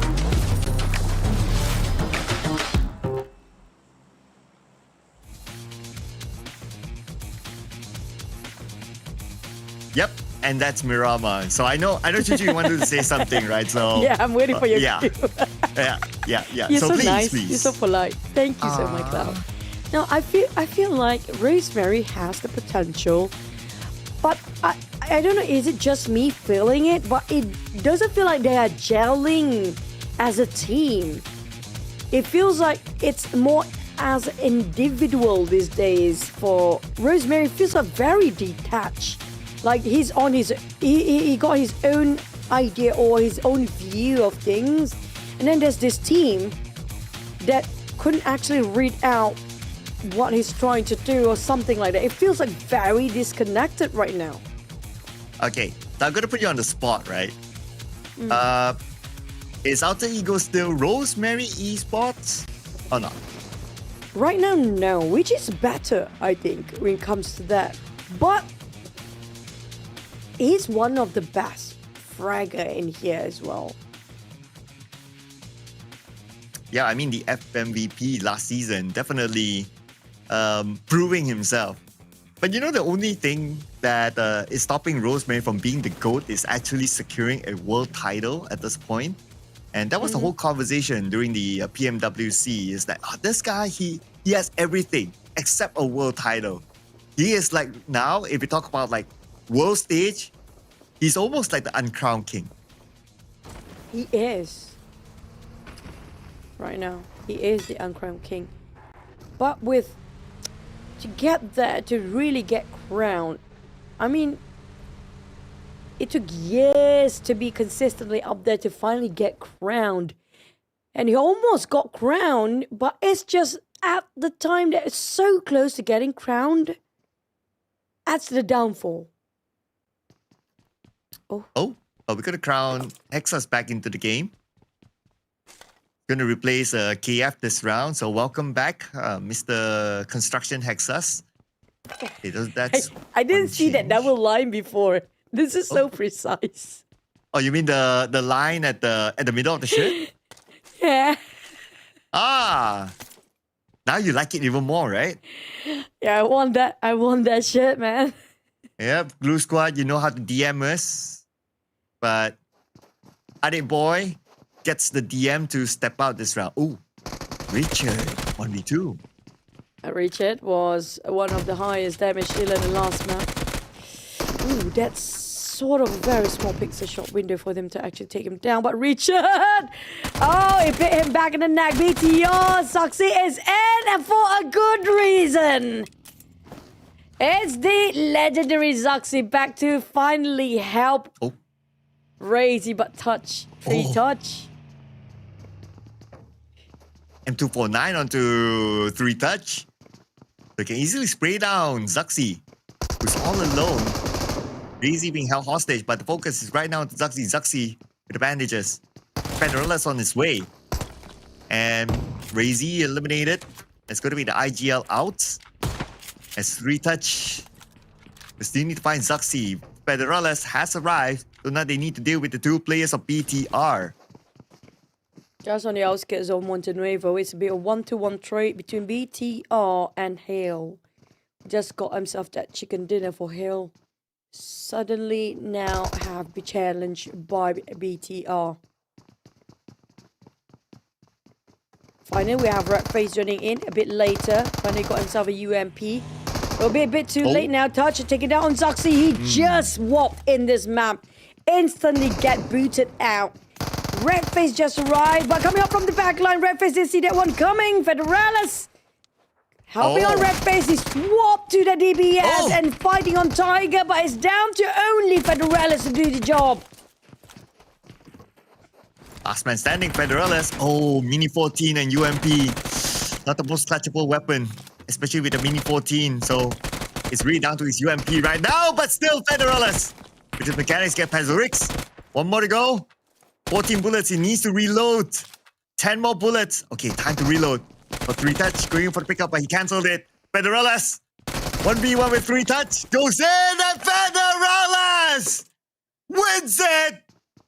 Heavy losses at the BTR, but still they survive. Very close, very risky. BTR, they were still looting up for the rest of a teammate to actually help Razy. They have nothing at that time. But that's going to be a lot of bonus loot up for Federalis, despite his being a solo player, but he's got more than enough. So many death boxes laying around for him as a start. The Filipino Terminator. That's why he's given the title, ladies and gentlemen. And Federalis still able to do it. 4 points for them. But one last player. So the best that he could do right now is either to just steal away elimination points or play for placement points. But then again, it's of course way better situation than Hill Esports now. Unfortunately, from scoring the chicken dinner to being eliminated very early. But we do know Federalis, he couldn't sit quietly. He probably tried to steal a couple of more points while wait it out for the circle. And speaking of the circle, we saw the first stage just now was a very southern-side circle. I don't know what stage 2 has to offer. Maybe you get your Puerto Paraíso circle. High chance it might be there. I wouldn't mind that though. Yeah. Give it to me. I'm sure a lot of players don't like that. Our players don't like what we like, man. Never they do. Always. On the other hand, a lot of teams are looking out for the others, including RRQ. They are right on top of these high grounds of Puerto Paraíso.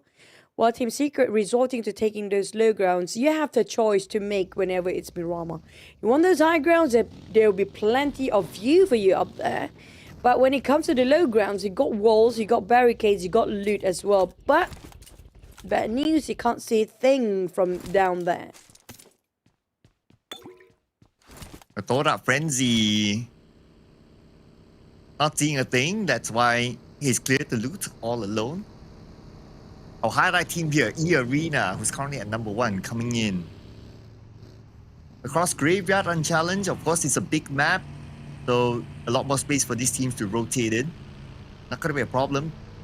Not popping into another team.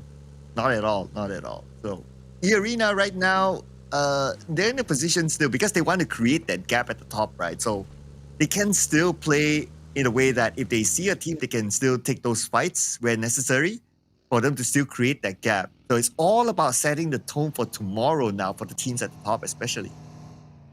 I'm still thinking about what's going to be the match point tomorrow. If eArena got eliminated quickly again this time, then tomorrow's benchmark is going to be so low, Cloud. Probably going to be around the 70s, just like last season, despite having Rondo. And if tomorrow's map starting off with Rondo, we might actually break that benchmark slightly earlier than we used to. Oh yeah, that is a good point as well. The Rondo match, that might allow maybe after the first round more than one team, maybe more than 2 teams to reach match point. Yeah, I like that idea though. I like that idea. Maybe now it will be a good idea to have like 2 or 3 Rondos in the beginning, but yeah, that's not gonna happen. And that's why eArena is trying to stretch the gap. think they already put this in mind for their analysts and their coach. But with VOIN, Zeta, if they got eliminated quickly here, it's a huge good news for eArena. So VOIN, they have to make whatever they can to make sure they have 4 men well and alive, to make sure the gap between them and eArena after this map is done is not going to be too big to catch up for the last map of the day. If not, it's going to be tough tomorrow. But here comes the nades flying over. Lucky it's actually shortly tossed. And it's actually Federales. I told you, Federales will not sit quietly, this guy. But hopefully he's quiet enough that he can heal himself up, because right now tanking the blue at stage 2 with about 50% of health, not so good news, but not good news for Mormon as well, just cutting it out by win. So it looks like eArena have to pop up Boxy. Can do it. Okay. Okay, one more time, let's go. Hey. Here Go! go! Yeah. Oh, wait. Is it his turn now? Okay. Okay. It's funny that of all the times Federer has been watching these guys before, this is the time that he should be watching. But that's the time that he's not. So, Yeah. But as I said, I don't know what the idea of BTR actually have right now for Federer, since he's still staying in the blue zone by himself as the last player of BTR. I don't know what's the plan. Did he not get any vehicle then? Looks like it's the case though that he doesn't have any vehicle, so not sure what will be the plan for Federelas now. If he does have a vehicle to just run, it's surely not going to be enough. The blue will take him out. Now I'm just looking at Federelas' health, right? He's still at 50%. So he probably depended on bandages to tank the blue. So if it's only bandages now, when it comes to stage 3, it's going to be very hard for Federelas. Now, if they got him limited here, they're barely breaking into the 30s yet. And to get, I mean, I'm not surprised if any Indonesian team actually can get over 20 points in a map. They've done that before. Alter Ego showed us that before. Boom did that before. They can actually do it, but if they want to actually reach to the benchmark point for tomorrow, it's going to be a lot of map.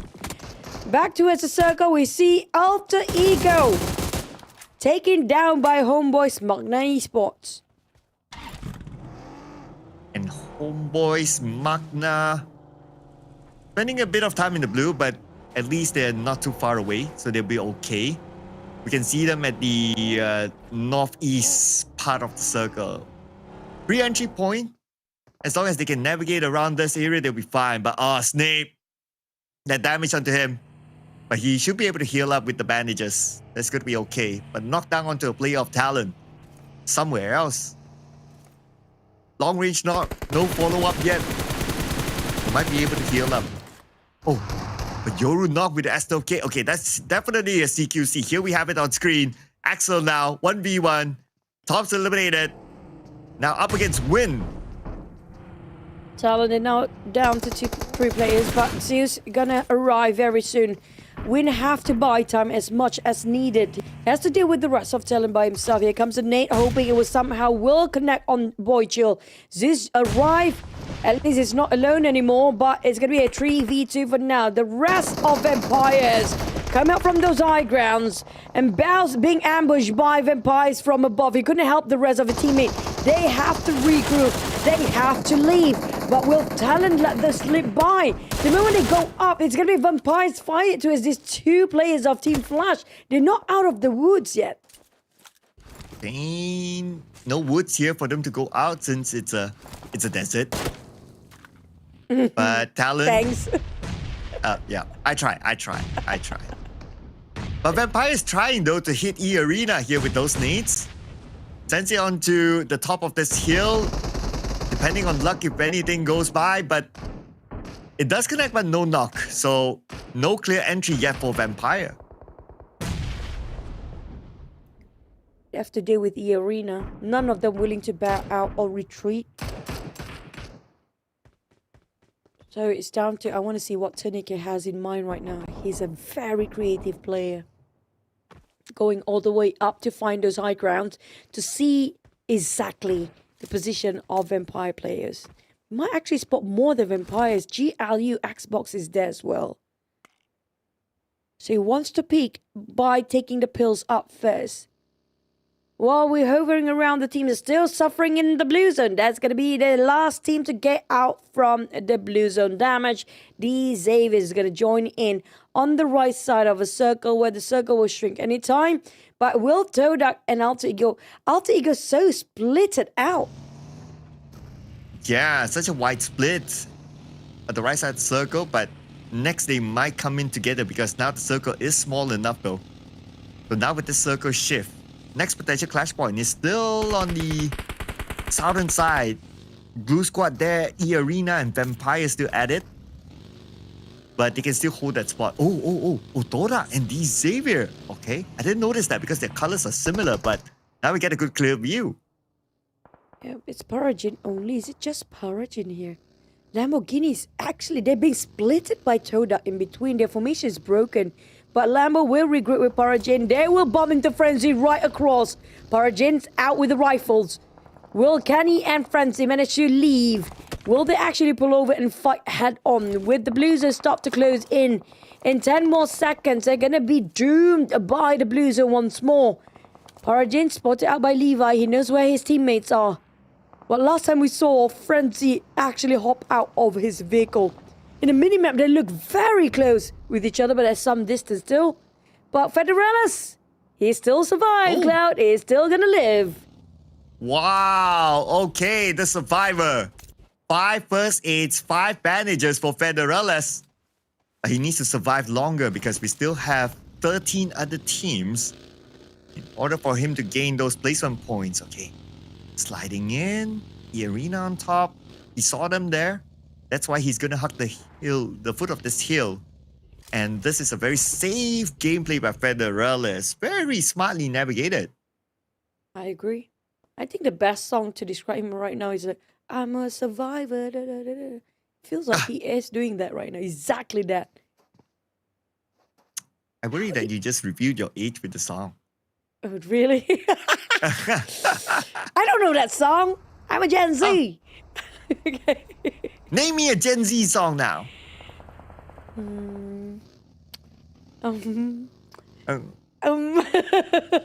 know TikTok song. Sahur. Oh, Okay. there you go. Ah. Why Xbox? It's a survivor, man. After all that effort to not be seen as a ninja, is the constructor worker spotted him out. A moment of silence for Federalis. Yeah. Okay, we're done. Back to TODAK. It seems like they are fighting these Xaviers. It has been a long tension between these Xaviers, and there's also Boom now joining in. Now all the Blues are joining in together on the minimap. Feels like they're attracted to each other somehow. But these Xaviers actually challenging Boom. The moment they open fire, TODAK behind them straight away changed their focus. While RRQ and GLU is playing some bumper cars, and it's gonna be Hexas trying to force the pickle get out from that hovercraft. Oh, Lapar, charging in together with Oppa Gangnam style. Okay, there you go, job done. But still, the last player of Blue Squad on the high ground. And that's going to be Xbox. Now Xbox all alone, being chased down by Gen Force. Gen Force TCM shoots. Does not score yet. Second chance perhaps. Oh, someone else is shooting Gen Force from the side, so he has to let that one go. Oh, this is just Talon circle, man. Talon got the compound, they got the center. Same goes for Boom. Try to hold on to that compound on their hands. But the Xbox, well, it's the baton pass towards the survivor from Federalis to Xbox, the solo man. Very small shack, but I think he busted himself with that vehicle parked next to it. They definitely know. Well, we have some hiking going on towards VOIN. There's also eArena. Everybody trying to fight for those high grounds. Yeah, there's barely inside of the circle, at the rim of it to be precise. There's Vampires, there's eArena, there's VOIN. There's also Team Flash next to them as well. Oh, Potato just got knocked. It's bleeding out right now. Critical. Not sure if they can save him though. Razak, time to flex your biceps. But IGL eliminated. And it's eArena getting it. But still the rest of VOIN, they try to hike up there. But eArena, I'm sure they do know. So they are aware. But it's not only VOIN they need to be aware of, it's also Vampire as well. We'll check back on them later because right now it's going to be Boom and Alter Ego. And Nate, actually on the other side of a container. Boom tried to force Alter Ego to show themselves here. The only way for them to actually get out of here is either they toss those throwables or one of them try to go for the flank. But they have another team to deal with later on. Team Secret coming out from behind and shooting a different team completely. I assume another blue team, probably that's going to be either TODAK or the Xaviers.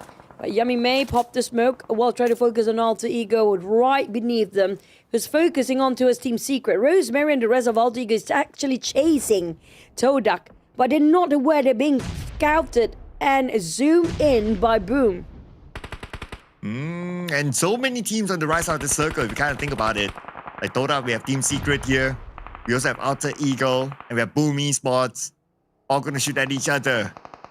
While Boom Esports managed to find the final player of Xavier, eliminating them at number 13. Joker just got gunned down. Rosemary down as well by Yummy. It's going to be FMVP versus FMVP somewhere else. Now nades galore by Team Secret, hoping to land the target against TODAK. But TODAK moving around. Not easy to land it onto them. They're still alright right now. But here comes RRQ. They got sandwich now, TODAK, but RRQ, only two of them. They changed their course and straight away to go towards RRQ instead. Lapal's on the ground, leaving Nepeko back into the hovercraft. The only barricade he has right now. But Nepeko, he managed to take down on Frenzy. A bit too late for his teammate to reach out because of being stopped. That's going to be Dab versus Janforce to keep him at bay. It's Dab's job to make sure he couldn't lose against Janforce, but Janforce has to survive no matter what because the rest of RRQ has already gone down to the last player. Janforce here to do anything for RRQ. Janforce tries and Janforce gets it. Kenny down. Now Janforce just needs to secure that elimination point. While we check out the next circle.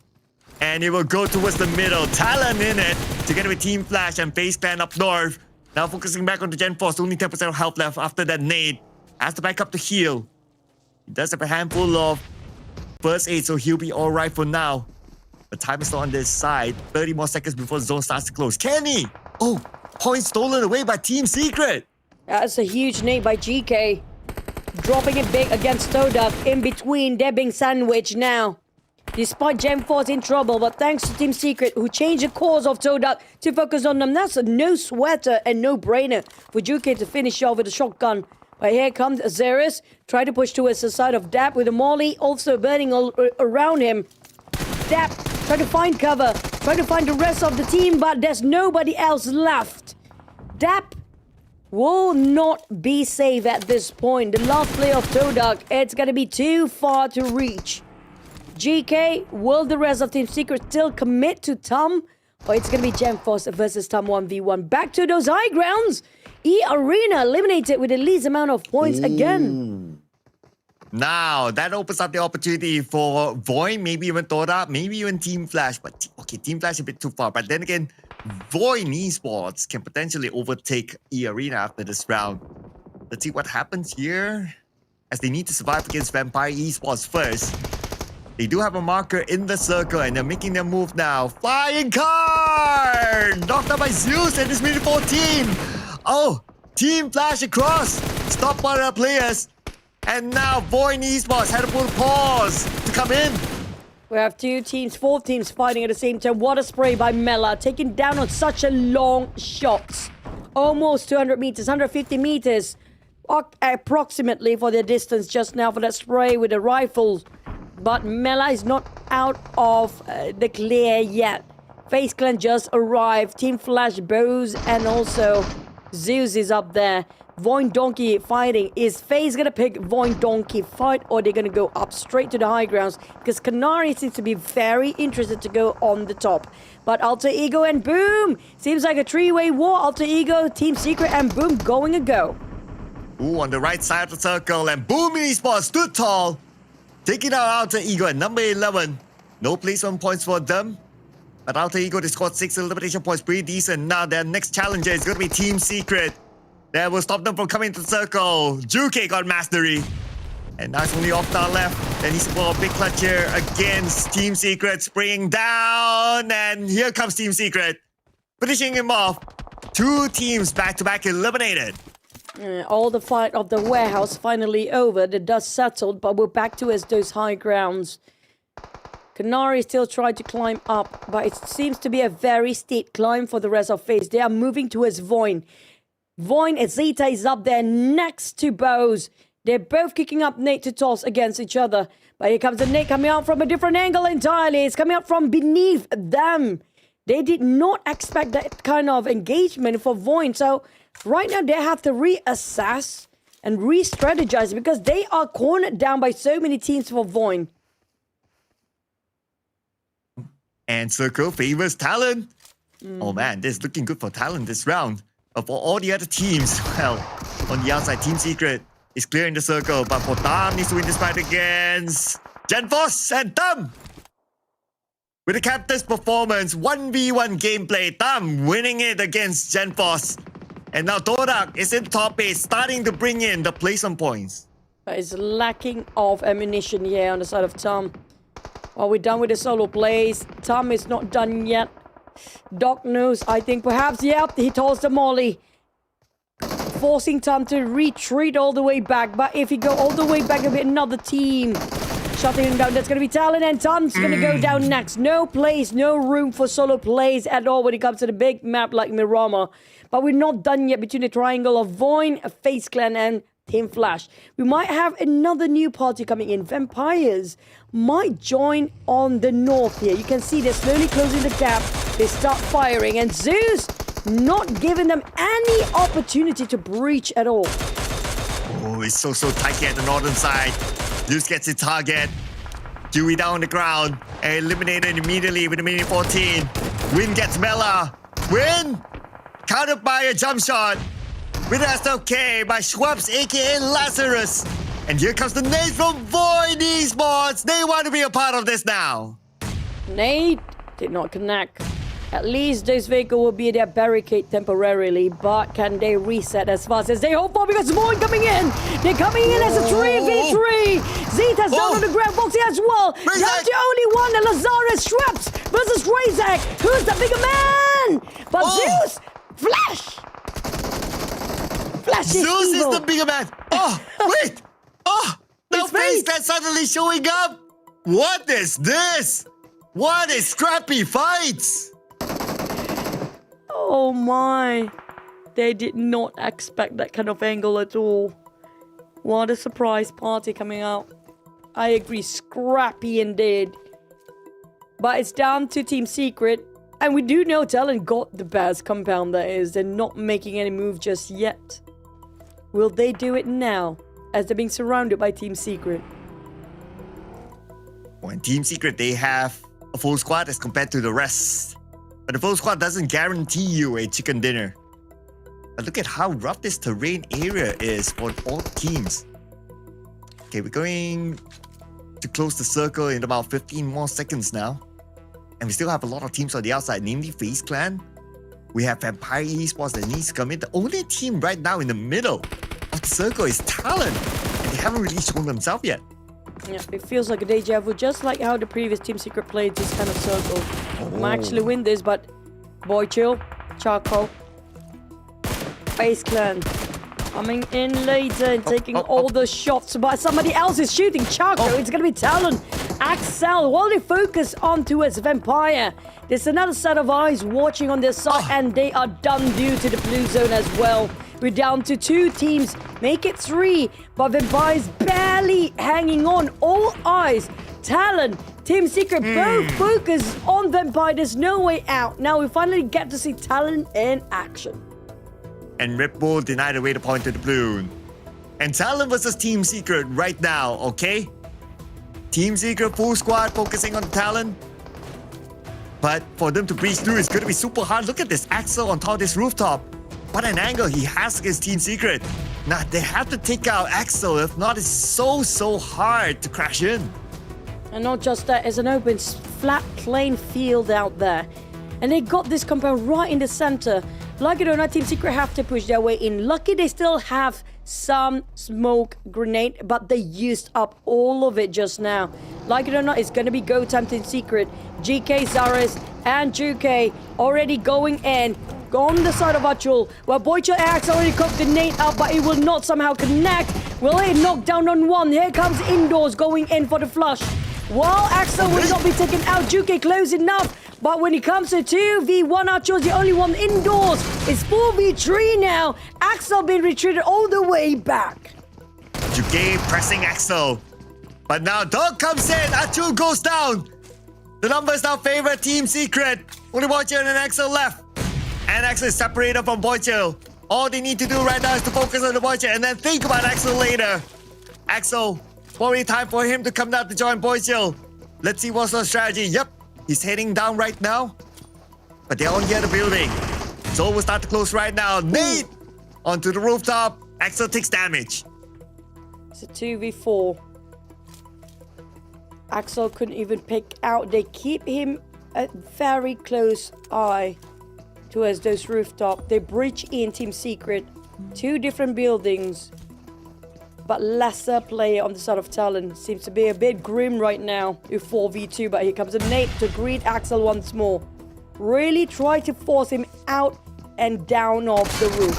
But Boychill going in. He was put out GK. GK's on the ground. Here comes Boychill. Oh, rid of trade. 1v3 on Axel. Axel got Juke. But it's still going to be Team Secret. The more you have, the higher chance to win their second chicken for the day during the Super Weekend. Team Secret. Son Dong Dong Dong MTB. Team Secret locks in the chicken dinner. That's an okay. You have to take out the plaster. Yeah, there you go. There you go. Yep, there you go. Team Secret locking in the chicken dinner for themselves. What a fight that was towards the end. And they had the numbers against TALON. Nothing special? Oh, okay. At least they're happy. Special.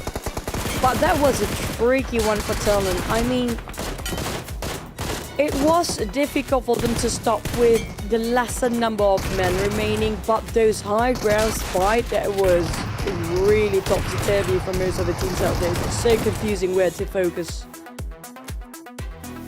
Yep, but now the numbers will not make us confused any further.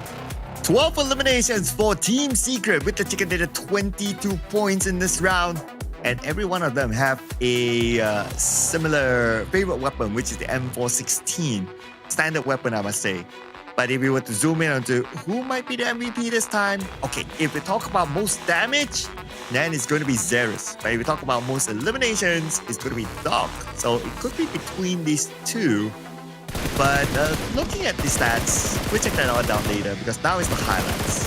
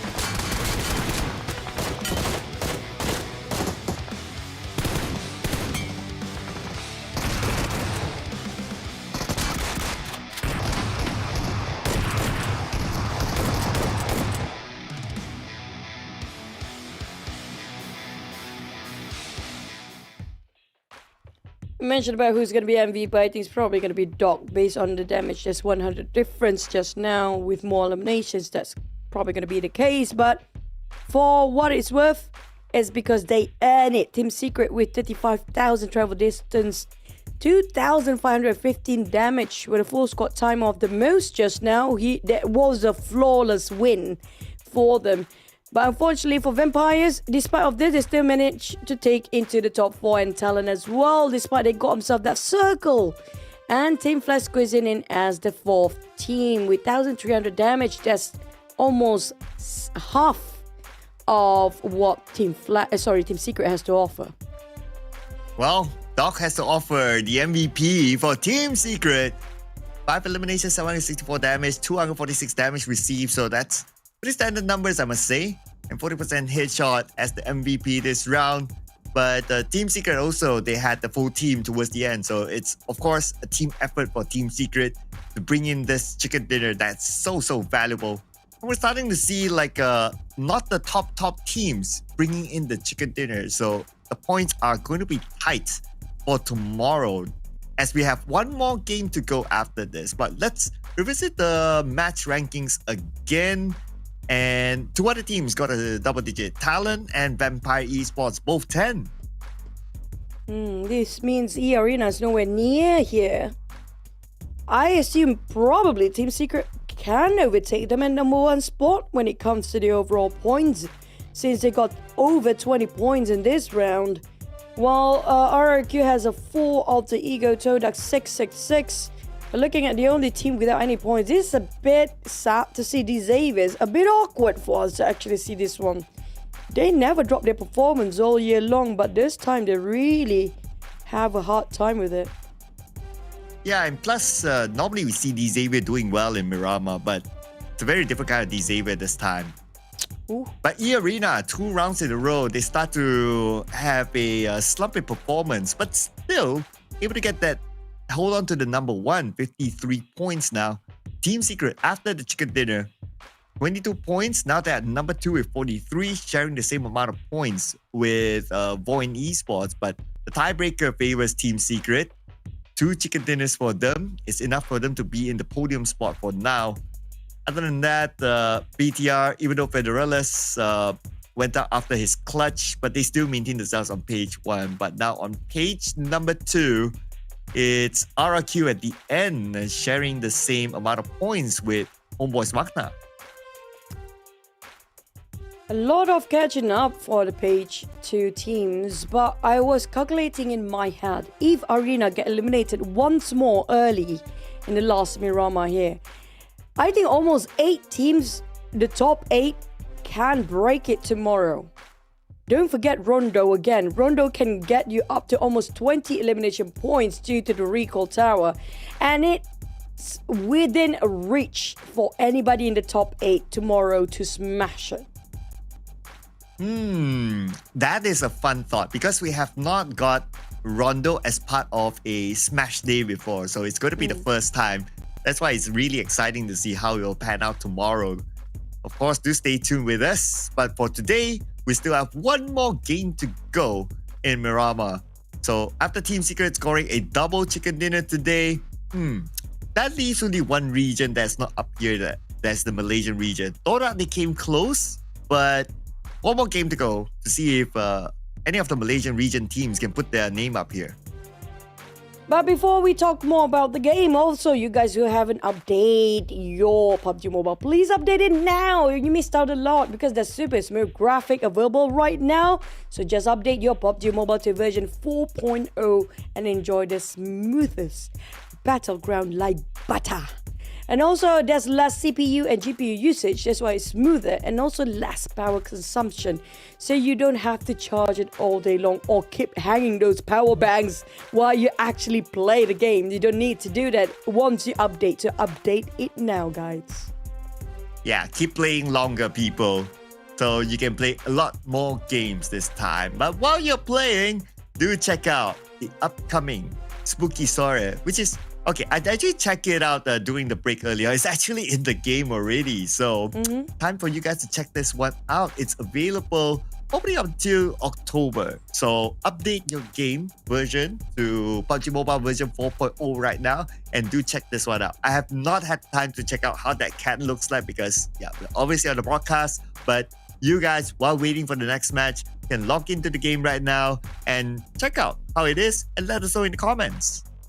Now, there's a lot of you guys waiting out there. There's a lot of fans screaming for this. Some of my friends just install PUBG Mobile because of this too. PUBG Mobile Player Unknown Battlegrounds Axe G-Dragon collaboration. The PC version already has it. We're waiting for the mobile, the best version, which is going to be on 19 September. Console September 18. But we care about the mobile, okay? September 19, guys. Remember that time. And don't forget, if you actually do see it, don't forget to hashtag PUBG Mobile Axe G-Dragon. Now, back to the mathematics and the points. I think just within one Rondo map, we're probably going to have a smash rule activated.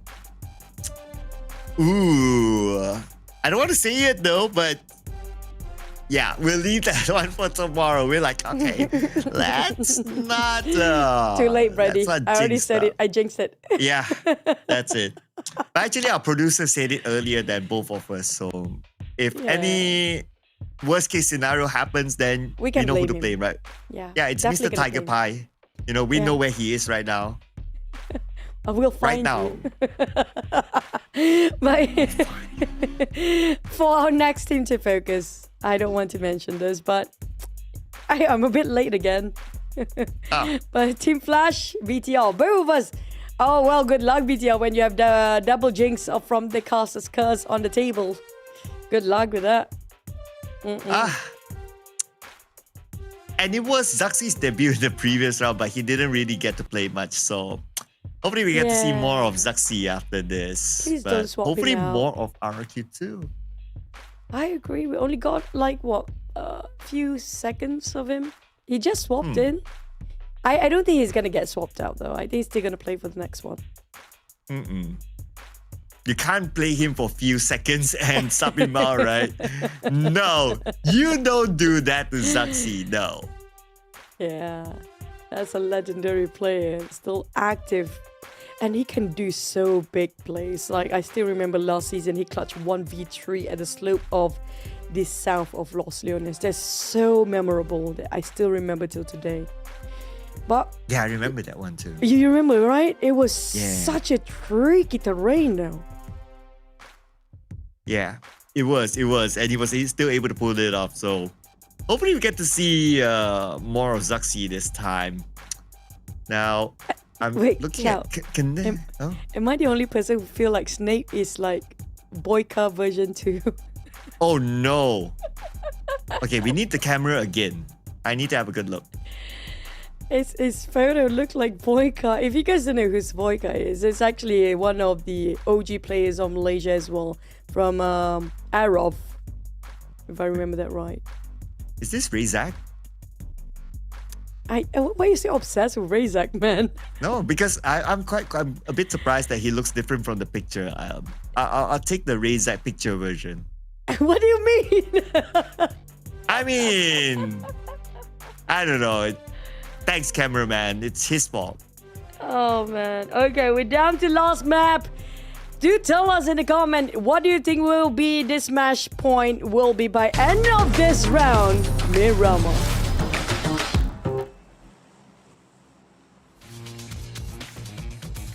Okay, last game for tonight it is before we set the match point for tomorrow, people. Final Miramar. Put your support for your favorite team in the comment section. And let's see how will the gap be, or how close the gap will be from the match point after this round. Love this flight path. Love it so much. Just dividing the map very even. You just wait for the teams to do whatever they need to do as per usual. I don't think... Maybe this is going to be where the teams start to go crazy. Like eArena, are they going to go run amok again to go and get those eliminations? To make sure that they will actually pull the gap. But one mishap, one misstep, they will actually give so much opportunity for the other teams to catch up now. Yeah. especially the teams, other teams at the top as well. So it will be interesting. Okay, this is in theory, right? It will be interesting if we have as many teams as possible with a small gap. Oh, yeah. Normally we see more of that on page 1. So when it comes to tomorrow, the first Rondo game where everyone can gain a lot more eliminations as compared to the usual maps. So it will be really exciting to see, like, after first game, imagine like 5 teams, 6 teams at match point. That is crazy. High chance La Rilera circle. And for that to happen, Cloud, now we have to root for bottom teams to actually get that chicken. Now, if RQ, Homebois, GLU, FaZe Clan, the ones in the teens actually scored that chicken, nah, that's tomorrow gonna be really fun to watch, guys. I like that idea. Okay, and for that to happen, yep, page 2 teams. Let's go, page 2 teams. Let's see, the Xavier, they are part of the page 2. Interesting. A very unusual spot for the Xavier to be in the overalls. I'm so not used to seeing the Xavier down there. I mean, it's the Xavier, and it's still the same lineup. Yes, they have a new player called Shin, but obviously he hasn't been playing, but they were not able to put up a performance. Boom Esports subbing in 0 for the final round. Let's see if he can change their fate as well, as he's also part of the page 2 teams. This is not where we want them to be now. The Xaviers. But it's the Xaviers. Maybe they'll surprise us. Origin. Micro. No. Yeah. Instantly taken out. But Lamborghini coming out with a UMP. The rest of Zeus will regroup. I think the rest of the Xaviers try to regroup, but they try to find the loot first. Now here comes the rest of them. Who will win this one? Team Flash or the Xaviers? Oh. In the moment they arrive, they take a decent amount of damage. But Bo got Nate. Oh man, this is looking bad for the Xavier now. Only 2 players. And here comes the UMP by Lambo. Double UMP, and he will get Bo. But no time to save his teammate. He has to win this fight first. Unfortunately, Nate still take it up by Tops from behind. And now Tops exposed himself. Who are they going to focus on? Okay, they're going to focus on the Tops now. Now Win get to choose whether they want to revive or whether they want to go for the fight. Probably going to go for the fight. Oh! Tops getting on 1. This leaving the Xaviers in a very tough spot now with last player remaining. To run or to fight. It's down to only Vi. He's going to go for the fight. Shotgun. Very clutchable weapon. He does have an M4, but oh man. We're talking about 4 players of Team Flash now. Levi's. It's going to be a miracle clutch if we can pull this one off. I'm looking at the player's cam right now. Because the Lamborghini is sighing. Well, Levi, the only one remaining. Slowly can hear the footsteps coming over. How to exit out. He's trying to get the angle. If he can clutch 1v4, that's going to be the biggest clutch. Nope. They know exactly how the Xaviers play. Here comes the corner, and that's just going to be it. Oh, we can see the side. Team Flash. The risk. Just now, their wrist was in pain. Try to hold the angle. These Xaviers. Well, that's out of equation for our bottom teams to have that chicken right now. Such a tough round for the Xavier again. No points at all. Oh well. I guess for us at the Caster's Desk, we'll be looking forward for the other bottom teams' performance. But for the Xavier, early exit for them in the final game. Tomorrow is going to be a lot of work for the Xavier. I think they're not resting tonight for these Xaviers. Knowing Lamborghini, they're probably going to pull all-nighter just to train even more. No rest at all for them. But it's actually a good news for the Vietnam region as a whole. We talked about this. Whether these Xaviers can be replaced one day. But hold that top, TODAK and TALON. Now, there's going to be both teams that seem to be on the top 10. Yuri down on the ground. TODAK, they try to catch up when it comes to the points, but can they execute? Kenny coming in with a UMP. The other three will abandon the ship. They have to sacrifice Yoru. It's too risky for them, these early conflicts. And TODAK on the other end, Boy Chill tries to hit his target. He sees Kenny, but a tad bit too far, not able to hit his shots. So I guess these two teams, they're going to call a truce for now. They do have a decent gap and both in the circle, so they don't really need to push it yet. So it's going to be a disperse for the both.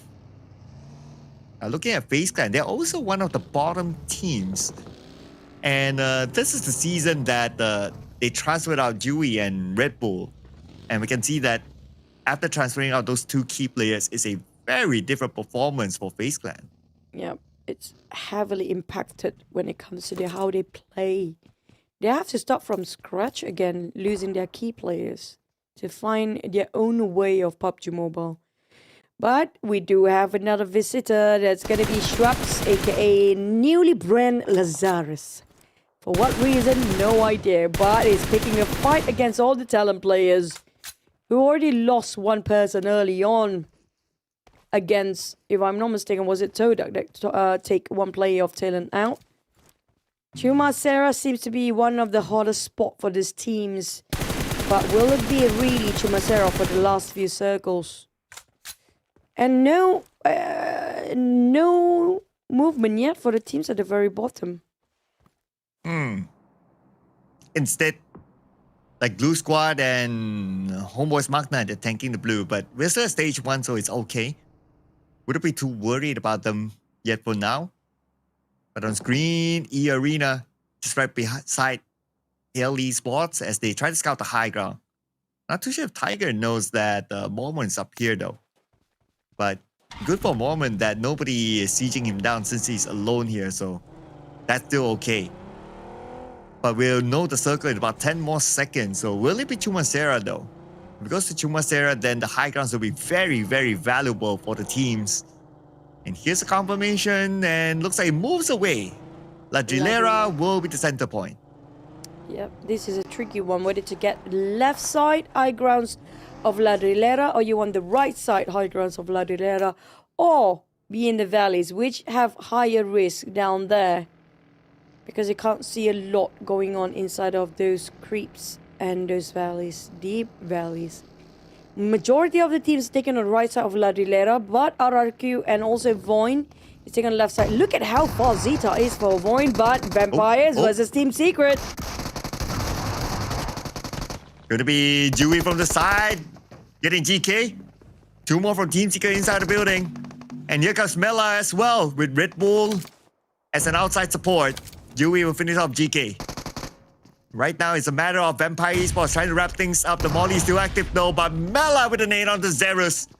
Now leaving only GK alone, goes up to the second floor, in the same floor with Dewey. It's a 1v1 right now, and GK wins the 1v1.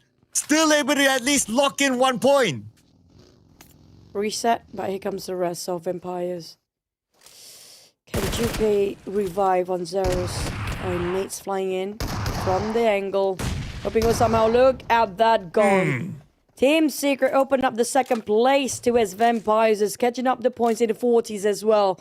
Now, I wouldn't worry too much for the team that already reached the 40s, but the teams that not even in the 40s, if they score a chicken, this will make tomorrow's benchmark of Smash Rules super low points. It's within reach for the top 8 teams then. And it also depends how like eArena does in this round. They have been having a bit of a slump, single digit after coming back from the break. So we'll see what sort of trend will it be for this round. Zeta gets Slim Boy.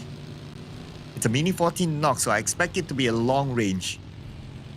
And no follow-up, so I guess that's going to be the case. But okay, yeah, long range, but he managed to land a few more shots, so now Limboy will surely bleed out. Keen is just too far. But Keen even knocked by Zeta. Zeta is actually so far apart from the team just now. He's coming up from behind, so he spotted all these guys in between VOIN formation. It was a very high risk play, but high reward indeed. They just keep taking and kidnapping all the players, picking off the single players of Homebois. He's repairing, really? Yep, he still has a bit of that time. Okay, multitasking, not that bad. You can repair and you can do biceps at the same time, why not? But that 3-layer circle. Okay, this circle is hard because you have like the 2 hills by the side, and then you have the road that is like the valley. So at some point you kind of like have to pick a side, like which hill that you want to play. So it's going to be a riddle for all these teams to like where to go, but at the same time, they have to win fights to be on top of the hill. So it's a very difficult circle to play. Oh, it's pick and choose for them. FaZe Clan still taking the blue zone. I think last I saw they're just on the outskirts of Chumasera. They might actually meet up with Alter Ego if that's going to be the case now.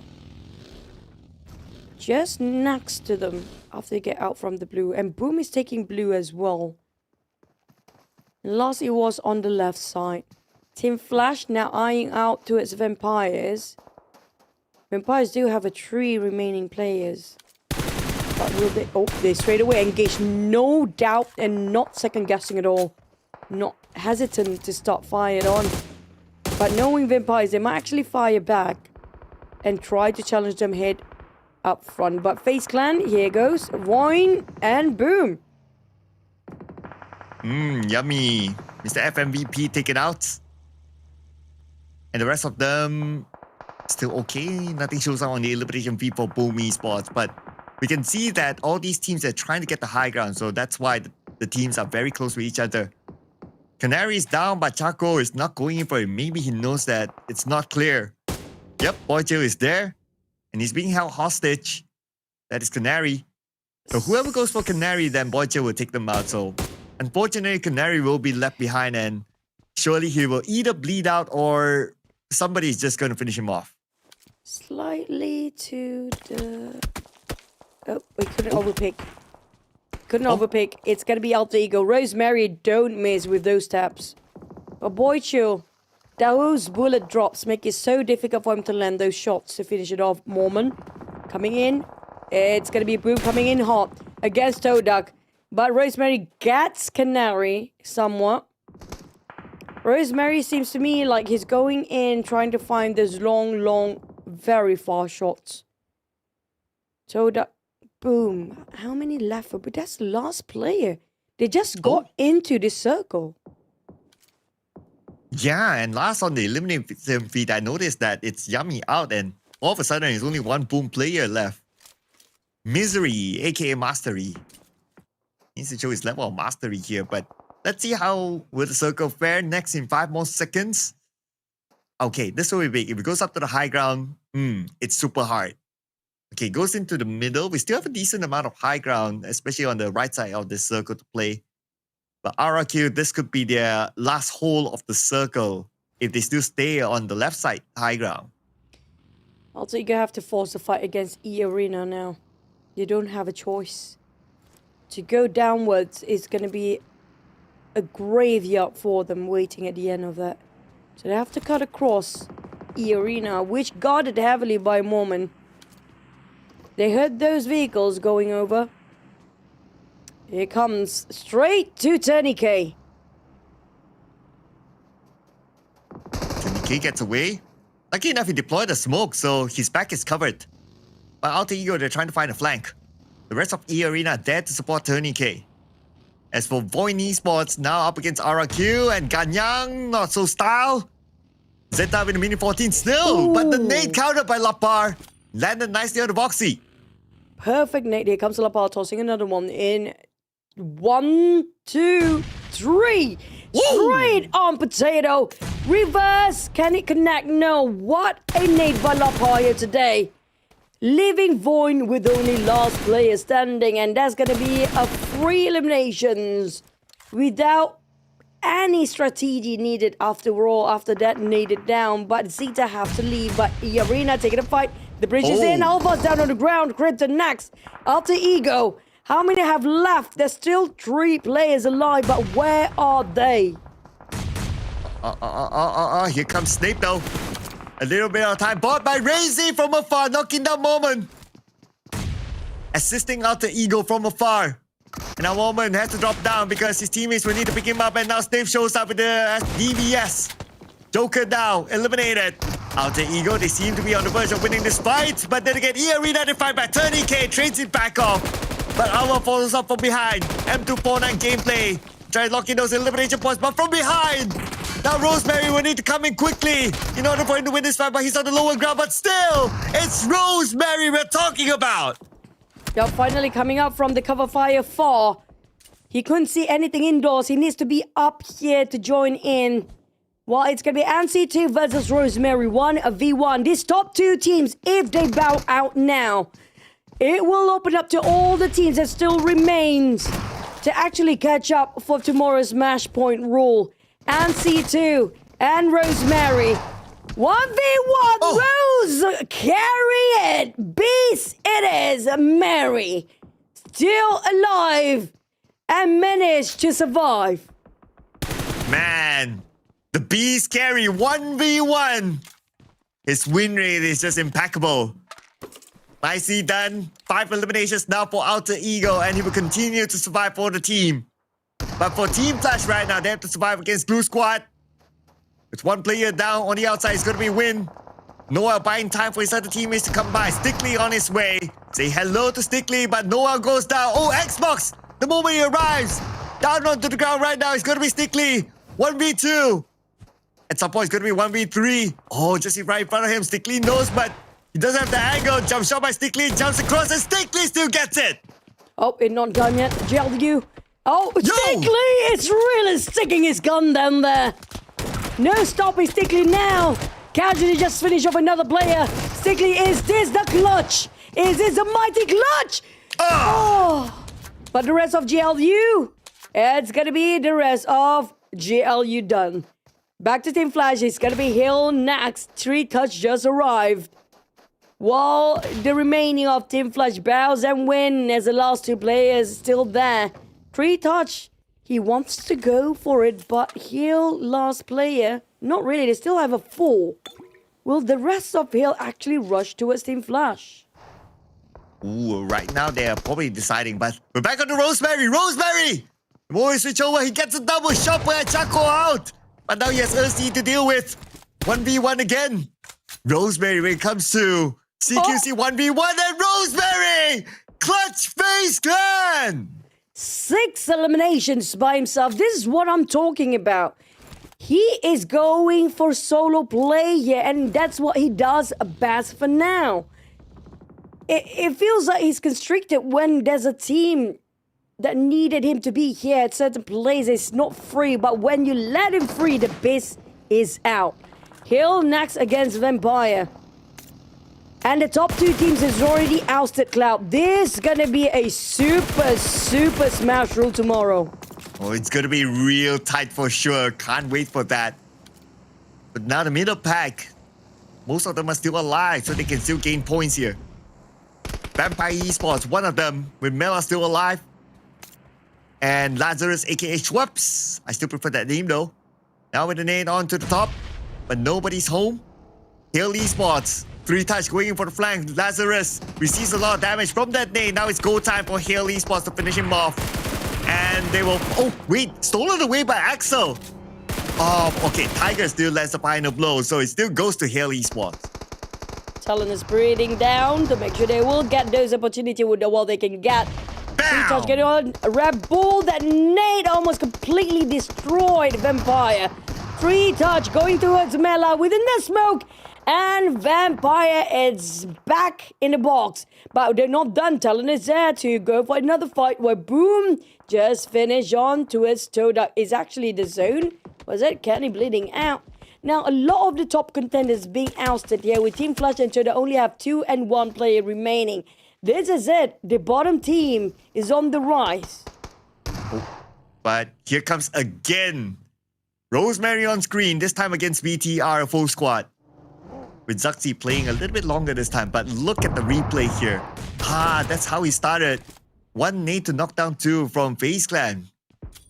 Rosemary, he can do anything at this point. He's doing everything at this point. He's clutching 2 teams consecutively at that. And now he's trying to shut down the entire team of BTR. Can he actually do it again? 1v4 once more.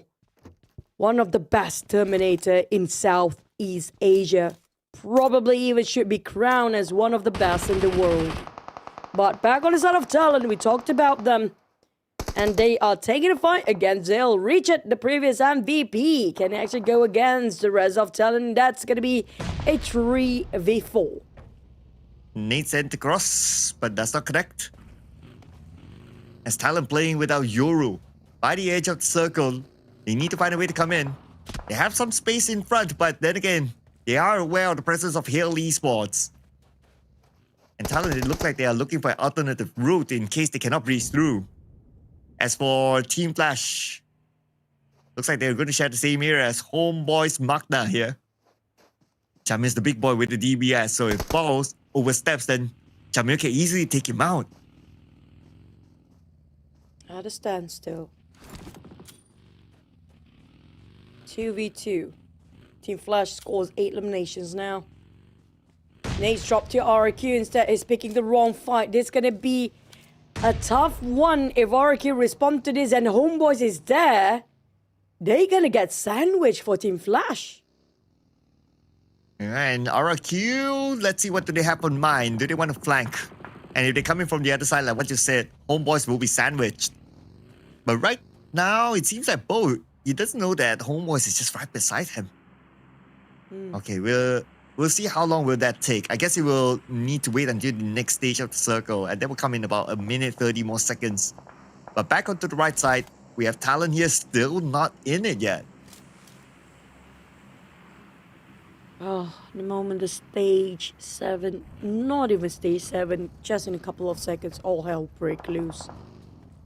We heard the gunshot coming up from Hill. Team Flash, there's Hill, there's Homebois. Last we saw RRQ spotted out where Bo's actually at. Team Flash, they are cornered down. But TODAK cornered probably by Master. Oh. Okay, it's going to be Frenzy and Mastery now. He stopped. I see we can nade. Oh, but instead, he takes damage of his own and Lapa land the final blow. Oh man, it was a 1v1, but RRQ just had to put him from behind. And that's Boom Esports out. Frenzy kind of saved by RRQ there. So now we're back onto the right side circle. Alter Egos got finished off by BTR just now. That's going to be Rosemary bowing out with 6 eliminations by himself. Next, TALON, Hill, and as well as BTR. It's going to be sandwich time for TALON again. Corner down from above and from beneath and behind. TALON, this is it. Boy chill. The last man standing. The smokes will actually buy him time, but he's driving straight into the eyes of BTR and Hill at the same time. That's going to be it. Another one bites the dust. We're living down with 6 teams. Now, we talked about the bottom teams to actually take the chicken here. High chance they might be. And this is getting more interesting now. Yes, the circle also favors RRQ and also the 2 players of Homebois MAQNA. But Hale Esports, BTR. Okay, they've already heard the footsteps right now. Richard makes a showing. Richard gets Zuxi. 2 more to go. Federales and Red Base. Here comes the nade. Launch across. Damage on the Red Base, but damage back on the Richard. Here comes the rest of Hale Esports. They're going to push BTR right now. They're going to take point on top of this hill. And there's going to be a crucial spot to try to take up BTR. They just need the vision now. But BTR Red Face managed to finish off one of Hale Esports, but at the same time, they're trading 1-2-1 for now. Richard's bleeding out while Pazzo is trying to find an angle. Tiger Axe will revive on Richard. Well, they're going to do the same for BTR side. They will go for the reset of the down players. But RRQ heard those gunshots. They're coming across the other side. Will they butt themselves into this business? I feel like they might actually try to go for those long shots and be a third party. Well, Tiger Axe, he is hearing those vehicles coming around. He spotted out Razy. But what a spray from Razy just now. Damage a bit on Tiger Axe. Oh, Tiger. He sees one Tiger in front of him. It's going to be Red Face, and Red Face actually gunned down by Gen Force instead. But Tiger, he locks in the elimination point, and that's what's most important. Spraying into the smoke, hitting his target. Federal is down to 50% of health. And it's still Hail Esports with a high guard advantage. And Federalis taking his time to heal up. He needs to do it fast. Tiger rushing in and he sees one, but the response by Federalis with the DBS gameplay. But Federalis countered by Pazorix. And right now 3 touchdowns as well. Looks like Hail Esports down to Pazorix. And they managed to clear off their opponents thanks to RRQ as well.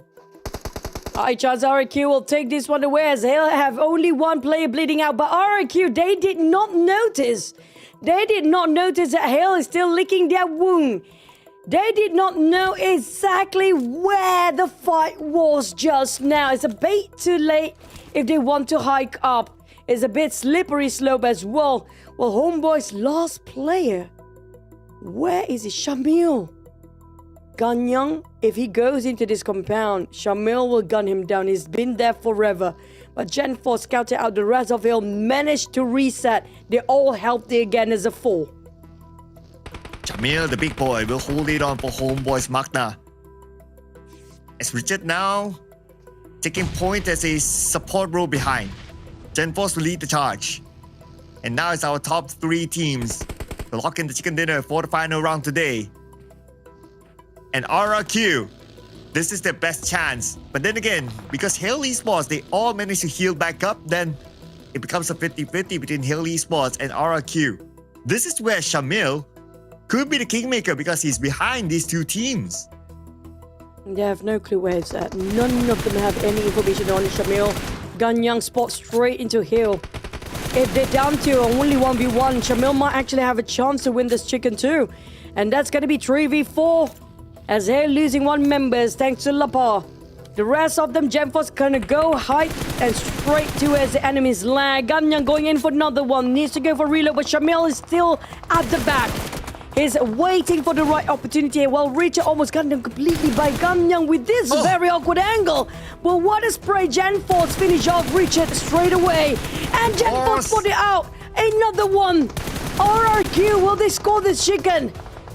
Will Shamil now take action as Hill living with only Tiger Axe last player? Well, their elimination points now equal a chicken dinner. 10 elimination points at least. And now Shamil managed to stay up to a 2nd place for Homebois MAQNA. Well, 1v4 with the blue right behind him. It's looking pretty difficult for Shamil, but nevertheless, as a fighter he is, he will not give up. With M4 and DBS, he'll try to find whatever that he can in this final moment against RRQ. And RRQ, does someone have an idea right now? Shamil taking damage, Shamil shoots, but Shamil not able to score. Instead, it's RRQ from the depths of the overall rankings, now back with a chicken dinner. Oh, this is gonna be topsy-turvy. When the bottom teams start to rise, finally Gemforce happy to finally get to stick that chicken on the wall. But when it comes to the overalls, Cloud, this is going to be super interesting. The gap is very small between the teams to go for the smash rule tomorrow. Oh yeah, and that makes things really, really interesting for tomorrow. Man, it's one of those Smash Sundays that you don't want to miss, people. We're going to check out the final flow here. And a lot of fights involve Hill Esports and BTR, while RRQ, they stood apart and they took pot shots against 2 teams and they took whatever they could. And when the fight ends, it was pretty straightforward for RRQ because they had the high ground advantage against the remaining members of Hill Esports. And then when it came to only Shamil, well, 1v4, and we all know the result here. But when it comes to damage-wise, I think one of the highest, if Alter Ego is up here, probably going to be Rosemary. We have to agree to that. But we had the winning team here. It's going to be RRQ. Congratulations to Lapao, who is definitely going to be MVP with the 5 eliminations, 806 damage. They tally up to 12 eliminations plus that chicken dinner. Definitely going to push themselves probably in the top 5 or maybe in the top 8 by now with what they perform in this last map of this Super Weekend Day 1. It means the gap between the first place and the rest is not so much. Let's relive how RIQ get the last chicken today.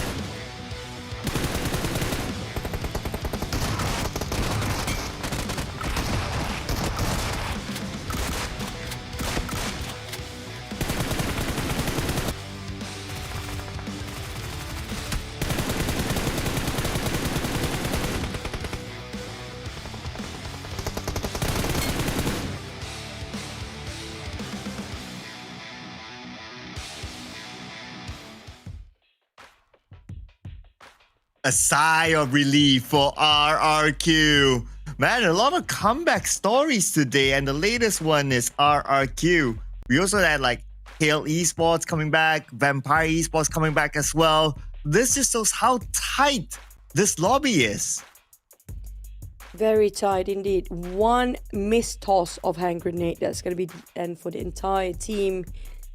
And I have to say, RRQ, they're actually moving proactively throughout the map, despite they're not having the most when it comes to utilities compared to Hail, 15 hand grenades, or even BTR. But there was a lot of early eliminated top teams just now. I'm talking about eArena, VOIN, Team Secret, VPE, they all been taken out so early. This is the rise of the second page. They might catch up for tomorrow's game. This is where I can't wait to see the points. But now, we're going to see Lapar is our MVP this time, with 5 eliminations and 806 damage.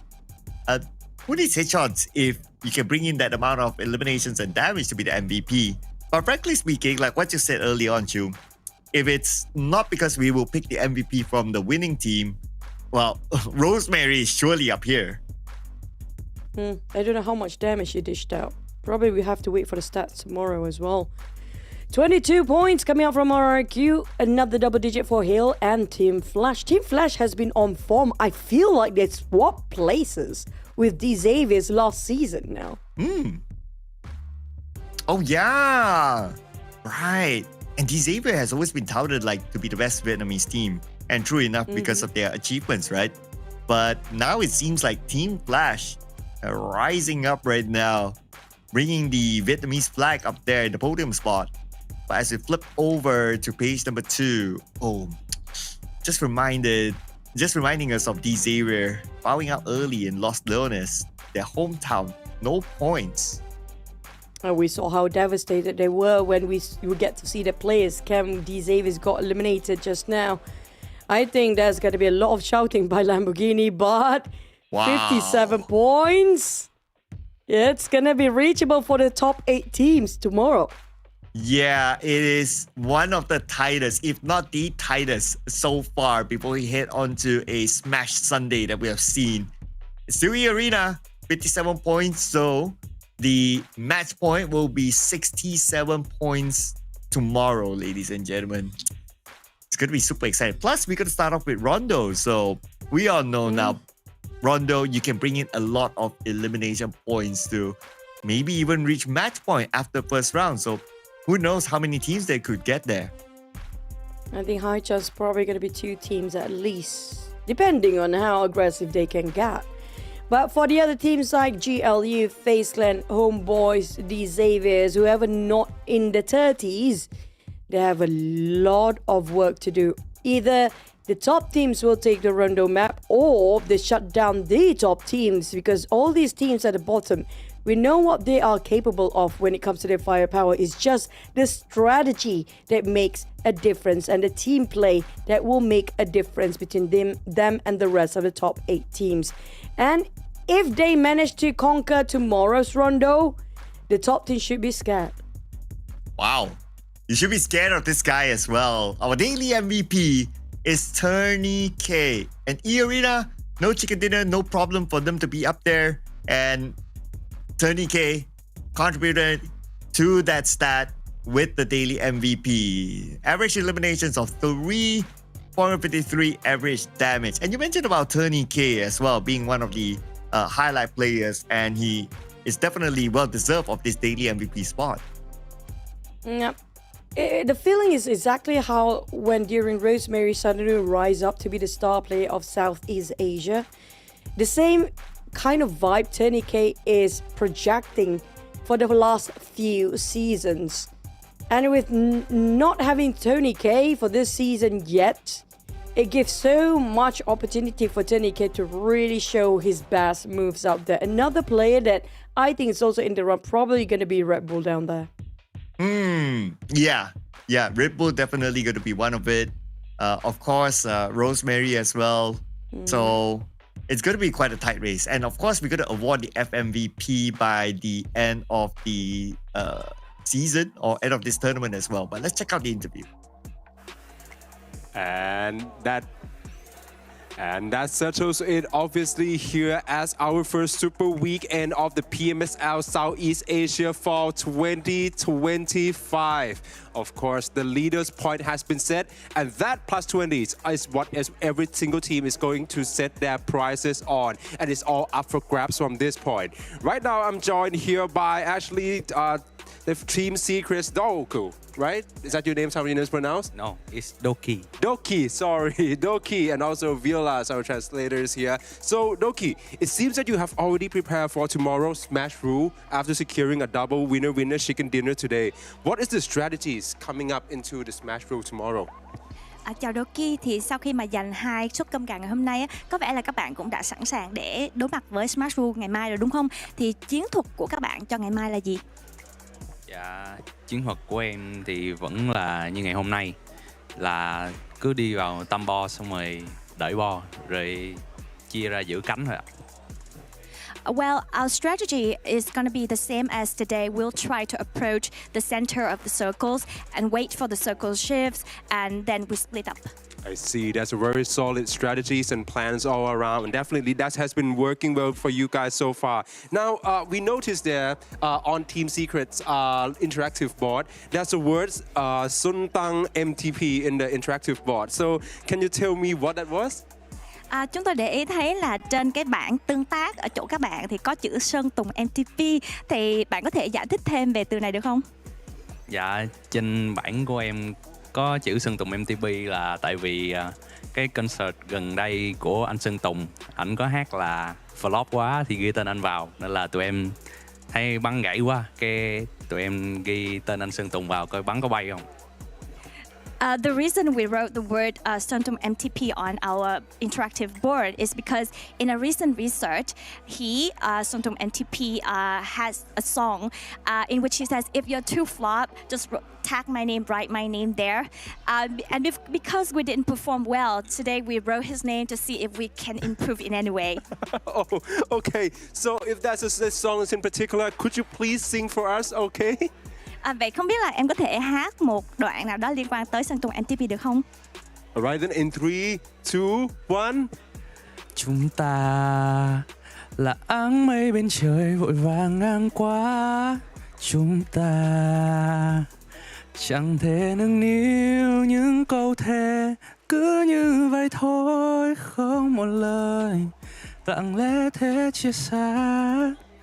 Chiều mưa bên hiên vắng buồn, còn ai thương ai mong ai, điều anh luôn giữ kín trong tim. Dang, this guy just go for a full solo set. What a vocal he has there. I'm blown away by it. That's lovely. That's lovely. Now, let's get back to PUBG Mobile, all right? Is there any particular teammates here who helps you adapt and learn the most in your current team secret? Thì nói về đồng đội hiện tại của bạn, có ai đã giúp bạn thích ứng và học hỏi nhiều nhất sau khi mình tham gia vào Team Secret hay không? Dạ, từ khi em tham gia vào team á, thì 4 anh em, anh Ki, anh GK và Zerus và UK, thì em là người mới nên là 4 anh em đều luôn chỉ em và chỉ em rất là nhiều thứ để em có nhiều kinh nghiệm hơn trong giải đấu. Since joining Team Secret, I've got a lot of guidance from all of the other members, GK, Zerus. I see. So it's a team effort then that helps you to improve and also to adapt into the team, right? That's lovely. Now, with tomorrow match, the smash rule, right? It's just going to give the top team the extra 20 points. So how many games do you think it's going to be? Khi mà luật Smash Rule được áp dụng vào ngày mai á, và đội sẽ có thêm 20 điểm cho đội đầu tiên. Vậy thì em nghĩ là sau bao nhiêu trận thì mình sẽ kết thúc ngày thi đấu ngày mai? Dạ, tổng cộng có 8 trận luôn. Dạ, là chắc tầm 8 trận đi, sẽ bắn cho nó nhiều ạ.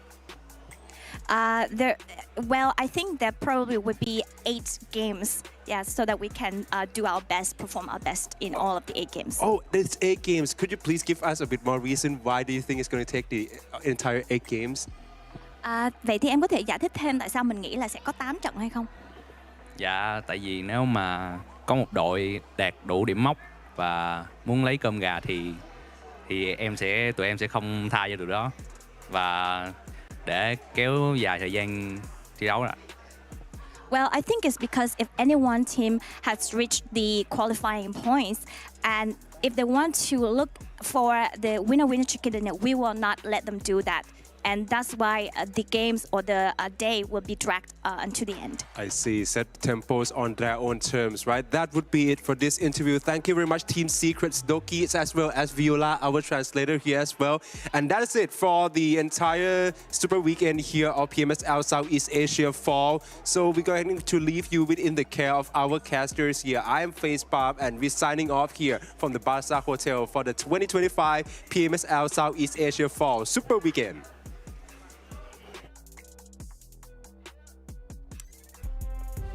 We have day 2, and I love the song. His voice is good.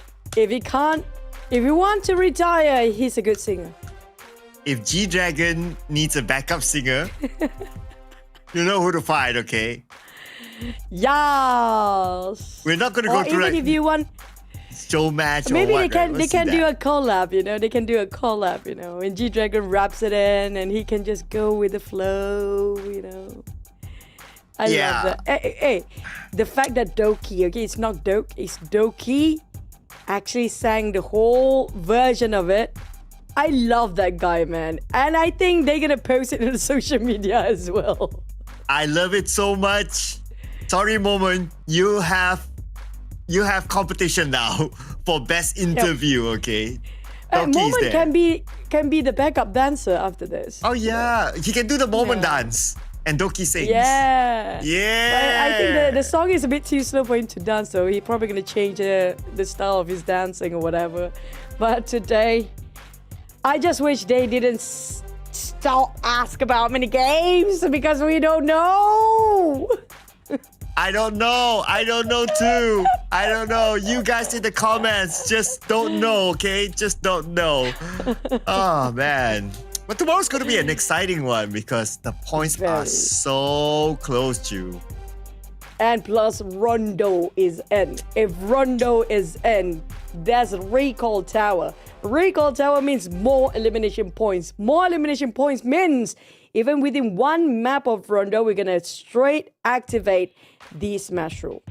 Yep, but we are going to straight activate the ending scene, ladies and gentlemen.